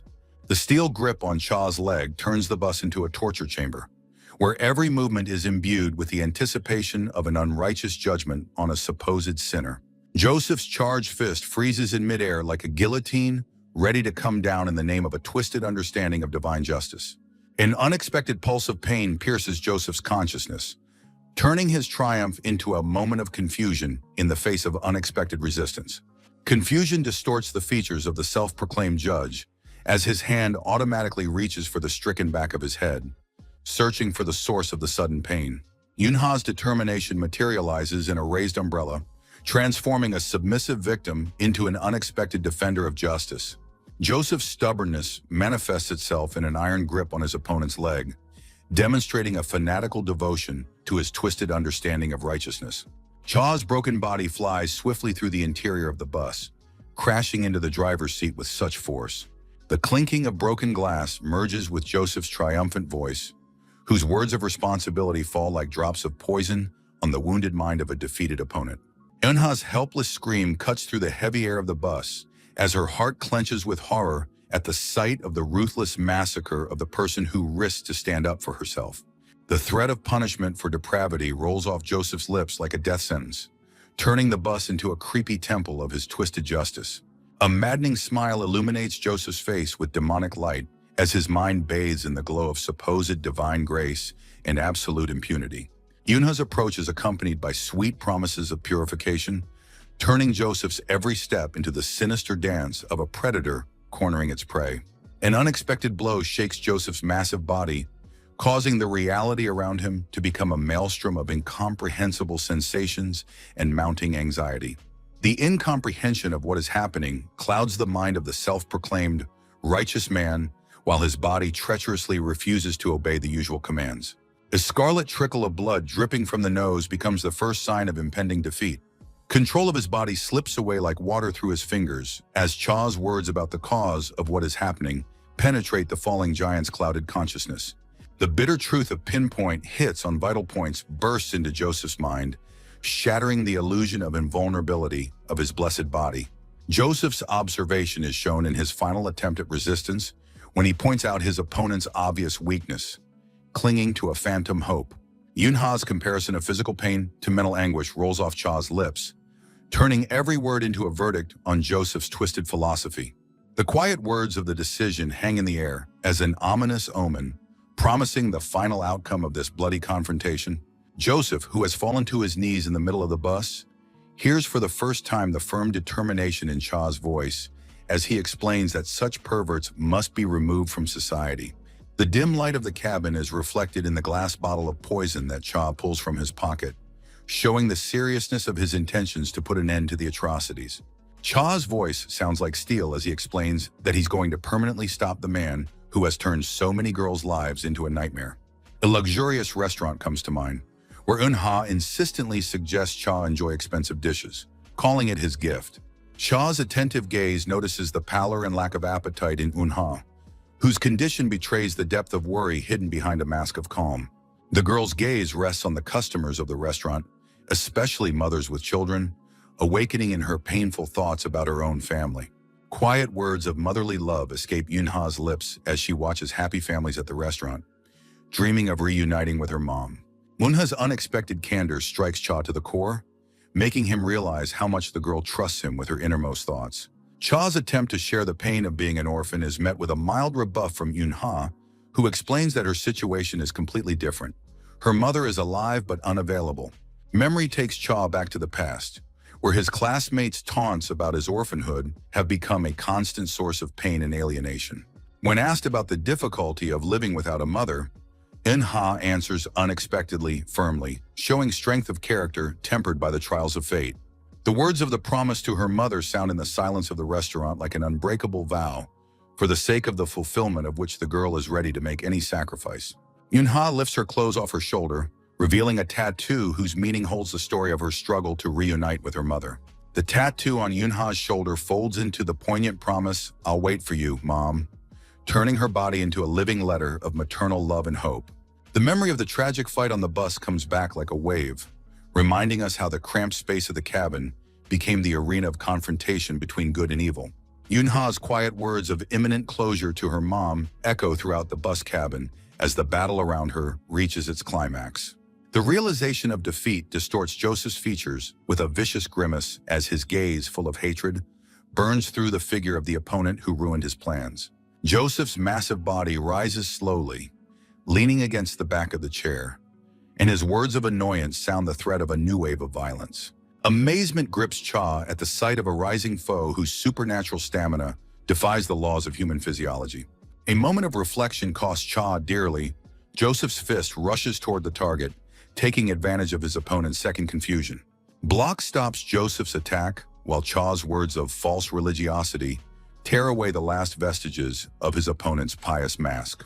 The internal injury manifests itself with a stream of blood from Joseph's leg, causing him to realize for the first time the seriousness of his injuries. Disappointment echoes in Cha's voice, questioning Joseph's lack of understanding of the obvious, despite the time that has passed in the injuries he has sustained. A simple explanation about the connection between movement and damage escapes Cha's lips as his opponent continues to aggravate his own wounds with pointless resistance.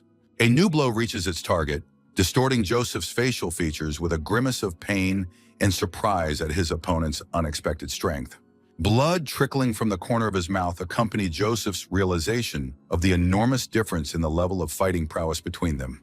The promise to show the true peak of his abilities rings out in Cha's voice as a final warning to a doomed opponent. Joseph's stubbornness manifests itself in futile attempts to strike, while his body treacherously refuses to obey the commands of his clouded mind. An endless dance of blocks and punches unfolds in the cramped space of the bus, turning the bout into a grueling marathon on the edge of human capabilities. Exhaustion seeps into every muscle of Joseph's massive body, making him realize the nearness of death. Joseph's instinct for self-preservation pushes him to one last desperate decision: to use Eun-ha as a human shield in an attempt to avoid imminent defeat. Contempt resounds in Cha's words about the so-called blessed body of the enemy, whose true nature is revealed in the cowardly decision to hide behind the girl. Leaning back against the seat, Cha prepares to deliver a double leg kick, looking to end the protracted bout with one decisive move. A powerful kick finds its target, Joseph's neck, sending his massive body into a short flight through the interior of the bus. Cha's calm voice recognizes the need for time to adjust to the dimensions of an opponent vastly outnumbered physically. Memories of his father, whom Cha never recognized as family, help him realize the insignificance of his current adversary compared to his past trials. Joseph's last attempts at resistance resemble the agony of a wounded animal cornered by a stronger predator. Joseph's heavy breathing mingles with the sound of Cha's approaching footsteps, whose clenched fist promises an end to this drawn-out drama. Fury erupts in Cha's voice, demanding an explanation for his opponent's mirth in the face of imminent defeat. The mention of the crimes against the girl in the video evidence sounds like Joseph's last attempt to keep control of the situation. The threat to reveal the truth to Eunha's mother becomes Joseph's final trump card in this hopeless game. The words about the precious criminal daughter cut through the air like a poisoned dagger aimed at the heart of the family bond. Joseph's insane laughter fills the bus as his words about his mother's reaction turn the moment into a macabre parody of human relationships. A menacing tone permeates Cha's every word as he lists Joseph's crimes. 5 counts of violence, 9 counts of attempted, and 4 counts of battery. Words of unsolved crimes fall into the silence of the bus as Cha demonstrates his awareness of the self-proclaimed righteous man's dark past. A shiver runs through Joseph's body as Cha promises to reveal all his misdeeds, and the question of how did you know gives away the panic in his clouded mind. Cha demonstrates the object in his hands, advising Joseph to be more careful in the art of threats if he is going to continue his criminal activities. Terror contorts Joseph's face at the sight of the stun gun, making him beg for negotiation, while fear completely paralyzes his praised blessed body. The discharge of the stun gun interrupts the stream of pleading, turning Joseph's threats into helpless convulsions on the floor of the bus. A promise to stop the dirty deeds sounds a sentence while Joseph's body shudders with electric shocks. Satisfaction slips into Cha's voice as he notes the accuracy of his blow, forever disabling Joseph from continuing his crimes. Eunha's sudden shouting makes Cha turn around, distracted from his defeated opponent. Sincere concern resounds in the voice of Eunha, who is running toward him and whose words about his well-being are filled with genuine concern. Tears of remorse fill the girl's eyes as she apologizes for everything that has happened, unable to lift her gaze from the floor. The tenderness comes through in Cha's gesture of taking the girl by the shoulders to look into her face and see if her concern is genuine. The issue of threatened silence hangs between them, demanding an explanation for the long lack of trust. Nervous finger movements in her hair betray Eunha's confusion as she tries to comprehend Cha's awareness of her situation. Calm words about habit and flair leave the girl confused, but her desire to say something breaks through the fog of misunderstanding. Cha's insight is shown by observing Eunha's nervous habit of rubbing her hair when she's trying to hide something from others. Regret for his past inattention is heard in Cha's voice as he apologizes for not noticing the signs of her suffering sooner. Worry about the wound on Eunha's face is met with her embarrassed attempts to downplay the severity of the injury, calling it a simple scratch. Attempts to reassure Cha with promises to use the ointment at home resound in Eunha's voice, eager to minimize his anxiety about her condition. Admiration for the girl's courage to risk hitting a huge opponent with an umbrella is mixed with worry in Cha's words. A strict prohibition against such risky behaviors in the future rolls off Cha's lips, backed by a promise to deal with the dangers on his own. Cha's insistent gaze demands confirmation of his request, permeating the space between them with the tension of anticipation. Confusion and a gentle smile lights up Eunha's face as she promises not to risk herself anymore to protect him. A sudden noise causes them to synchronously turn their heads in search of the source of the sound that has broken the moment of their closeness. The inexplicable appearance of a curly-haired stranger behind the driver's seat turns the situation into a new round of unpredictable events. The philosophical question about the possibility of a solitary existence sounds a strange dissonance in the tense atmosphere of the bus. Bewilderment froze on Cha's face at the sight of Curly's mysterious appearance and his inexplicable actions. Bus horns break the silence while Curly defiantly ignores questions about the reasons for his behavior. The mad intent to test the brakes is evident in the actions of Curly, whose foot presses the pedal with increasing force. Shock paralyzes Cha and Eunha in the face of potential disaster as Curly prepares to crash the bus.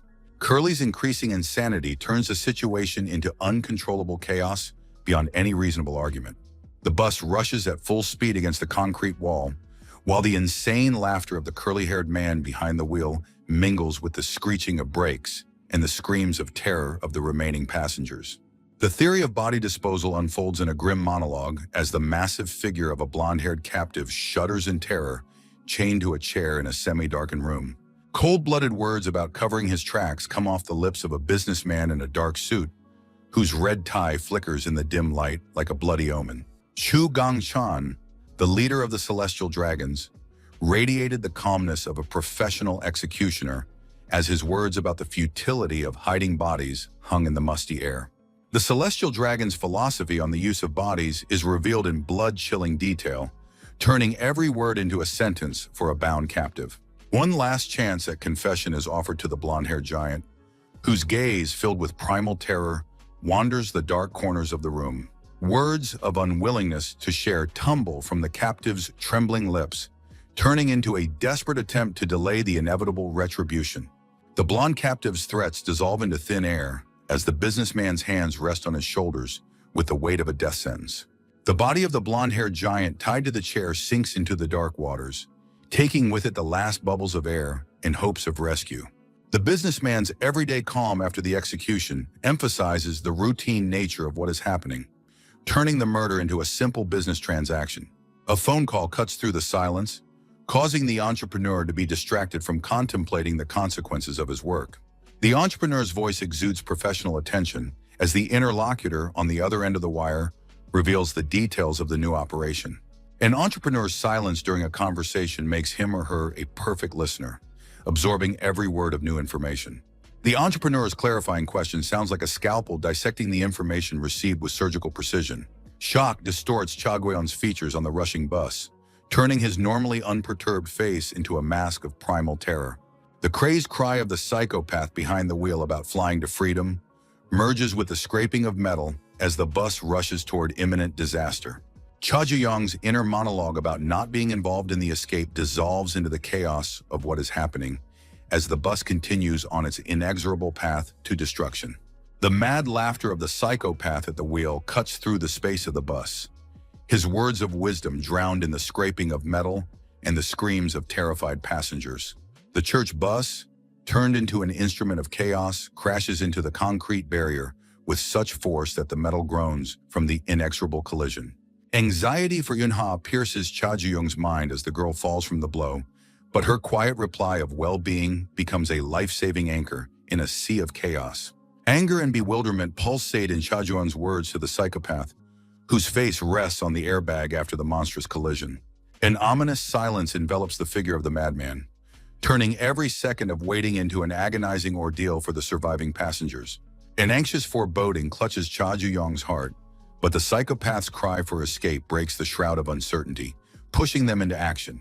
The screams of the wardens echo throughout the area, turning the rescue from disaster into the beginning of a new ordeal for the fugitives. A hideout in the bush witnesses the revelation of a psychopath whose plan for revenge using transportation is revealed in all its twisted genius.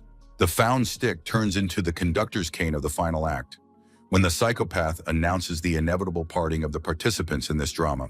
A mocking wish for fun sounds the last chord in a symphony of madness, orchestrated by the unpredictable mind of a psychopath. A stupor restrains Cha Guion as the reality of the psychopath's plan is revealed in all its cruel simplicity, leaving behind the bitter taste of manipulation.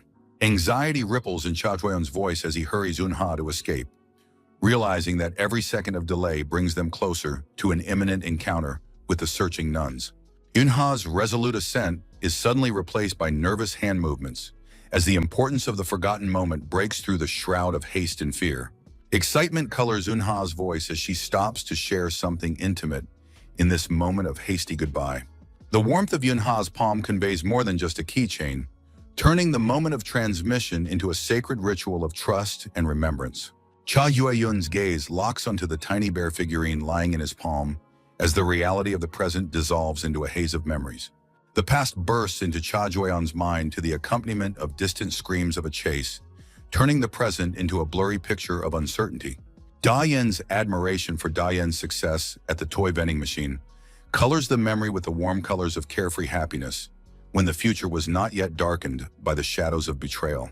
Cha Jiong's uncertainty in front of the slot machine becomes an occasion for light-hearted camaraderie, turning an ordinary moment into a precious memory. Three tiny bears witness the beginnings of an unbreakable union as the friends' gazes intertwine in silent understanding. Da-Yen's suggestion of keychain distribution turns a child's toy into a sacred symbol of their unbreakable bond. Words about family and loneliness penetrate to the very core of their relationship, turning simple trinkets into anchors that hold their souls together. The promise of eternal friendship comes off the girl's smiling lips, turning the moment into a vow sealed by the invisible bonds of fate. A slight smile touches Cha Hui-yun's lips, reflecting the echo of that carefree moment forever imprinted in his memory. The humorous threat breaks the shroud of memories, bringing them back to reality, where every second could be decisive in their fate. Memories shrouded Cha Hui-yun's mind in a warm fog as his fingers gently touched the worn keychain that held the imprint of former happiness. Da-Yen's insight is evident in her words about the resemblance to toys, as if the cubs really do reflect the underlying essence of the three intertwined destinies. Cha Ju-young's gaze is fixed on the keychain in his palm, given to Yun-ha, while the prison walls press the weight of unspoken words and missed opportunities on his shoulders. A chance find in a room turns into a bridge between past and present when Yun-ha recounts a fateful encounter with an old keychain. The sacred words of eternal friendship echoed in Cha Ju-yun's heart as his gaze absorbed every feature of the worn bear cub. The simplicity of finding the keychain on the table sounds bitterly ironic in Yun-ha's words, as if fate had purposely kept this symbol for the moment of parting. The joking words about the ugliness of the keychain mask the depth of Cha Hui-yun's emotions, turning the moment of parting into an attempt to preserve the lightness of the past. Concern for Yun-ha's safety slips into Cha Ju-young's voice as his heart clenches with anticipation of the importance of this moment. The figure of the fleeing Yun-ha dissolves into the gloom, taking with it a piece of Cha Hui-yun's soul, frozen in silent observation. The girl's sudden rush awakens anxiety in Cha Hui-yun's mind, forcing him to analyze every detail of their goodbye. Embarrassment stains Yun-ha's cheeks with a blush as her heart shrinks from the weight of unspoken words and missed confessions. The ghost of her dead friend hovers in Yun-ha's thoughts, turning every step into an agonizing reflection on loyalty and duty. Meeting the nun in the courtyard becomes a test for Yun-ha, whose thoughts of confessing her feelings are intertwined with memories of her dead friend. The cruel news of the prisoner's castration escapes the lips of the curly-haired visitor, penetrating through the bars of solitary confinement like a poisonous mist. The weight of realizing his own role in what happened weighs on Cha Ju-yun's shoulders, turning every word of response into an acknowledgement of inevitable retribution. The gloomy walls of the solitary confinement cell witness an unexpected truth. The curly-haired psychopath turns out not to be a visitor, but a new neighbor, deliberately seeking privacy. Cha Ju-young's curiosity collides with the manic enthusiasm of a curly-haired neighbor, whose love of interrogation sounds an ominous dissonance in the silence of the prison cell block. Disbelief permeates Cha Ju-young's question about the impossible escape, while the curly-haired neighbor plays riddles, hiding the true nature of his abilities. Cha Ju-young's insistence on finding the truth crashes against the curly-haired manipulator's wall of mystery, turning the interrogation into a dangerous game of cat and mouse. A forced acknowledgement of the curly-haired man's usefulness escapes Cha Ju-young's lips as his mind analyzes every detail of the strange alliance. The curly-haired prisoner's frantic energy spills out in a rumble of blows against the walls, turning his offer of cooperation into a macabre carnival. Silence becomes the only answer to Cha Hui-yun's question about the benefits of cooperation, turning the moment into a test of patience. Growing irritation erupts in Cha Hui-yun's voice as his neighbor's silence tightens like a noose around his neck. A loud snore breaks the tense silence, demonstrating Curly's ability to instantly fall into slumber in the middle of an important conversation. Doubts plague Cha Ju-yun's mind as his gaze through the bars tries to unravel the mystery of his unpredictable neighbor. The keychain in Cha Ju-young's hands becomes an anchor of memory, linking him to the pain of losing his childhood friend and the weight of unspoken words. Night darkness envelops a red sports car, lurking in an unknown place like a predator before a leap. A tattooed female celestial dragon scout breaks the silence of the night with words of rebuke addressed to her enigmatic brother.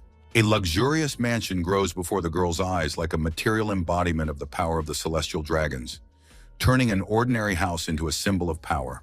The Girl Scout's heavy footsteps echo in the luxurious hallways as her words of high position among dragons fill the space with the bitter irony of power. The exquisite carvings of the massive doors become a mirror of the owner's tastes, while Scout notes the specificity of his enigmatic brother's choices. Impatience oozes from the girl's every word of frantic speed, turning her appearance at headquarters into a demonstration of boundless devotion. The apology hangs in the air with understatement until a sudden revelation causes the Girl Scout to freeze on the doorstep in mute amazement. Rocks, scattered everywhere, turn the luxurious room into a training arena, causing the Girl Scout to involuntarily question her brother's training. The celestial dragon entrepreneur pours tea with the honed grace of a warrior who has completed another round of grueling exercises. The delight of the mountain air resounds in the Girl Scout's words, masking the true purpose of her swift arrival at the residence. A question about business comes off the lips of the interlocutor, along with the steam from the hot tea, turning small talk into a prelude to important news. The entrepreneur's words about the news connection to the gentleman fall into the silence of the room like the first drops of an impending storm. Cha Gongren's attention focuses on the upcoming news, turning his massive figure into the epitome of restrained power. The luxury of traditional Korean architecture envelops Cha Gongren Villa, transforming the residence into a material embodiment of power. The imperious gesture of his father's hand demands the immediate disclosure of the news, while silence thickens around those present like a storm cloud. Impatience ripples through Cha Gongren's words about his son, turning a graceful tea ceremony into a prelude to family drama. The voice of the celestial dragon entrepreneur spills over the room like bitter poison, describing the prison conflicts between the Lord's son and the managers. Admiration for the young warrior's incredible speed and strength permeates the speaker's every word, turning victories over dragon followers into legend. Scout's wounded pride breaks through her mask of calm as the girl recalls the defeat of her chosen warriors. False praise about his son's upbringing crashes against a wall of paternal silence, turning a moment of pride into a prelude of disappointment. Her father's heavy words about not meeting expectations fall in the silence of the room, shattering illusions of familial understanding. The metaphor of the unopened flower turns the father's disappointment into a judgment, leaving only hope for the future transformation of his son. The comparison to a sprout that has barely broken through the ground sounds like a mockery of all of his son's accomplishments in the cruel world of the celestial dragons. Contempt for petty prison victories oozes from his father's every word, demanding greater greatness and ambition from his heir. Waiting for his son's true awakening turns into an obsession for the father, causing him to plan new trials for the heir. Memories of Kim Yoon-suk's words echo in the prison air as the three inmates discuss the mysterious father figure. Cynical words about punishment and becoming a man dissolve in puffs of cigarette smoke, turning prison philosophy into bitter irony. The metaphor of turning garbage into nuclear waste sounds a verdict on a system where even smoking becomes a symbol of resistance. Hopelessness permeates the words of inmate number 3128, turning the prison dump into a metaphor for their broken fates. The desire to be remembered as a madman becomes the last act of resistance to a system that has turned life into a meaningless existence. The philosophy of arson as a human act perverts the paternal admonition into a justification for the chaos to come. The unexpected appearance of an eavesdropping stranger breaks the usual flow of conversation, causing the trio to freeze in bewilderment. A provocative suggestion to light a fire falls into the silence like a spark ready to ignite the gunpowder of their suppressed rage. The ominous figure of Cell 37's headman, Choi Yoon-taek, looms over the prisoners as the smoldering cigarette in his lips becomes a harbinger of the violence to come.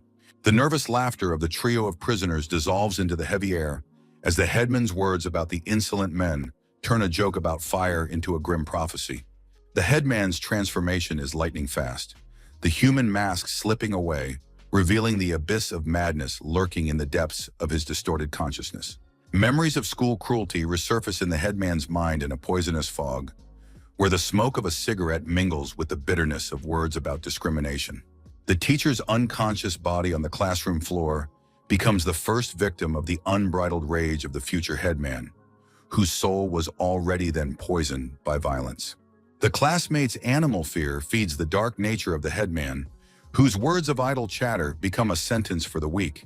A twisted smile cuts across the headman's face as his gaze rests on the defeated teacher, turning the moment of triumph into a display of absolute power.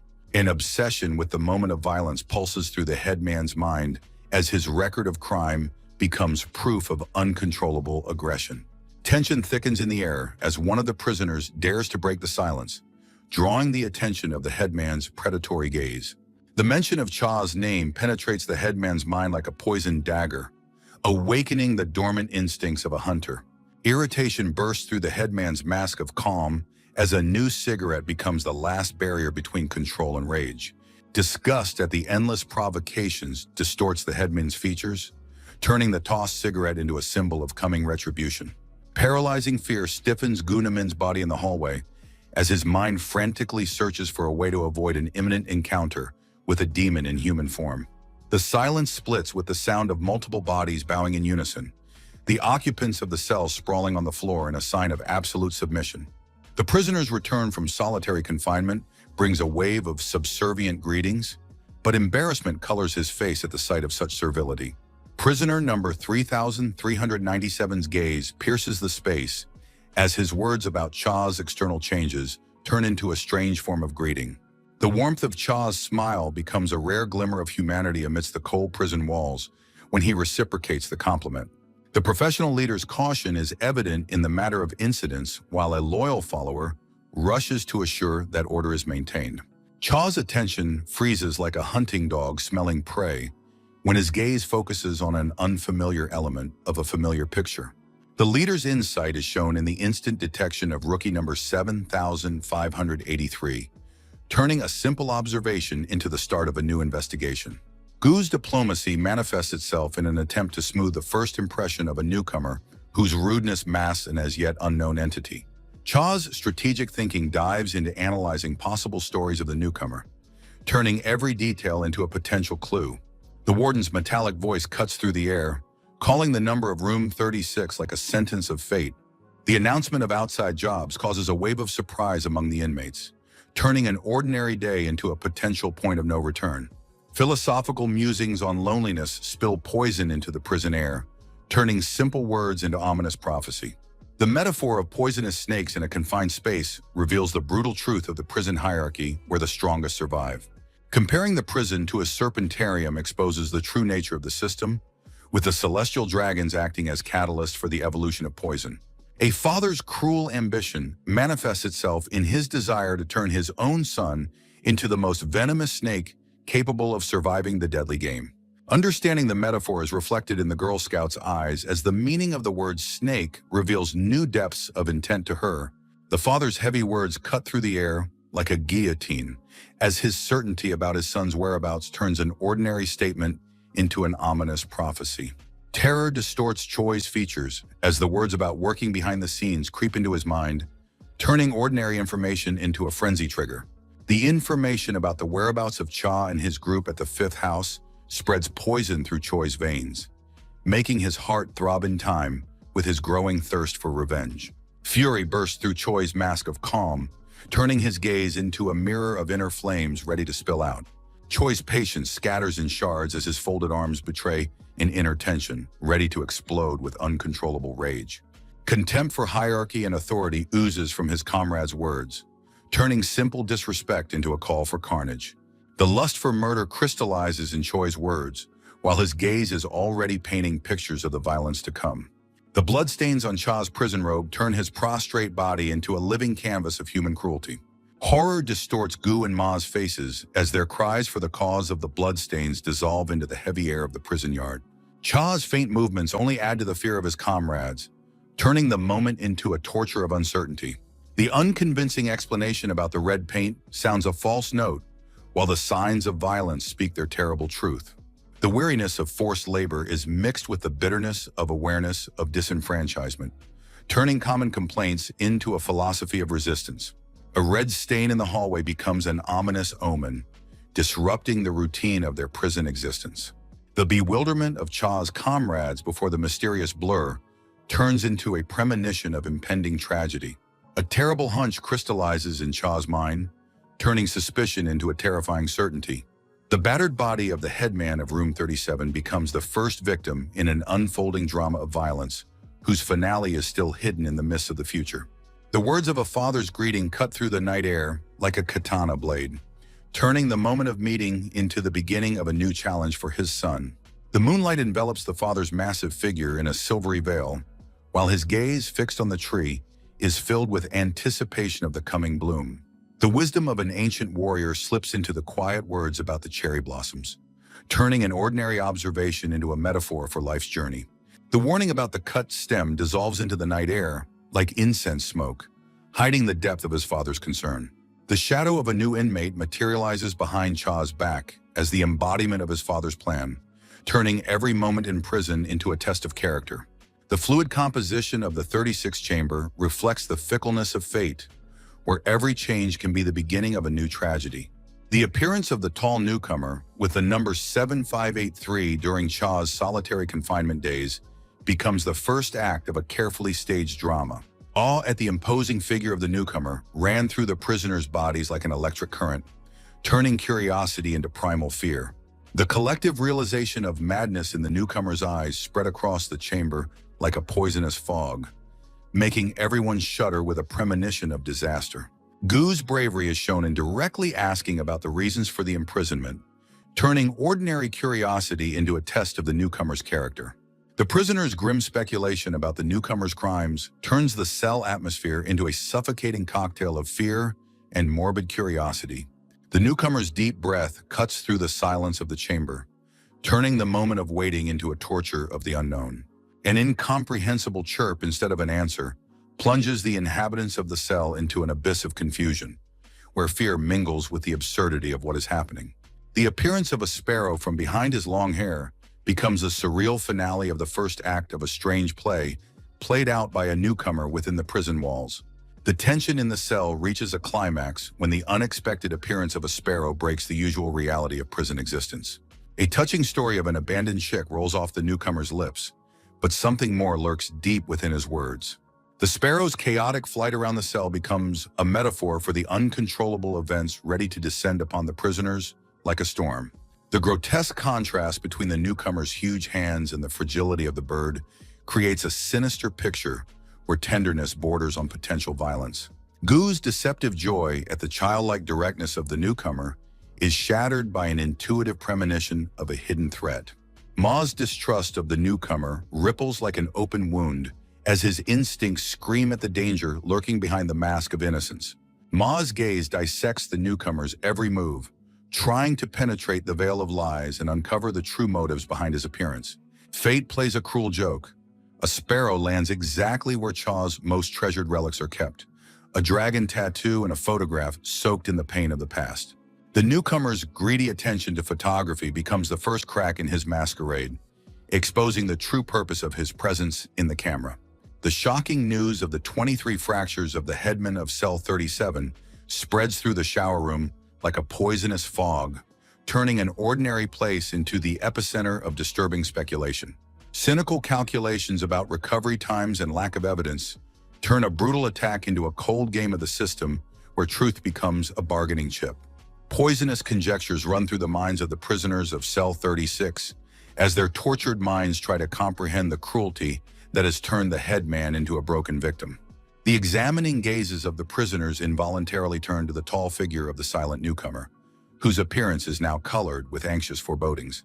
The animal instincts of experienced prisoner Ma Gyam pick up on the falseness of the quiet alien's behavior, while the rest of the inhabitants drown in the illusion of tranquility. The hunted gaze of a former inmate takes in the silhouette of a mysterious alien as he cleans up, piecing together the clues into a mosaic of the terrible truth. Bloody marks on the white shoes of the newly arrived prisoner become mute witnesses to his participation in the brutal massacre of the headman.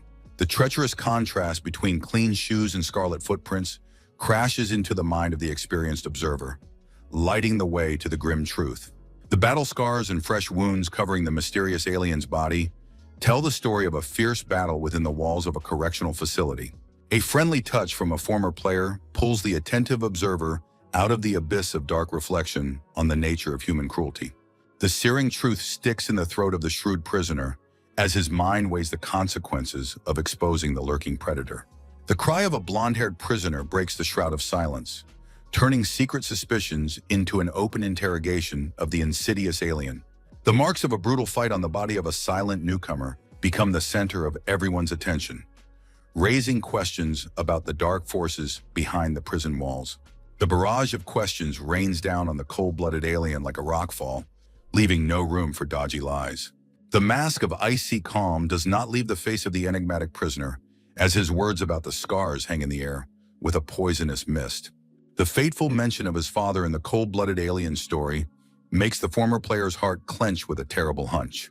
Distrust of the mysterious prisoner ripples through Cha Ju-young's mind as his gaze tries to penetrate behind the newcomer's mask, eager to uncover dark secrets. School memories pop into the mind like dim photographs. A gym class where a tall student struggles with the need to show off his scarred body. Curious glances from classmates burn through the classroom space, turning an ordinary moment of cross-dressing into the torture of public exposure.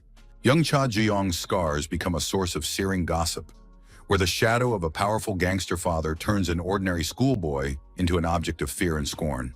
The bitterness of the school's rumors of Cha Gong-ren's power poisons the young prisoners every day, turning ordinary conversations into a source of endless pain. Cynical quips from classmates about the possibility of going to the police cut through the air like knives, exposing the victim's powerlessness in the face of parental tyranny. Drops of water in the shower mix with the bitterness of memories as Cha Ju-young's consciousness sinks into the abyss of childhood traumas and incurable wounds.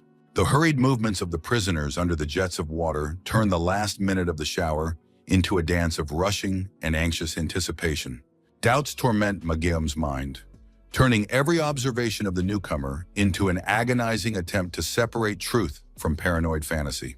The long hair of a mysterious alien becomes a veil that hides more than the simple story of a new prisoner. The observant prisoner points out the silent newcomer's lack of shampoo, turning a mundane detail into a reason to bond. Cha Ju-young's gesture of goodwill with the shampoo cuts through the usual atmosphere of suspicion, creating a moment of unexpected humanity. Confusion envelops the figure of the mysterious alien, whose mind is not ready to accept a simple act of kindness in a world of perpetual cruelty. The newcomer's tears dissolve into streams of water as his wounded soul tries to comprehend the unexpected display of sympathy. Bitter irony rings in Cha Ju-young's voice as he shatters the illusion of his own capacity for compassion. The broken spirit of the new prisoner erupts in words about a sordid and miserable life, turning a moment of gratitude into another act of self-abuse. Cha Ju-young's demand for a hasty end to his water treatments cuts through the humid air of the shower room, emphasizing the tension of the two prisoners' sudden seclusion. The mysterious newcomer's curiosity about the fate of the other prisoners is met with Cha Ju-young's cold response about the deliberate emptying of the room. An unsettling premonition causes the silent alien to lower his gaze as his voice quivers at the reasons for this decision. Cha Ju-young's shrill question about weirdness hangs in the air of the locker room, turning a normal conversation into an interrogation. Pointing out the scars comes off the lips of the former prisoner, exposing the first layer of a carefully constructed plan of exposure. The demonstration of identical markings becomes a silent accusation, turning a casual resemblance into proof of a sinister connection.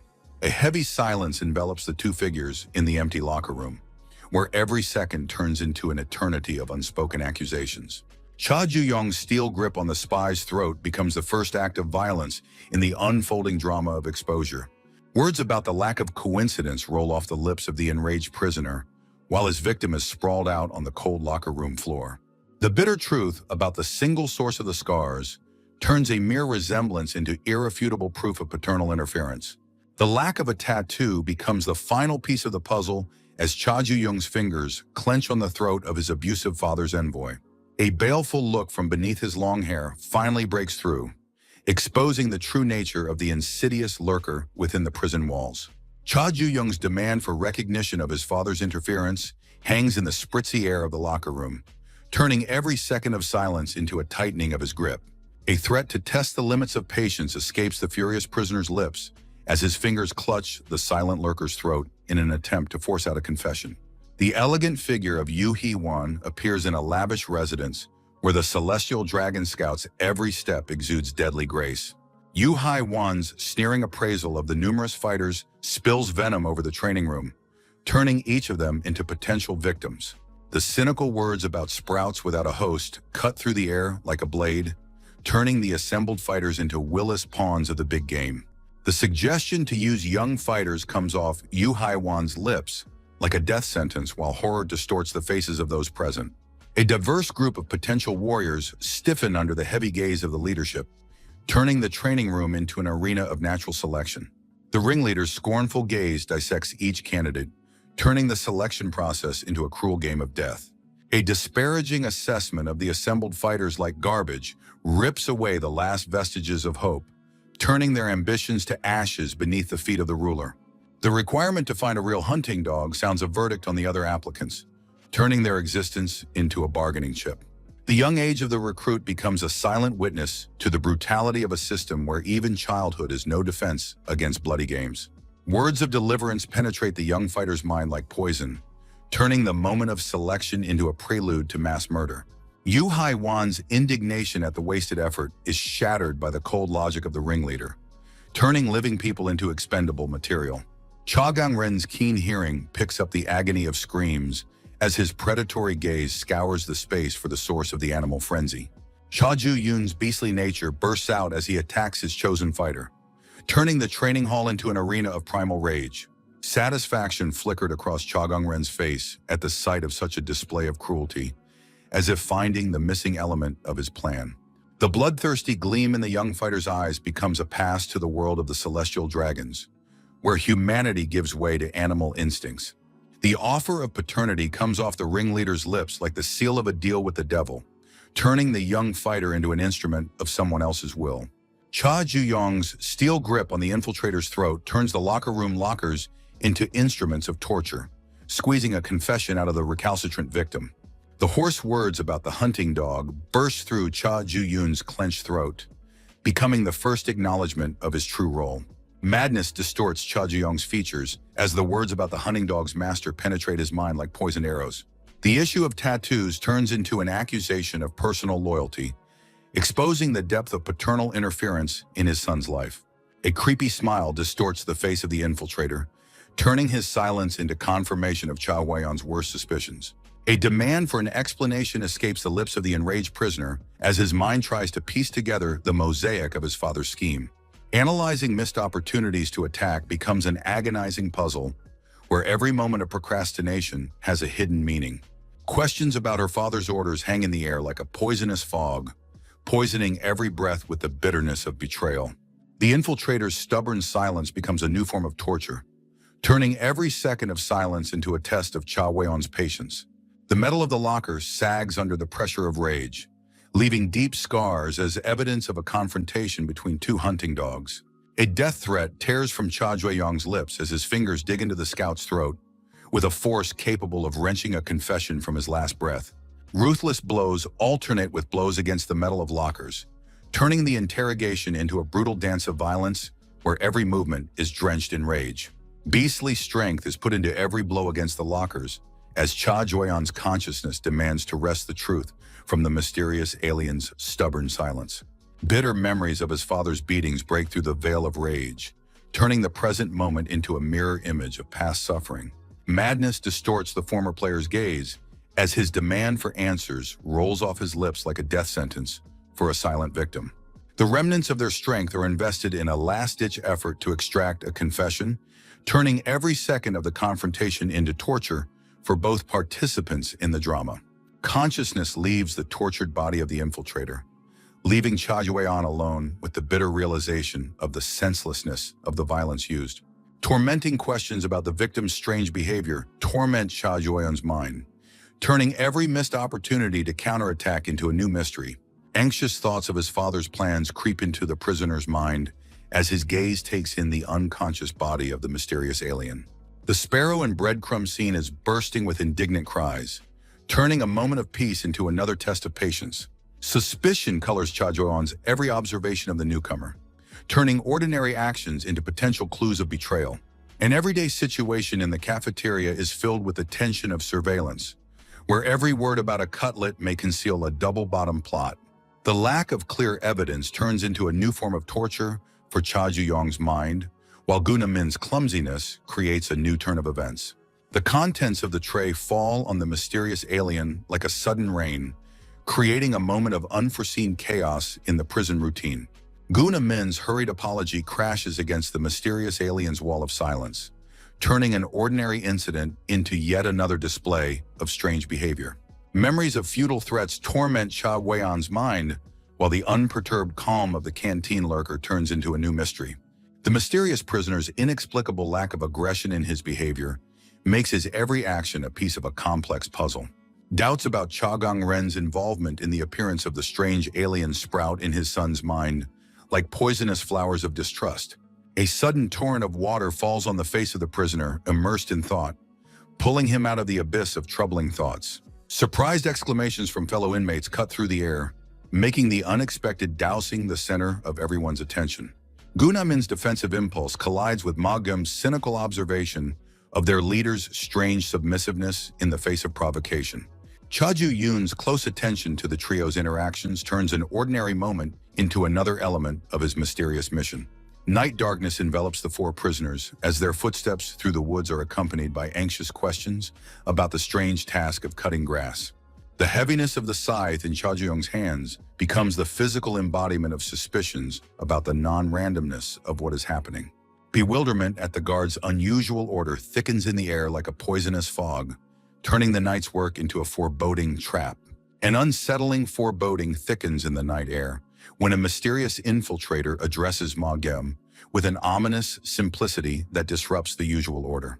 An unexpected question about intimacy with Cha Ji-yeon catches Ma Geum off guard, turning an ordinary conversation into a prelude to a bloody denouement. The scythe in Cha Ju-yoon's hands becomes an instrument of betrayal when a sudden blow cuts through the silence of the night. Madness distorts the features of the lurker, while his words about the consequences of intimacy turn friendship into a death sentence. Ma Geum's blood soaks the night grass as Guna Min's hurried footsteps approach with an offer of help, interrupted by a new wave of violence. Horror distorts Guna Min's face at the sight of the treacherous blow, turning a moment of comradely concern into a nightmare scene. An alarming scream breaks the silence of the night, causing Cha Gui-yeon to turn around to face the inevitable tragedy.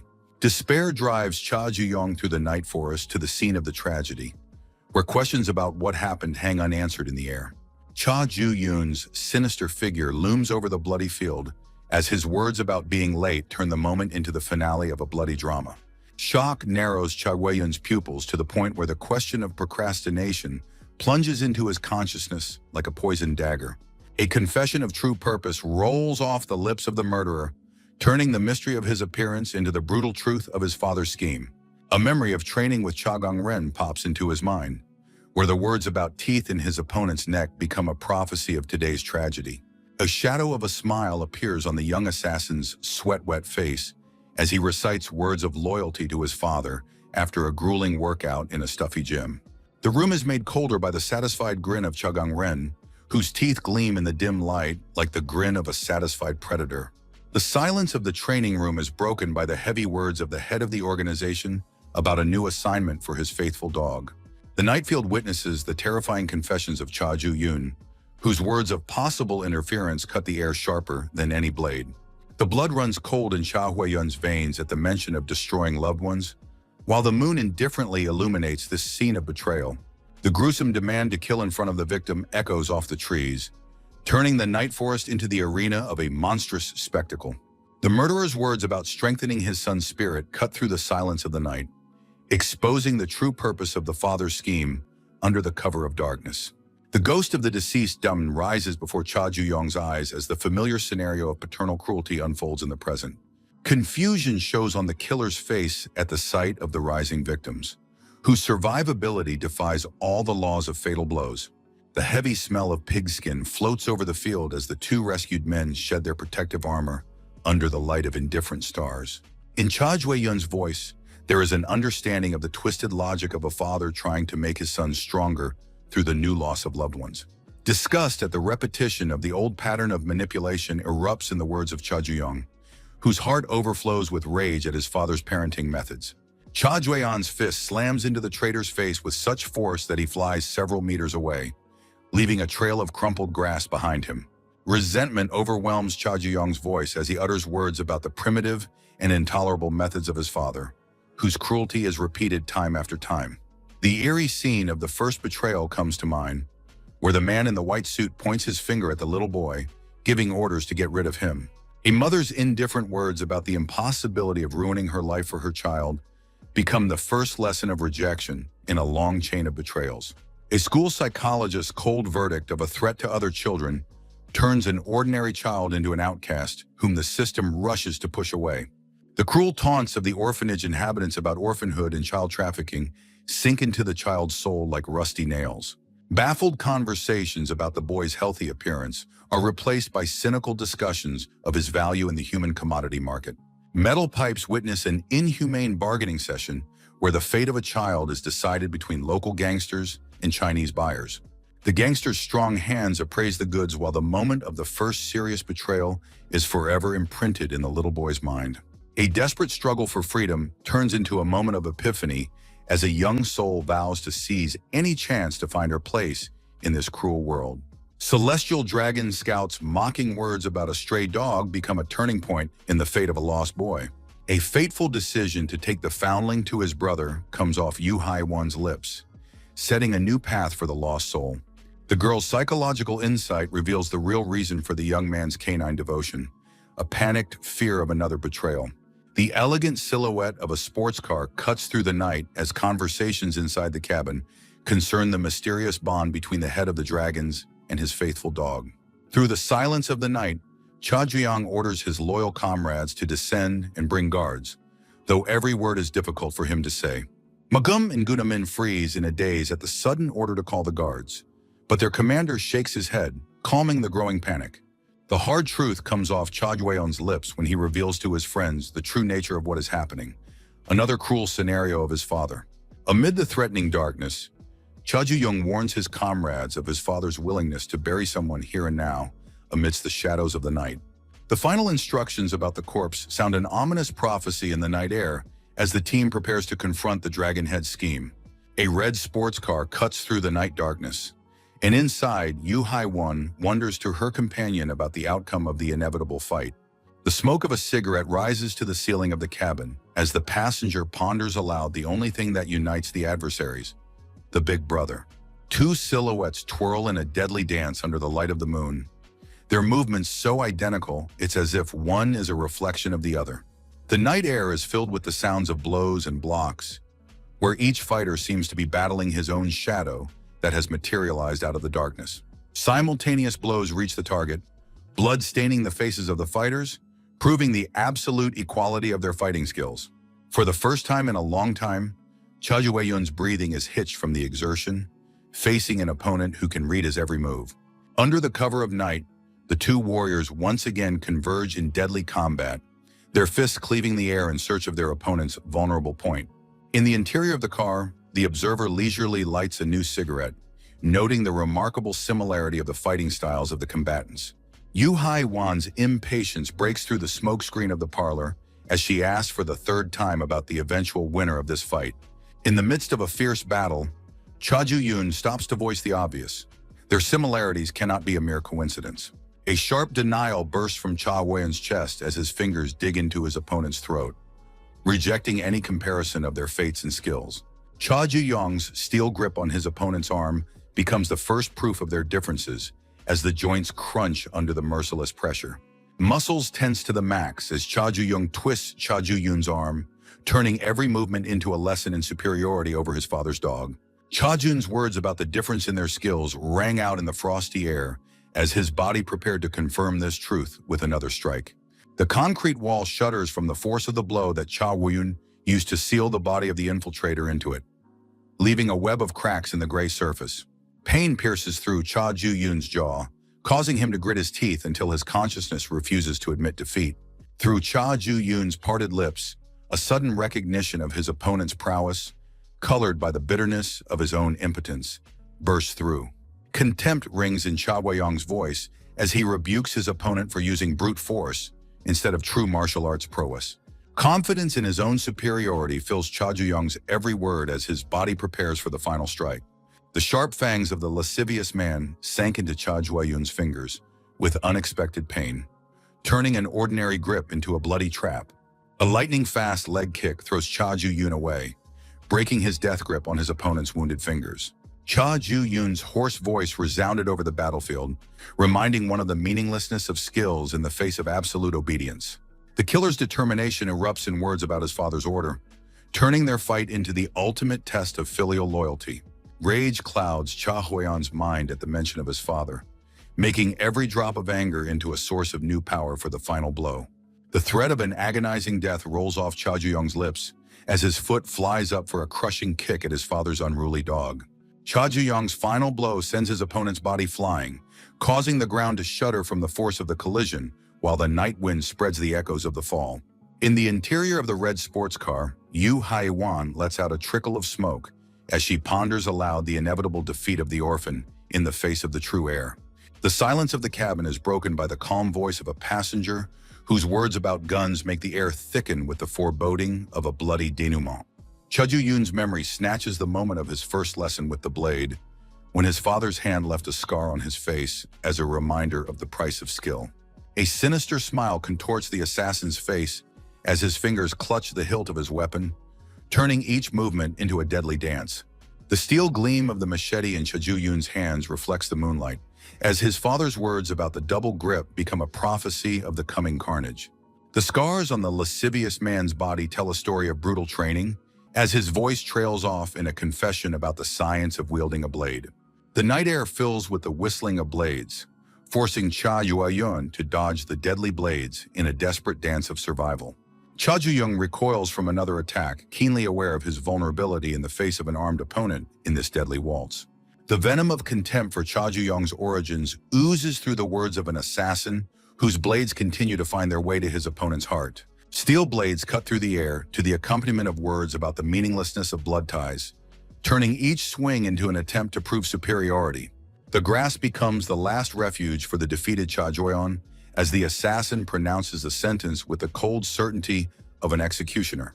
The machetes in Cha Ju-young's hands turn into silver flashes of death as his body moves to the rhythm of a blade, dance honed by years of experience. The grip on the handles tightens as the words of his father's will come off the killer's lips like a last prayer before execution. Cha Ju-young's hoarse voice comes from the ground, a reminder of something important that could change the entire course of this deadly confrontation. Confusion flickered across Cha Ju-young's face as his opponent's cryptic words penetrated his mind, causing his blades to freeze in midair. Cha Guian's cold warning about the price of mentioning his father cuts through the night air as the spoken word meter turns into a death sentence. Terror flashes across the assassin's face when Cha Jun reveals his blade skills, inherited from a man whose name cannot be spoken. The steel gleam of the saw reflects the moonlight as Cha Ju-young describes the terrifying capabilities of his tool with the intimidating calm of a master. The threat of quartering escapes Cha Ju-young's lips, whose hand clutches the handle of the saw with the confidence of an experienced executioner. The ancient story of the greatest swordmaster, Miyamoto Musashi, resurfaces in the minds of fighters, reminding them of the price of true skill. The legendary art of Itoryu comes to life in the movements of opponents, turning the night field into an arena of ancient traditions. The deadly techniques of ancient masters take on new life in the hands of modern warriors, making the air ring with tension. Father's shadow looms over the duel between two masters of the blade, whose weapons cut through the night air in a deadly dance. Cha Ju-young watches his opponent's technique closely as his mind analyzes each move, looking for a familiar style. The unpredictability of the infiltrator's attacks forces Cha Ju-young to retreat into a deafening defense, while his opponent's blades draw patterns of death. The twin pressures of the blades create a deadly symphony, where each swing can be the last note for a careless fighter. The reality of the fight exceeds Cha Ju-young's darkest expectations, turning every move into a fight for survival. Cha Ju-young's body tenses up, waiting for the perfect moment to attack, while his saw is eager to meet his opponent's flesh. With the experience of wielding two blades, Cha Ju-young can create an impenetrable defense against his opponent's deadly saw. A sneer at the primitiveness of the saw escapes Cha Ju-young's lips as his hands habitually clutch the noble steel of the ancient blades. A deep disdain for the industrial tool permeates every word of the infiltrator, whose body remembers the age-old tradition of the true art of the sword. The weight of confronting the two blades weighs on Cha Ju-young's shoulders as his opponent boasts about the 1,000-year history of his weapon. Arrogant words about noble swords cut through the night air as the first blood stains the blade of Cha Ju-young's victorious blade. Memories of childhood training break through the shroud of battle, while a fresh wound reminds you of the superiority of a true master of the blade. A father's gift of deadly swords comes to life in the hands of an assassin, turning every move into a deadly threat to the enemy. Anatomy lessons come to mind as the blades dance around vital points, ready to deliver the final blow.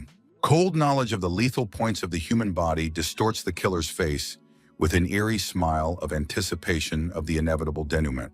The teacher's wisdom about resisting a live target echoed in the mind, reminding us of the difficulty of defeating lethal points in real combat. The brutal strategy of wearing down your opponent with a series of blows turns every move into a piece of a deadly puzzle.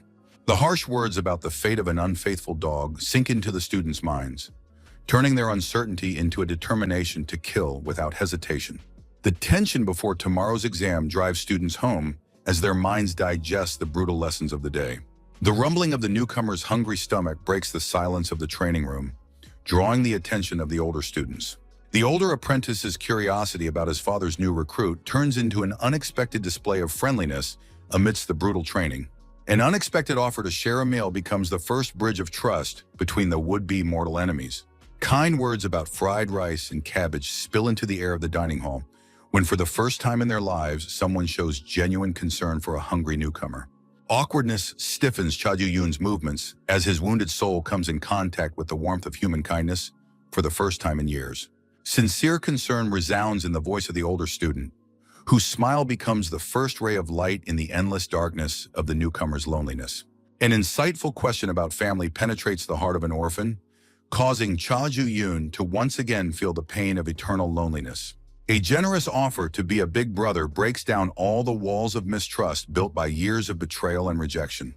The lifeless body of a kind older brother becomes the first victim of the exam, turning a moment of brotherhood into a bloody proof of loyalty.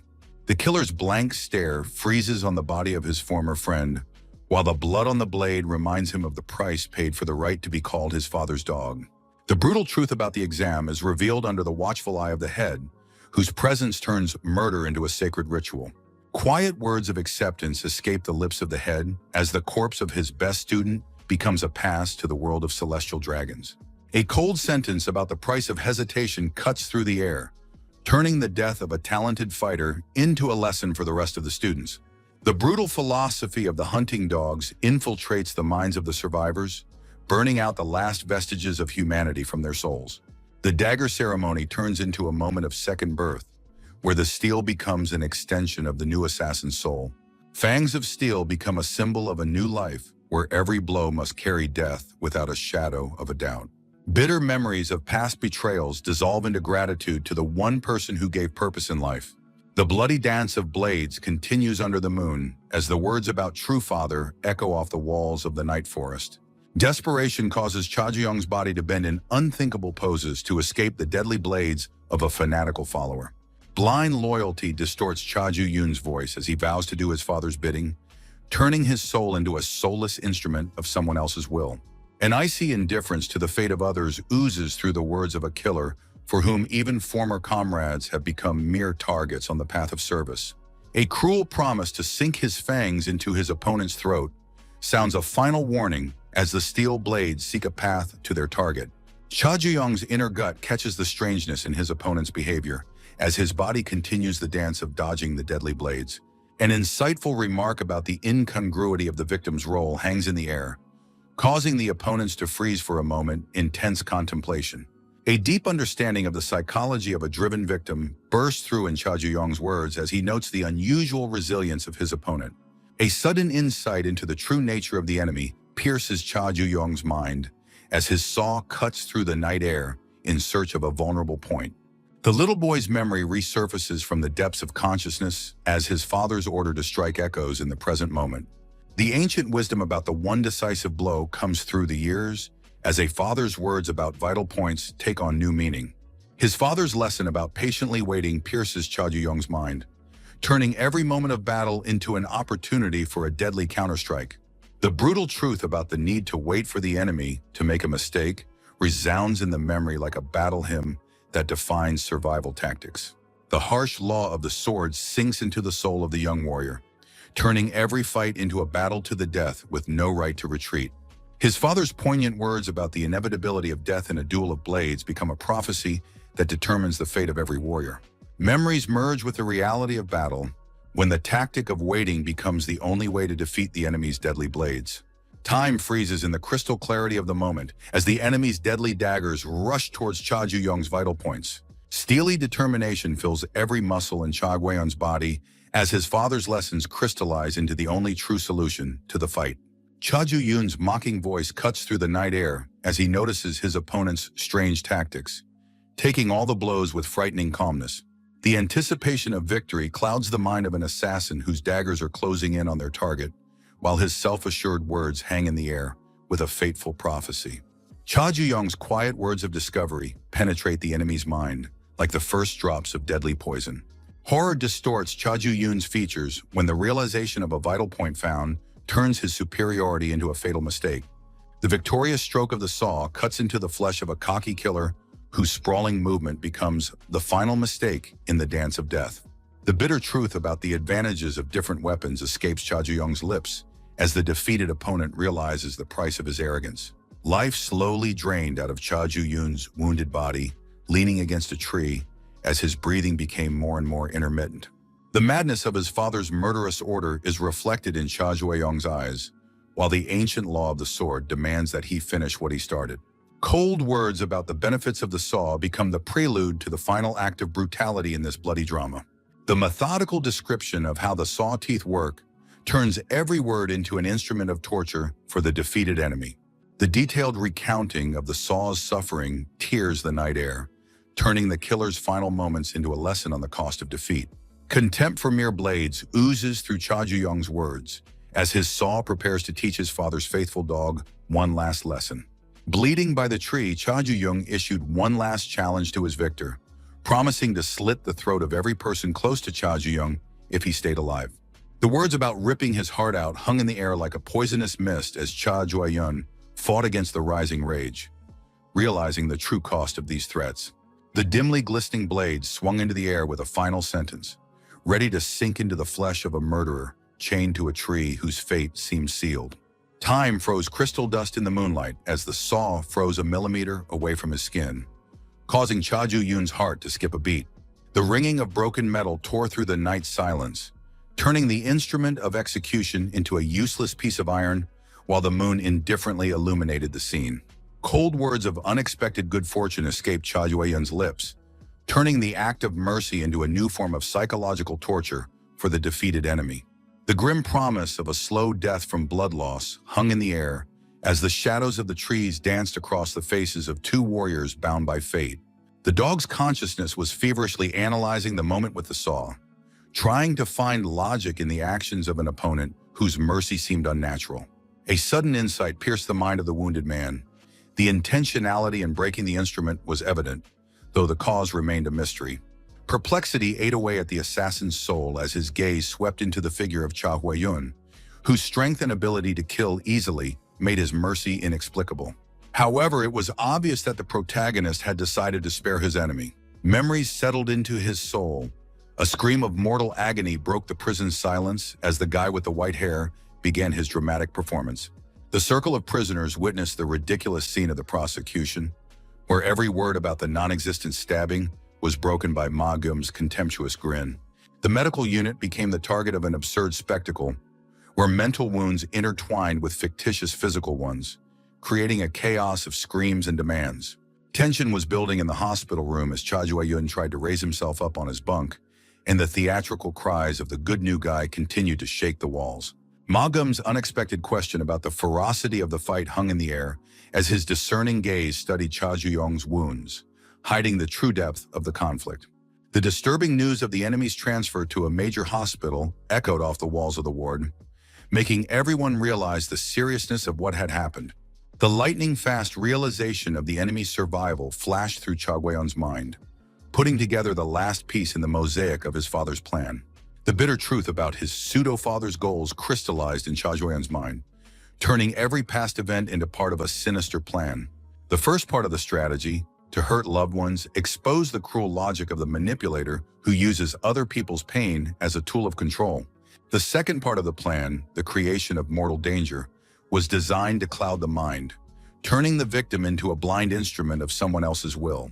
The third part of the plot revealed the true purpose, to make him commit murder, turning a man into an unwilling puppet of darkness. The last barrier of humanity nearly collapsed before his opponent's lust for death, leaving Cha Jueyan balancing on the brink of an irreversible fall. The realization of his father's influence, even within the walls of the colony, made his friends' hearts clench with the realization of the depth and scope of the manipulation. Guna Min's sudden question of fear cut through the heavy air of the chamber, exposing the depth of the change that had occurred in Cha Jun. Disgust at his own transformation permeated every cell of Cha Guiyun's being, turning his friend's simple words into a mirror of interchange. The tense dialogue in the chamber was interrupted by Ma Guillaume's abrupt order to shut up when the situation threatened to spiral out of control. A new goal crystallized in Cha Guiyong's mind: to use his father's rules to seize control of the colony, turning the manipulator's game against himself. In deep thought, Cha Jueyan left the hospital room, his mind mapping out a new strategy where every step would be subject to his own will, not his father's wishes. In the ambulance cabin, smelling of medicine and fear, lay the broken body of Cha Ju-yoon, a loyal dog who had lost his master's favor. The consciousness of the wounded man was torn with horror, until a silent scream froze in his throat, like a red-hot blade thrust into his heart.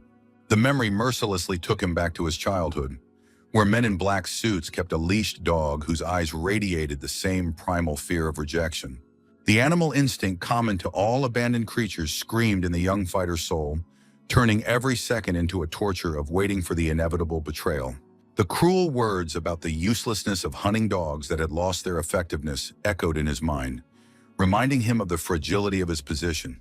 Past and present merged as his father's words of disappointment in another loser turned into a prophecy of his own fate. The fateful phrase about the uselessness of an inefficient hunting dog first entered his mind then, becoming a perpetual nightmare haunting his every move. The primal terror of being abandoned was tearing his soul apart, turning the strong warrior into a frightened child clinging to the last crumbs of hope. Desperation energized his scarred body as his fingers frantically tore down medical equipment, turning every movement into a struggle for recognition. Panic flooded his mind in a murky wave as the thought that loneliness was scarier than death drove him to reckless action. Trembling fingers clawed at the door handle of the ambulance, while her mind screamed the impossibility of returning to her father, defeated and broken. Panic gripped the injured man as the ambulance door defied his desperate attempts, and the ominous figure of an unknown worker materialized behind him. The icy words about trying to escape from his father pierced Cha Ju-yoon's mind like poisoned needles, turning every breath into a struggle against the growing terror. The sentence of eliminating the off-leash dog rang out in the cramped space of the car, where every shadow became a harbinger of death. In the dim light of the parlor, the features of the celestial dragon entrepreneur emerged, whose question of last words was the prelude to the inevitable denouement. Cha Ju-yoon's exhausted lips barely squeezed out a word of gratitude, turning the moment of death into a final act of loyalty. The bitter truth about preferring death to loneliness rang out in the ambulance cabin, causing even the executioner to freeze in bewilderment. Shock distorted the features of the cold-blooded killer as the victim's last words shattered the usual scenario of executing a loyal dog. The car froze at the curb, and a business report on the phone echoed in the night silence, turning the man's death into a mere checkmark on the task list. The details of the report of the young gentleman's serious but not fatal injuries dissolved into the night air as the car continued on its way. At the sumptuous table in the Chagang residence, Ren took the news with a cold calmness, as if it was a minor business transaction. The promise to call back later sounded like a point in yet another chapter of a cruel game between father and son. The business partner's curiosity about his son's fate broke through the mask of politeness, violating the established boundaries of permissibility. Chagang Ren's unexpected laughter broke the tense atmosphere like a thunderclap, startling those present with its inappropriateness. His interlocutor's awkward attempt to interpret the laughter as a sign of good news only added to the tension at the richly set table. The icy words about outward impressions made the temperature in the room drop a few degrees, turning a business dinner into torture. The businessman's hasty apology was drowned out by the hard stare of the head of the dragons, whose displeasure could be felt physically in the frozen air. A philosophical remark about the difficulties of raising a son sounded the final chord, concealing an abyss of cruelty and manipulation. At the sumptuous table, the head of the celestial dragons uttered words of disappointment about his son, whose inability to kill, despite all the opportunities he had created, made him despise him. The ominous promise to find a better way of parenting hung in the air like a death sentence, making the business partners inwardly shudder. A phone call from the colony cut through the tense atmosphere of the business dinner, bringing news that could change the course of this family drama. The panic in the caller's voice turned an ordinary report into a harbinger of something truly serious, making even the cold-blooded head wary. The son's name, shouted by the director of the colony, echoed off the walls of the office, accompanied by news of real chaos in the correctional facility. Cold curiosity came through in the father's voice as he demanded specifics about his son's actions, turning the conversation into an interrogation of the frightened principal. The words about the prisoner's sudden rampage hung in the air as the father tried to unravel the new twist in his unruly offspring's behavior. The demand for a normal explanation sounded like an order that made the colony director cringe, even though he was on the other end of the phone line. The mention of mortal danger made even the steely head of dragons raise an eyebrow, giving off a glimmer of paternal concern. The gravity of the situation was emphasized by the trembling voice of the director, whose words about the possible death of the young prisoner filled the room with an ominous foreboding. Memories take us back 10 years, where a black Gellenbogen cuts through the winter night, carrying its imperious owner towards his destiny. The vast expanses of eastern Siberia, beyond the control of the federal government, beckoned with their wild freedom and the possibility of a lucrative deal. An arms deal with the Russian mafia seemed routine for the head of the dragons, whose power knew no national boundaries. A picture of mass murder met the chapter at the meeting place, where the cooling bodies of mobsters told the story of an unknown tragedy. The true master of the Siberian taiga, a huge bear, became an unexpected adversary, turning a business meeting into a primal fight for survival. In the memory of the head of the celestial dragons comes to mind the grinning face of the bear, the embodiment of primordial horror, whose fangs and saliva became the embodiment of death itself. The memory of how the steel muscles of his mighty body were shackled by animal fear makes the head of the dragons feel again the chilling breath of the Siberian winter. A bear skin, obtained in mortal combat, becomes a silent witness to the story of a father whose eyes burn with the fire of experienced triumph. Pride soaks into every word of the bare-knuckle victory, turning the story of the hunt into a lesson on the power of a true predator for the impressed son. The boy's incredulous admiration is replaced by amazement when his father reveals the secret of being able to defeat the beast without weapons, using only the power of the spirit. The young apprentice's confusion is met with the enigmatic smile of his father, whose words about the proper use of power hold deep meaning. The mention of the impending transition to high school sounds like a prelude to something bigger, making the boy's heart beat faster. The solemnity of the moment of knowledge transfer turns an ordinary conversation into a sacred ritual between father and son. The touch of a child's forehead becomes the seal of ancient wisdom as words of superior intelligence penetrate the young soul. The bitter realization of a father's care, limited by the limits of control, pierces Cha Ju-young's consciousness within the walls of the colony, turning love into suffocating shackles. A desperate determination to choose death over being a puppet crystallizes in the young man's soul, turning every breath into an act of resistance. The inmate's furious questions break the flow of gloomy musings, bringing Cha Guiyan back to the reality of prison life. Claims of hidden money hang in the air, while Cha Guiyan's mind is busy planning the perfect crisis. The plan to create a situation that could throw the father off balance is revealed to the shocked audience as an elaborate mind game. Shocked prisoners try to stop the flow of crazy ideas, not understanding the depth of the idea of their interlocutor. A shocking confession about the money in the washing machine comes off Cha Ju-young's lips, turning every bill into an instrument of his elaborate plan. A wave of panic sweeps through the ranks of the prisoners when the realization of the consequences of being late in handing over the money to the ringleader turns their fear into rage.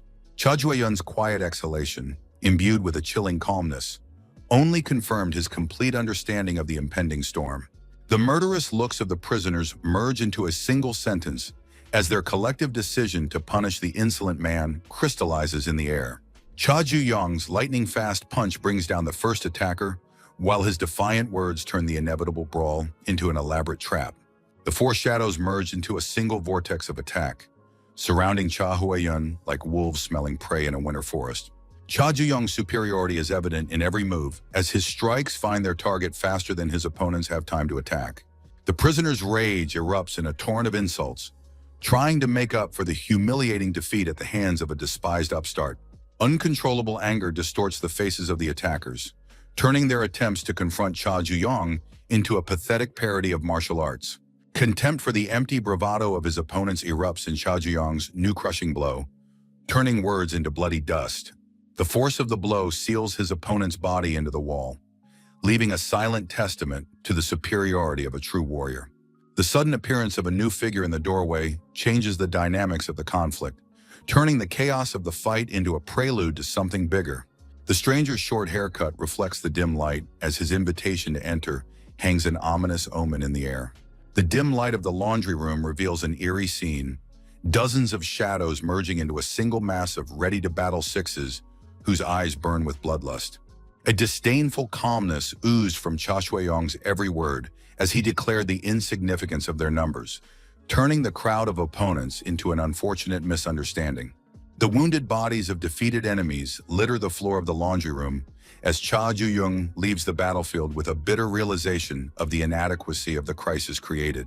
The curly-haired guy sprawled out on the floor, squeezes out words about an errand completed with the theft of money, realizing the futility of his efforts for a massive plan. The heavy warning of the other boss's inevitable revenge hangs in the air as the blood slowly soaks into the gray concrete of the prison floor. Curiosity eats away at Curly's soul as his question about further plans dissolves into silence, broken only by the heavy breathing of the wounded. Mad interest distorts the features of the observer, whose mind tries to anticipate the next move of the man who has turned the prison into the field of his game. The cool air of the prison yard envelops the figure of Cha Juyong, whose motionless body on the bench hides the storm of thoughts inside. The lowered gaze and frozen posture give the deceptive impression of weakness, while the mind calculates the next moves in the deadly game. Other people's voices tear the veil of thought, forcing Cha Juyong to look up to meet the new act of the unfolding drama. The ominous figure approaches leisurely, hiding his hand in his pocket, each step measuring the seconds until the inevitable collision. Wu Guangyun's tattooed face contorts with rage as he utters Cha Juyong's number and title, turning simple numbers into an accusation. Fury erupts in the words of the head of Cell 21 about the money in the washing machine, as his crazed gaze takes in the calm face of his opponent. A mocking reply about laundering dirty money comes off Cha Huayun's lips, turning a serious accusation into a mean joke. The menace in Wu Guangyun's voice rings with steel as he hints at his true position in the prison hierarchy. An icy threat rings in Wu Guangyun's words about the seriousness of the situation as his fingers nervously play with the sharp object in his robe pocket. Shaking sees the shadows moving like a pack of predators surrounding a lone victim, preparing for a bloody feast. A cruel grin distorts Wu Guangyun's tattooed face as he alludes to the many victims of Cha Juyong's antics with the tainted money. The fury of the gathering of ringleaders erupts in the gloating words of one of the approaching men, whose face is contorted with anticipation of the coming reprisal. The head of the 17th cell examines Cha Guian with a twisted smile, his words of attraction turning a tense moment into a creepy parody of flirting. The hysterical cries of the head of Cell 12 about lost money cut through the air as his fingers frantically dig into his own hair.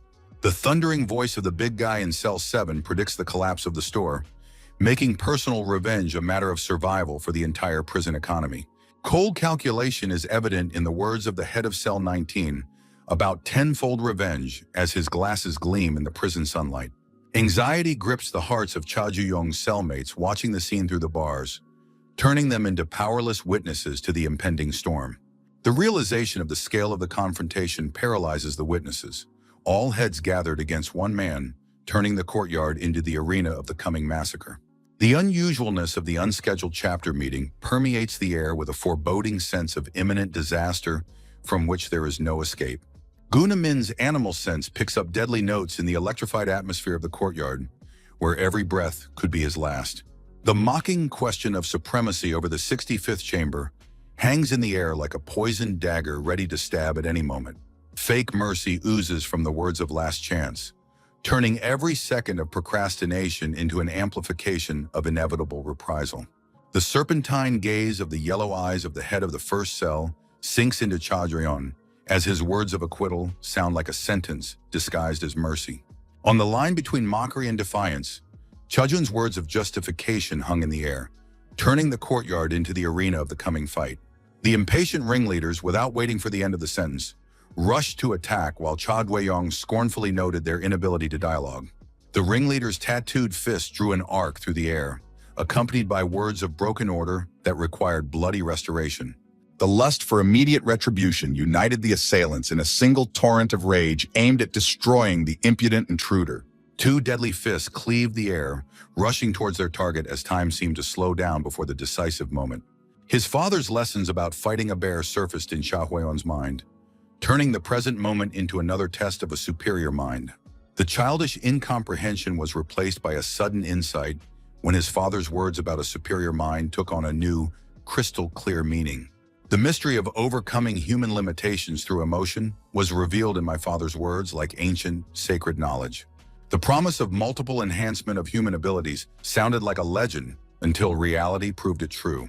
The purple glow from his father's blow turned an ordinary workout into a moment of touching something beyond human comprehension. The extinguished candles witnessed the final lesson that transformed the boy into the bearer of the secret knowledge of limitless power. Cha Jun's laughter cut through the tense silence of the courtyard as the realization of his own superiority filled his body with a thrill of anticipation. Bewilderment distorted the faces of the attackers, unable to comprehend the mirth of a man on the brink of death, unaware of his own fate. A blue glow enveloped Cha Jui-yong's figure as his body transformed into an embodiment of pure power, ready to rain down on his enemies. In an instant, the bodies of the ringleaders were pressed into the ground with such force that the concrete was covered in a web of cracks as evidence of inhuman might. Terror gripped Cha Jui-yong's cellmates as they watched through the bars a display of power beyond their comprehension. The remaining ringleaders froze in a daze, realizing that they had witnessed the awakening of something capable of erasing the boundary between the possible and the impossible. Whispers spread across the prison yard. No one could believe how one man had managed to neutralize two ringleaders in one move without getting a scratch. Excitement sparkled in the eyes of the curly-haired observer, whose keen mind instantly discerned the true purpose of this carefully orchestrated chaos.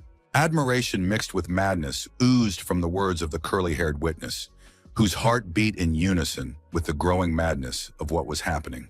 The watcher's gaze swept over Cha Huayun's figure. Realizing that he had no intention of fleeing, every action was part of a grand plan. The bitterness of denying his father's science escapes Cha Jui-yong's lips, as his body is already preparing to use the forbidden techniques of the superior mind. Cha Jui-yong's eyes flashed with an unearthly light as his lack of choice turned him into the embodiment of the power he had resisted for so long. The story of a mother who flipped over a car to save her daughter was the first testament to a power beyond human capabilities. A desperate 12-hour swim in an icy sea turned an ordinary man into a symbol of the indomitable will to freedom. The legend of the warrior who fought after his heart stopped was a reminder of the boundaries of the possible that a superior mind can shatter. Inexplicable phenomena beyond human capabilities become evidence of the hidden potential dormant in everyone. Emotional extremes, like a key, open the door to a power that can transcend all known limits of the human body. Superior intelligence becomes the only bridge across the chasm between ordinary possibilities and what lies beyond human comprehension. The power bubbling in Cha Jui-yong's veins transforms him into the living embodiment of a superior mind, ready to break the chains of conventional limitations. Rage like red-hot lava pulsed through Cha Jui-yong's veins, filling every cell of his being with a primal thirst for revenge, directed at the only person he could think of, his own father. A father whose shadow loomed over every aspect of Jui-yong's life, becoming the embodiment of everything he despised and rebelled against with all his wounded soul. The prison director, gripped by panic, frantically dialed Jui-yong's father's number, his voice trailing off with excitement as he tried to describe the unthinkable. Shock and bewilderment gripped the director, unable to comprehend how an ordinary kid had managed to unite the prison clan leaders around him. Cha Jui-yong turned to the remaining ringleaders and bitterly admitted that he had spent his entire life hating what he had to become, the power that flowed through his veins like a curse. Each use of this superhuman ability required him to pay an exorbitant price to fill his mind with the image of his father. Jui-yong, through clenched teeth, continued his confession, admitting that the only way to unleash the power dormant within him, this feeling, corroding from the inside like acid, was the worst thing Ju-young had ever experienced, slowly poisoning his soul and mind. He recognized with disgust that in his short life, he had never encountered anything more vile and destructive than having to relive this paternal legacy time after time. One of the ringleaders, unable to endure this tense monologue, threw in dismissively that Ju-young must have thought he was someone special. Without waiting for Ju-young's confession to end, the leader rushed to the attack, shouting that deep down he was a miserable loner like the rest of them, the dregs of society, cornered by their own demons. The ringleader's hand closed around Ju-young's throat like a steel vise, trying to press his thumbs into his throat. Wheezing and panting, the ringleader continued to shout that Ju-young was doomed to be alone from the beginning, no matter what he did or who he thought he was. In the mind of the ringleader surfaced a long-buried memory, a lonely boy on the playground, longingly watching the merry games of his peers in which he never had a place. The ringing laughter and joyous cries of the other children echoed bitterly in his heart, giving rise to a dark, all-consuming desire to silence them at all costs. The flash of fury in Ju-young's eyes made the head of the 12th cell recoil, as if he had been burned with red-hot contempt. The head, driven by an animal desire to wipe that taunt from Ju-young's face, lunged forward, his fingers like steel hooks. The sudden turn of events took the other ringleaders by surprise as they watched the scene unfold in silence, their faces contorted with grimaces of bewilderment and shock. Ju-young, looking at his opponent with icy indifference, cut off that he had not the slightest interest in his childhood traumas. From behind Ju-young's back, the goggle-eyed ringleader appeared, the sharp blades of his daggers flashing between his fingers, ready to draw bloody furrows across his victim's skin. The ringleader hissed in anticipation, curious to see what symphony of sounds the skillfully sharpened steel would produce from this young body. The head continued to whisper, describing the ominous details of tearing tendons and contracting muscle fibers. With a manic glint in his eyes, the ringleader confessed that he had been obsessed with sounds since he was a little boy, especially those capable of getting under the skin.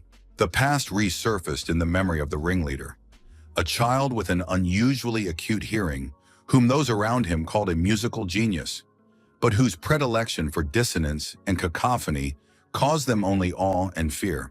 Bitterness contorted the ringleader's features as he remembered how his childhood world had collapsed in an instant, bearing all his hopes and dreams under the rubble.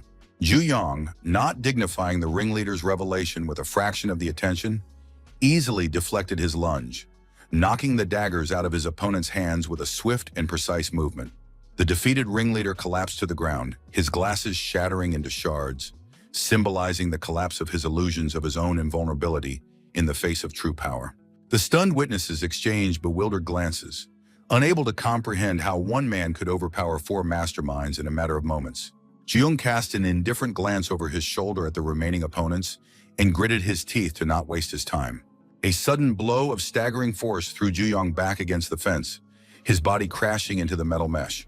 The assailant's voice boomed over the court, a voice of grim triumph as he confessed that for years he'd dreamed of crossing paths with Ju-young in an unequal fight.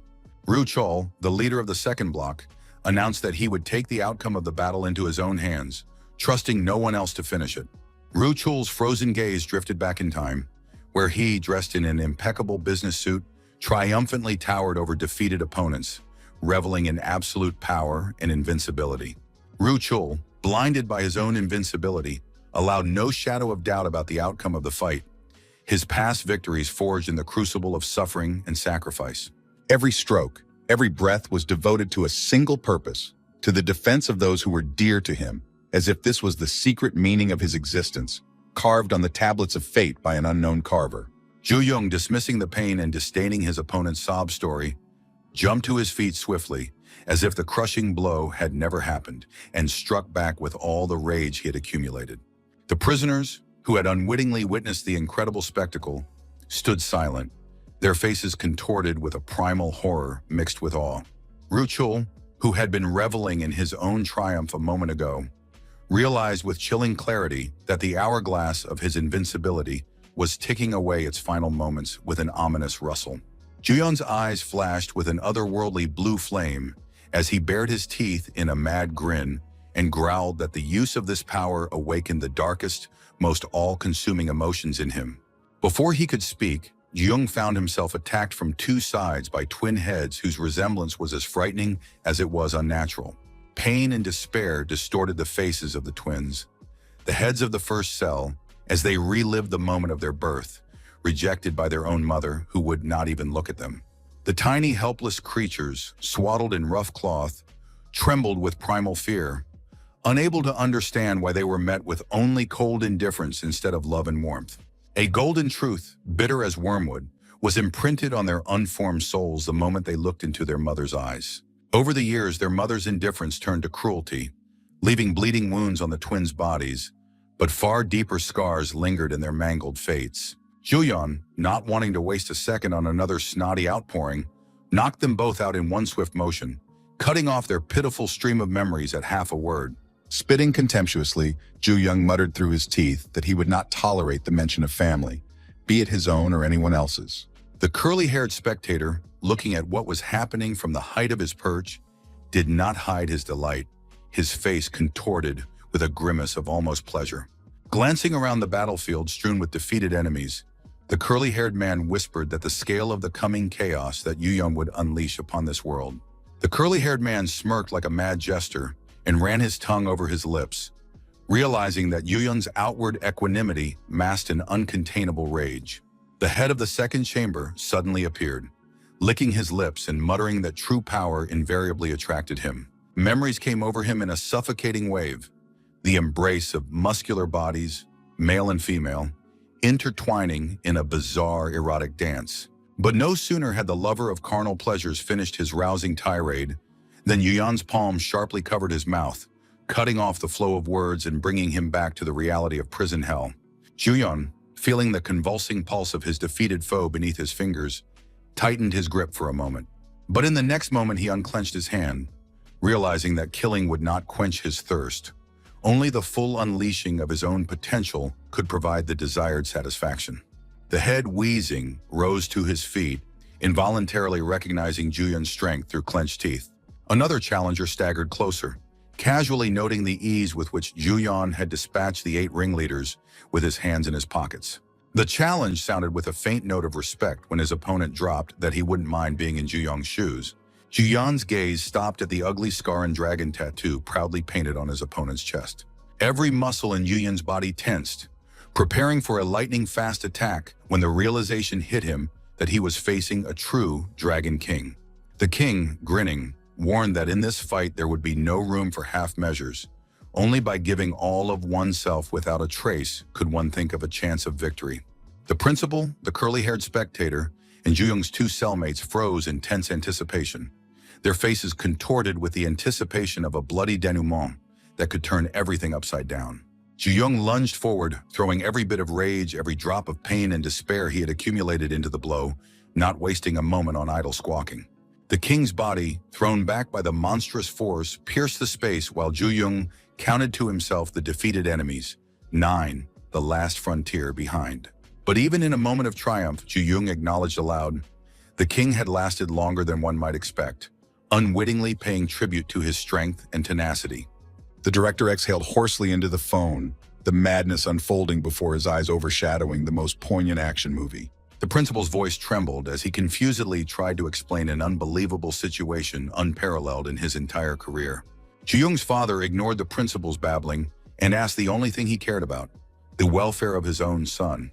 Juyeong mockingly asked the principal why he had come here, smelling the odor of fear and sweat emanating from him. The headmaster, looking at Juyeong approaching, realized that the hour of reckoning for the sins of the past had passed, and fear coursed through his body. Juyeong snatched the phone from the principal's shaking hand, cutting short his attempts to explain himself to his father without unnecessary witnesses. Holding the receiver to his ear, Juyeong spoke a phrase that held a special meaning. "It's been a long time since we've called you, father." The father froze when he heard his son's voice, surprised and wary of direct contact after so many years of oppressive silence. It was the first time Juyeong had called him father. That simple word hung in the air, filled with hidden meaning and past pain. Suddenly, the silence was broken by the hysterical applause of a curly-haired lad, 5521, clapping with frenzied enthusiasm. Through tears of admiration, he cried out that he had witnessed a battle worthy of going down in history. Curly lamented that he hadn't recorded this epical moment, his laughter mingling with sobs as he reiterated its value. Looking at Ju-young, the curly-haired man realized the insignificance of his own existence, never to reach such heights. A shadow of envy flashed in his eyes, mixed with admiration and bitterness of acceptance of his miserable fate within these walls. Curly realized that in this prison where bestial laws ruled, men like him didn't stand a chance of escaping beyond fate. Ju-young, clutching the phone, turned to his father, hinting with the phrase at a long and agonizing upcoming conversation for both of them. His father froze in amazement when he heard his own son call him his father for the first time in a long time. These words shook him to the core. Pulling himself together, the father said he was listening intently and wondered if his son was being fed well in prison after beating everyone up. The guy, to his surprise, admitted that he even liked prison food, despite all the prejudices and stereotypes about it. He continued by telling us that they have warm water and even exercise sessions to help keep in shape. Ju-young added that the conditions here are much better than one could imagine, and this place is superior to their home in many ways. However, he noted that there was one thing that could dilute the monotonous routine, a call from his father, and the boy was grateful for it. Ju-young thanked his father for the recently sent gift, admitting that these things brightened his stay in prison a little and added to the fun. The father, after listening to his son, expressed relief that he was doing well, but still decided to clarify the reason for the strange behavior and beating of the ringleaders. The guy explained that he did it because he wants to leave the place as soon as possible, because they are completely controlled by his father and he doesn't like it. His father asked if his son really wanted to leave, to which Ju-young replied in the affirmative and added that he had realized something important during that time.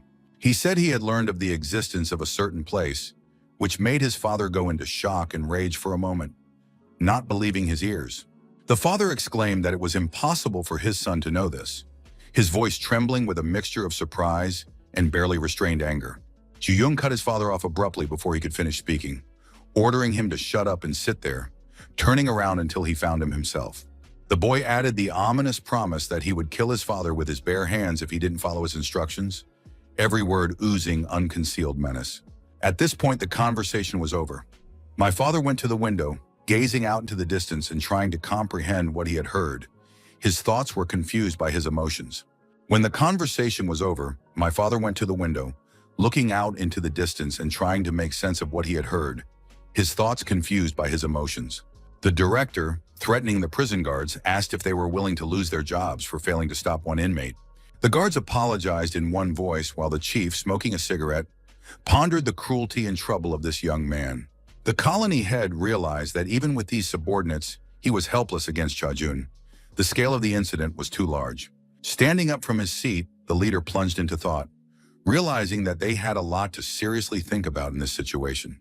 Having this guy here can only exacerbate an already difficult situation, making the task of keeping him even more difficult. The guards, standing and apologizing, were perplexed, wondering if the principal was really going to send Cha Ju-yun elsewhere. They asked where they could transfer the prisoner to that would be safer, because any option seemed risky. The principal, going to the window, said that he wanted to anticipate possible consequences, for anything could be expected from this young man. Cha Ju-young's father also noted that no parent would want to know that their child would end up in a place like this. Cha Hui-yun, sitting surrounded by his cellmates, suggested that perhaps they had beaten too many people and asked if they were hungry. The guy brought them a pizza, offering to eat it to their health, much to the surprise and delight of the guys who weren't expecting such a treat. The prisoners, who had not asked for it, were amazed that they had so many people here and so much delicious food. Everyone pounced on the treat with enthusiasm, as they hadn't eaten anything like this in a long time, savoring every bite. One of the guys, munching on a pizza, promised to pay Cha Hui-yun a large sum of money in the future for what he had done, expressing his support. Gunaming intervened, saying that there was no need to pretend to be close with Cha Ji-yun, because it was him as a loyal dog that the leader valued the most. The prisoners, observing the unusual behavior of their new leader, discussed Cha Ju-young's unique leadership style with awe, recognizing his undeniable superiority and genuine concern for his subordinates. Euphoria swept the cell as the cellmates, intoxicated by their leader's victory, began loudly proclaiming their separation as the new center of power in the prison hierarchy. Ma Jim, who had at first shown restraint toward the treat, confessed his sincere enjoyment of the unaccustomed food of the prison, gradually losing his wariness. The newcomer's attentive gaze snatched up the smallest details of what was happening, trying to unravel the ulterior motives in this unusual situation. Ma's special attention was drawn to the lone figure of Cha Jue-yun, deliberately keeping to himself by the closet, immersed in some sort of reflection of his own. The excited cellmates tried to involve their leader in the general festivities, reminding him to take advantage of the rare opportunity. Yun, keeping his distance and not turning to his comrades, gently declined the invitation, emphasizing that he had arranged this feast exclusively for them. In the leader's words came the promise of regular food deliveries, marking the beginning of a new era in the life of their cell. Yun's cryptic warning about the need to get full while you can planted seeds of anxiety in the souls of his listeners. The unexpected turn of events took everyone by surprise as Cha abruptly turned around and held out a book to Gu, leaving the latter confused. Gu Naming confusedly twirled the book in his hands, trying to comprehend the strange gift from the man who had just demonstrated his strength. Yuan's insight was evident in his words about Gu Naming's remarkable intelligence, to whom he predicted a great future through diligent study. Mentor notes sounded in the leader's voice when he advised Gu to devote his free time to self-education. Excitement overwhelmed Gu Naming when he saw the approving smile on Yuan's face when he heard about his potential to enter Seoul University. The leader's attention extended to Ma, who accepted the outstretched books with surprise. Not expecting such a gesture of trust, Yuan emphatically handed the training materials to the newcomer, as if laying the foundation for something more than simple prison camaraderie. Cha Shui-yong, paying attention to the newcomer's habits, noted his solitary writing in the corner of the cell, suggesting that the young man had a special gift for the epistolary genre. The astute leader touched a sore string by mentioning Magam's parents, whose worry must have kept them busy during these difficult days. The young prisoner, lowering his eyes, admitted the absence of addressees for letters, but his attention was attracted by the strange behavior of the cell leader. Magam's voice was full of surprise at Cha Ji-young's unusual actions, generous treats, gifts, and unusually frank conversations.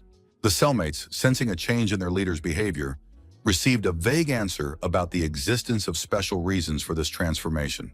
The perceptive Gu Naming, interrupting Cha Jue-yun's musings, voiced a general premonition about the impending parting of ways with their unusual leader. The young leader took a deep breath and prepared to share important information with his comrades, changing the way they were used to living their lives. Cha Yue-yun, slowly approaching the cell door, hoped his cellmates would understand his decision. The sharp voice of the warden calling the number 7199 interrupted the tense silence of the cell, ordering the leader to pack up. The shocked prisoners realized that their leader's strange behavior was a kind of farewell gesture. The young leader, remaining unperturbed, stood up with a basket of his belongings, leaving his cellmates stunned at what was happening. The anxious cries of the prisoners to be transferred to another cell were met by Cha Jue-yun's cryptic explanations of the consequences of his recent actions. The departing leader, without turning to his charges, announced the impossibility of new meetings within the walls of this prison, reminding them of an important mission. Cha Jue-yun's last words about the rightness of his decision for the common good were drowned out by the desperate cries of his cellmates. To the inmates' emotional pleas for a dignified farewell, the young leader responded with only a brief thank you, leaving behind an entire era of their prison life. Cha Yue-yong, turning around on the threshold of the cell for the last time, admitted to his comrades that their company had brightened his imprisonment, turning prison life into something more. A sincere smile lit up the young leader's face as he recalled all the bright moments spent with his cellmates in those gray walls. Cha Ju-yong's parting words about meeting him on the outside sounded like a promise, giving hope for a better future outside the prison walls. Gu Naming, not hiding his tears of gratitude, expressed his deep respect for his mentor, whose influence had changed his life behind bars. Ma Jem, doomed for 20 years, recalled their previous conversation, his voice trembling with restrained emotion. The young prisoner, trying to hide his homesickness, invited Cha Wei-yun to visit them anytime, struggling with the realization of his inevitable loneliness. The harsh inhabitants of the cell, seeing off their unusual leader, secretly hoped for a new meeting with the man who had changed their worldview. Cha Ju-young's father, in a luxurious residence, went into an uncontrollable rage, smashing everything around him and cursing his childish misunderstanding of life. The furious parent could not accept that his son did not appreciate his father's care, rejecting the system of control built up for him.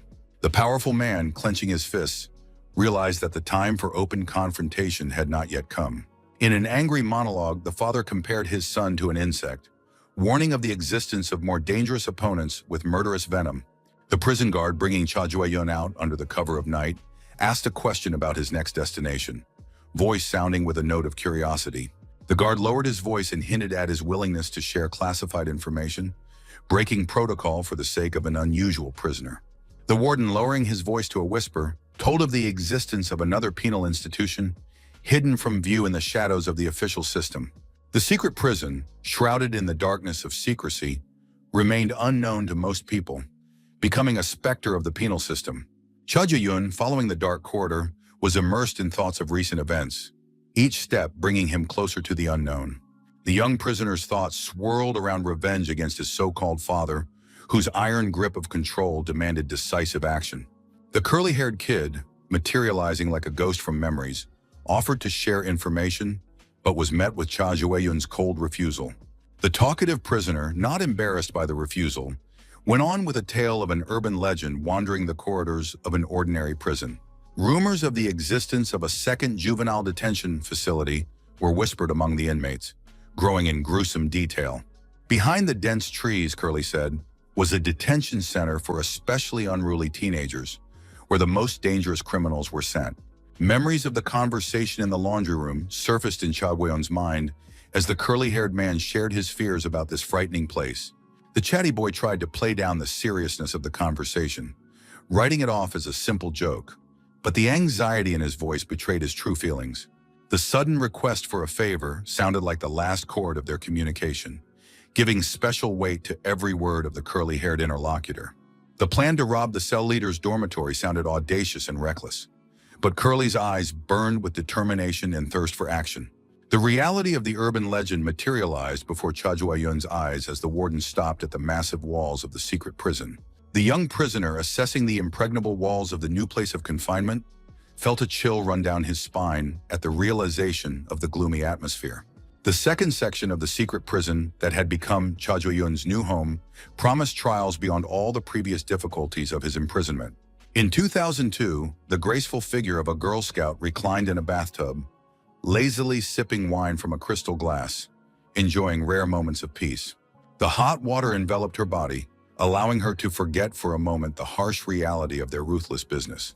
The young woman allowed herself to relax for the first time in a long time, letting go of the weight of responsibility that was pressing on her shoulders in their dangerous endeavor. Suddenly, her attention was caught by a toy shark swimming amongst the foam. This harmless object made her wary. The girl's thoughts turned involuntarily to the young gentleman now in that ominous, classified place. She peered intently at the plastic shark, hoping it wasn't an omen of trouble to come. Disturbing rumors surfaced in her mind about a secret juvenile prison where human cruelty knew no bounds. The heavy metal door opened in front of Cha Jue-yun, letting him into a new circle of prison hell.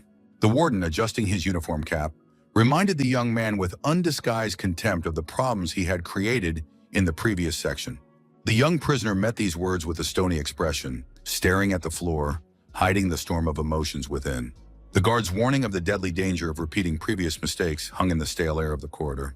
Cha Jue-yun, outwardly indifferent to the threats, mentally mapped out the next stage of his plan, not letting fear take over. The second section of the closed prison, a place outside of laws and rules, loomed before him, a grim monument to human cruelty. The young man lifted his head, his gaze radiating determination to face whatever trials were prepared for him within these walls. In the semi-darkness of the corridor, Cha Jue-yun saw a figure approaching, each step echoing in the oppressive silence. Cha Jue-yun froze in amazement as he stared at the unexpected apparition before him that had disrupted the usual order of prison existence. A long-haired stranger wearing a strange mask attached to his ears, with piercing black eyes, radiated an aura of danger and unpredictability. The mysterious prisoner turned to the newcomer and spoke mocking words with a note of warning, his voice sounding ominous in the droning corridor. Cha Jue-yun instantly recalled the rumors of uncontrollable prisoners whose behavior defied any system of supervision. The guard, trying to regain control of the situation, called out to the long-haired prisoner, number 4889, his voice betraying tension. The mysterious prisoner, sneezing defiantly, brushed off the warden's remark by mentioning a visit to the nurse and the promise of a future appointment. The guard's anxiety was growing by the second. Doubts about the correctness of the decision to release the strange prisoner tormented his mind. The gloomy corridors of the secret prison absorbed the footsteps of the warden and the newly arrived prisoner, hiding their secrets in the semi-darkness. Cha Jueyun's attentive gaze snatched up details of the surroundings, forming a strange, contradictory picture of reality. The startling discovery made the young man wary. The surrounding prisoners did not fit the image of out-of-control criminals.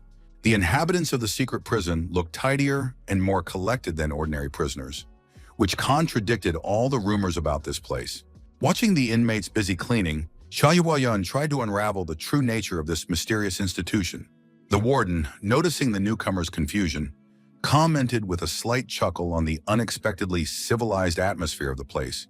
The guard promised the young man that the secrets of this establishment would soon be revealed, his tone betraying a strange satisfaction at the anticipation of the newcomer's reaction.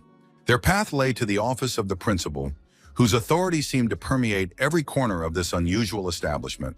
The director, contemplating his aquarium, reflected on the harmony of the underwater world, drawing mental parallels between the life of the fish and his institution. A smug smile played on the lips of the executive, reveling in his power over this enclosed world, his fingers lightly touching the glass of the aquarium. The director, absent-mindedly tossing food to the fish, shared his inspiration for creating the Section 2 system, drawing philosophy from the silent aquarium. The leader's glassy eyes reflected a manic desire for absolute order. His vision of the ideal system was based on the principles of austerity and cold beauty. Satisfaction was evident in the director's voice as he compared incident statistics. 20% in a regular prison versus a paltry 0.3% in his secret facility. Cha Huiyun watched in silence as the director reveled in his control system that turned the supposedly unruly prisoners into an obedient herd. The young prisoner's bewilderment, expressed in a single phrase, elicited a condescending chuckle from the smug supervisor. The director, without taking a break from contemplating the aquarium, mentioned the word death with frightening ease, moving on to more straightforward explanations of his philosophy. The measured voice of the leader painted a picture of an imaginary harmony where different species of fish coexist peacefully, obeying the invisible order of the enclosed space. Cha Yueyun absorbed every word of this twisted philosophy, while the headmaster revealed the true nature of his experiment on human souls. The metaphor of an overlord predator sounded an ominous omen when the director pointed to the shark lording over the rest of the aquarium's inhabitants.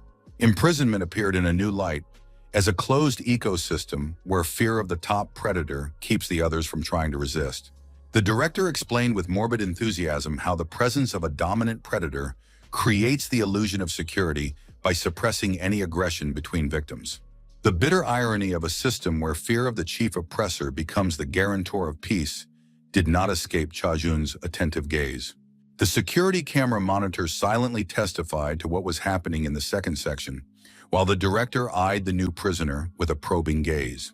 Cha Yueyong's ominous appointment as the new shark of the system sounded like a judgment, revealing the true purpose of his transfer to the secret prison. The heavenly dragon girl scout, while throwing on her robe after her bath, said the title of the director of the secret prison with poorly concealed disdain. The brilliant career of a former internationally renowned criminal psychologist has suddenly taken an unexpected turn, leading him to the position of director of a secret prison. The international conference in Korea was a turning point in the fate of the scientist, whose radical methods soon shocked even the most experienced prison officials. The brutality of his approaches made even the hardened members of the Celestial Dragon Organization shudder, hinting at the monstrous experiments conducted behind the walls of the secret prison. Unlike the corrupt director of the first section, this man remained an incorruptible fanatic of his idea, despising material benefits and corrupt schemes. His obsession with creating an ideal penal system overshadowed all other desires, turning the scientist into a cold-blooded experimenter. The Girl Scout pensively eyed the toy shark, pondering the sinister concept of the shark paradox created by the principal's twisted mind. The brutality of his thinking seemed unnatural even in the world of criminal psychology, where the boundaries of morality were often blurred.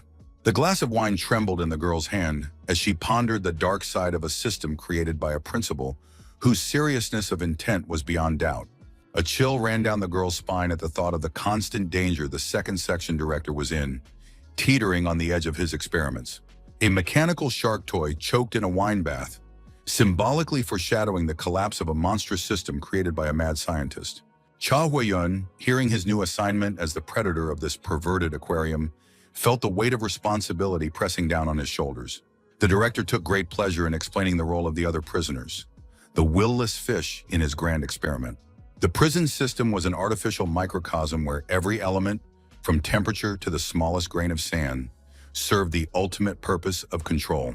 A sinister smile played on the principal's lips as he once again emphasized Cha Hui-yun's role as the top predator in this enclosed world. The words about absolute freedom of movement within the tight confines of the aquarium sounded bitterly ironic, emphasizing the perversity of the whole system. The young prisoner remained silent, his mind feverishly processing what he had heard, trying to find weaknesses in the headmaster's insane philosophy. The disdainful indifference to the principal's philosophy resounded in Cha Hui-yun's voice as he challenged the system with simple words. The young prisoner, showing a defiant disregard for authority, turned toward the exit, as if rejecting the very existence of this perverse experiment. The headmaster, maintaining his outward composure, uttered an ominous prophecy about the practical comprehension of his theory, his voice oozing with anticipation. The suddenness of the attack caught Cha Jun by surprise. It was as if time had frozen in this moment of absolute shock. The kick of the director's foot came exactly to the young man's back, demonstrating the unexpected physical strength of the psychopathic scientist. Cha Jun's heavy breathing echoed off the walls of the office as his body recovered from the treacherous blow. The principal's steely grip on the prisoner's throat was accompanied by an almost affectionate promise of help in understanding his twisted philosophy. The brilliant education and dual citizenship of the director of the second section concealed the dark side of his experimental methods. The American Academy once applauded his accomplishments, unaware of the future application of his knowledge. Institutes of social progress offered him prestigious positions, but the obsessed scientist chose the path of dark experiments. Memories of the meeting over a cup of yugubas, where he was thanked for choosing Korea, now seemed an ominous omen. The doubts of high-ranking officials about his methods in Special Prison No. 2 proved prophetic. Violent incidents and uncontrolled prisoner behavior set the stage for the mad scientist's radical experiments. An ambitious plan for the social correction of difficult prisoners turned into a monstrous experiment on human nature. Fear permeated the voices of officials refusing permission for his radical methods of control. Anxiety about the consequences of the possible failure of the experiment in Prison 2 made their hearts beat faster. The state machine bowed to the director's monstrous experiment not because of his scientific achievements, but under the pressure of the latent military power lurking behind the scientist's mask. High army connections were the leverage that made officials turn their eyes away from his insane methods, fear of his capabilities overpowering common sense. The headmaster's steel fingers dug into Cha Hui-yun's throat as he hissed his twisted theories through his teeth, enjoying the young prisoner's helplessness. The young man's name escaped the madman's lips in a whisper full of pained admiration, heralding a new wave of violence ready to descend upon the victim. Instincts worked faster than thought. Cha Hui-yun dodged the blow, causing the headmaster's fist to meet the cold wall, triggering a fit of uncontrollable rage. The young prisoner feverishly analyzed the scientist's rapid transformation from cold-blooded theorist to obsessive sadist. The air in the office thickened with tension as the mad headmaster raised his fist again, preparing to continue his cruel experiment. The blow had reached its target, and Cha Hui-yun's body flew to the opposite wall, revealing the beastly strength hidden under the mask of an intellectual. The massive headmaster's desk took the fall of the young body, creaking under the weight of the unexpected burden. The principal's voice was ringing with excitement as he talked about the 4 sharks already imprisoned in his perverted aquarium.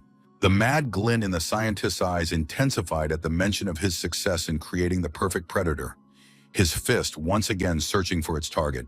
The blackmail of survival sounded in the principal's words, demanding that the young man understand his role in this monstrous experiment.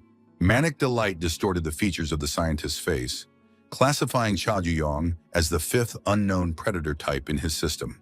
The order to demonstrate his true nature was accompanied by another blow, as if the headmaster was trying to physically beat the desired reaction out of the young man. The sudden change in the expression on the madman's face gave away the sudden revelation that made him interrupt his series of blows. The principal's manic laughter filled the office as he contemplated something mesmerizing about his victim, his delight bordering on insanity. Cha Jueyun watched in silent amazement at the transformation of the headmaster, whose image of an intellectual scholar had crumbled, revealing the personality of a possessed madman. A hysterical note cut through the director's voice as he demanded that the guards bring the cherished box, his fingers tapping nervously on the tabletop in anticipation. The solemnity of the moment was emphasized by the director's measured speech explaining the prison ranking system, where special management sounded like a euphemism for something more sinister. The unhealthy gleam in the supervisor's eyes intensified at the mention of his favorite shark term, whose true meaning remained a mystery to most of the prisoners. The black numbers on the special management uniforms were like a branding iron that singled out the chosen prisoners. The director's color hierarchy of the prison system reflected his manic desire for order, from white for ordinary criminals to ominous black for his special charges. The escorts led Cha Jueyun out of the office to the accompaniment of the director's prophetic words about the young prisoner's impending epiphany. The heavy door slammed shut behind the young man's back, leaving him alone with dark premonitions about his future in this realm of madness. The headmaster, left alone, savored the memory of the 21st instance of insubordination, finding particular pleasure in the insolence of his new ward. A manic smile played on the leader's lips as he pondered the uniqueness of Cha Jueyun, defying the usual predator categorization. The thirst to uncover the true nature of the new exhibit fought the need for careful analysis, forcing the director to restrain his sadistic impulses. Two prisoners, huddled in a cell, discussed a plan to massacre the new shark. Blind, beat and dispose of the body through the sewers, unaware of the consequences of their scheme. Desperation was evident in their voices as they recognized the folly of their plan, but the lack of alternatives pushed them to extreme measures. Cha Jueyun's appearance in the doorway made prisoner number 1228 flinch, realizing the reality of his situation in the face of a new threat. A chilling horror gripped the hearts of the conspirators as they turned around and met the gaze of the one the director had designated as the new predator in their cage. Panic gripped the minds of the two prisoners, but the instinct of self-preservation forced them to suppress their original plan of attack. Wu-ta-san, prisoner number 1228, instantly switched to an obsequious tone, proclaiming himself and his comrade to be the loyal dogs of the new master of the situation. Chu In-ho, a blond man with a hysterical gleam in his eyes, was sprawled out pleading for a quick death, his psyche clearly fractured under the oppression of a prison existence. Cha Jueyun froze in bewilderment as he observed the irrational fear of the cellmates whose behavior contradicted his ideas of a secret prison. The newcomer's piercing gaze slid over the faces of the maddened cellmates, and the director's words about the fish in his perverted aquarium came to mind. The cramped space of the cell, which was now his new home, pressed its grim atmosphere of fear and subjugation. Cha Jueyun's close inspection of the room and its inhabitants led him to an unexpected conclusion. The situation looked less threatening than expected. A simple question about sleeping space caused a wave of confusion among the cellmates, who had not expected such a routine from a shark. The ingratiating fussing of the two prisoners around their new cellmate's bed gave away their desperation to please a potential predator. Nervous chatter about the quality of the mattress was met with an indifferent response from Cha Jueyun, whose calmness only made the cellmates more anxious. The question about the evening inspection sounded like a thunderclap, revealing the stark differences between an ordinary prison and this secret institution. Fear of possible punishment paralyzed the minds of the two prisoners, turning them into trembling shadows of themselves. Trembling voices reported unprecedented freedom within these walls, where even the guards seemed to play a decorative role in a terrible experiment. Cha Jueyun's bewilderment was growing by the minute. The paradox of absolute freedom in a place reserved for the most dangerous criminals was not settling in his mind. As dust settled on the bunk, Wu-ta-san made a macabre joke about acid and dismemberment, his nervous laughter echoing off the cell walls. Chu In-ho was shivering under the thin blanket, his fragile psyche unable to withstand the presence of a new predator. In the night silence of Cha Jueyun's cell, he lay with his eyes closed, his heightened consciousness registering the abnormal absence of the usual prison supervision. The young prisoner's heavy thoughts were not resting on the hard mattress, his silhouette casting an ominous shadow on the gray wall of the cell. The mystery of the low-level incidents kept him busy, the presence of the four mysterious sharks that the mad headmaster was talking about. With a determined move, Cha Jueyun headed for the door, ready to uncover the secrets of this perverted aquarium and come face to face with the other predators assigned by the system as prison guards.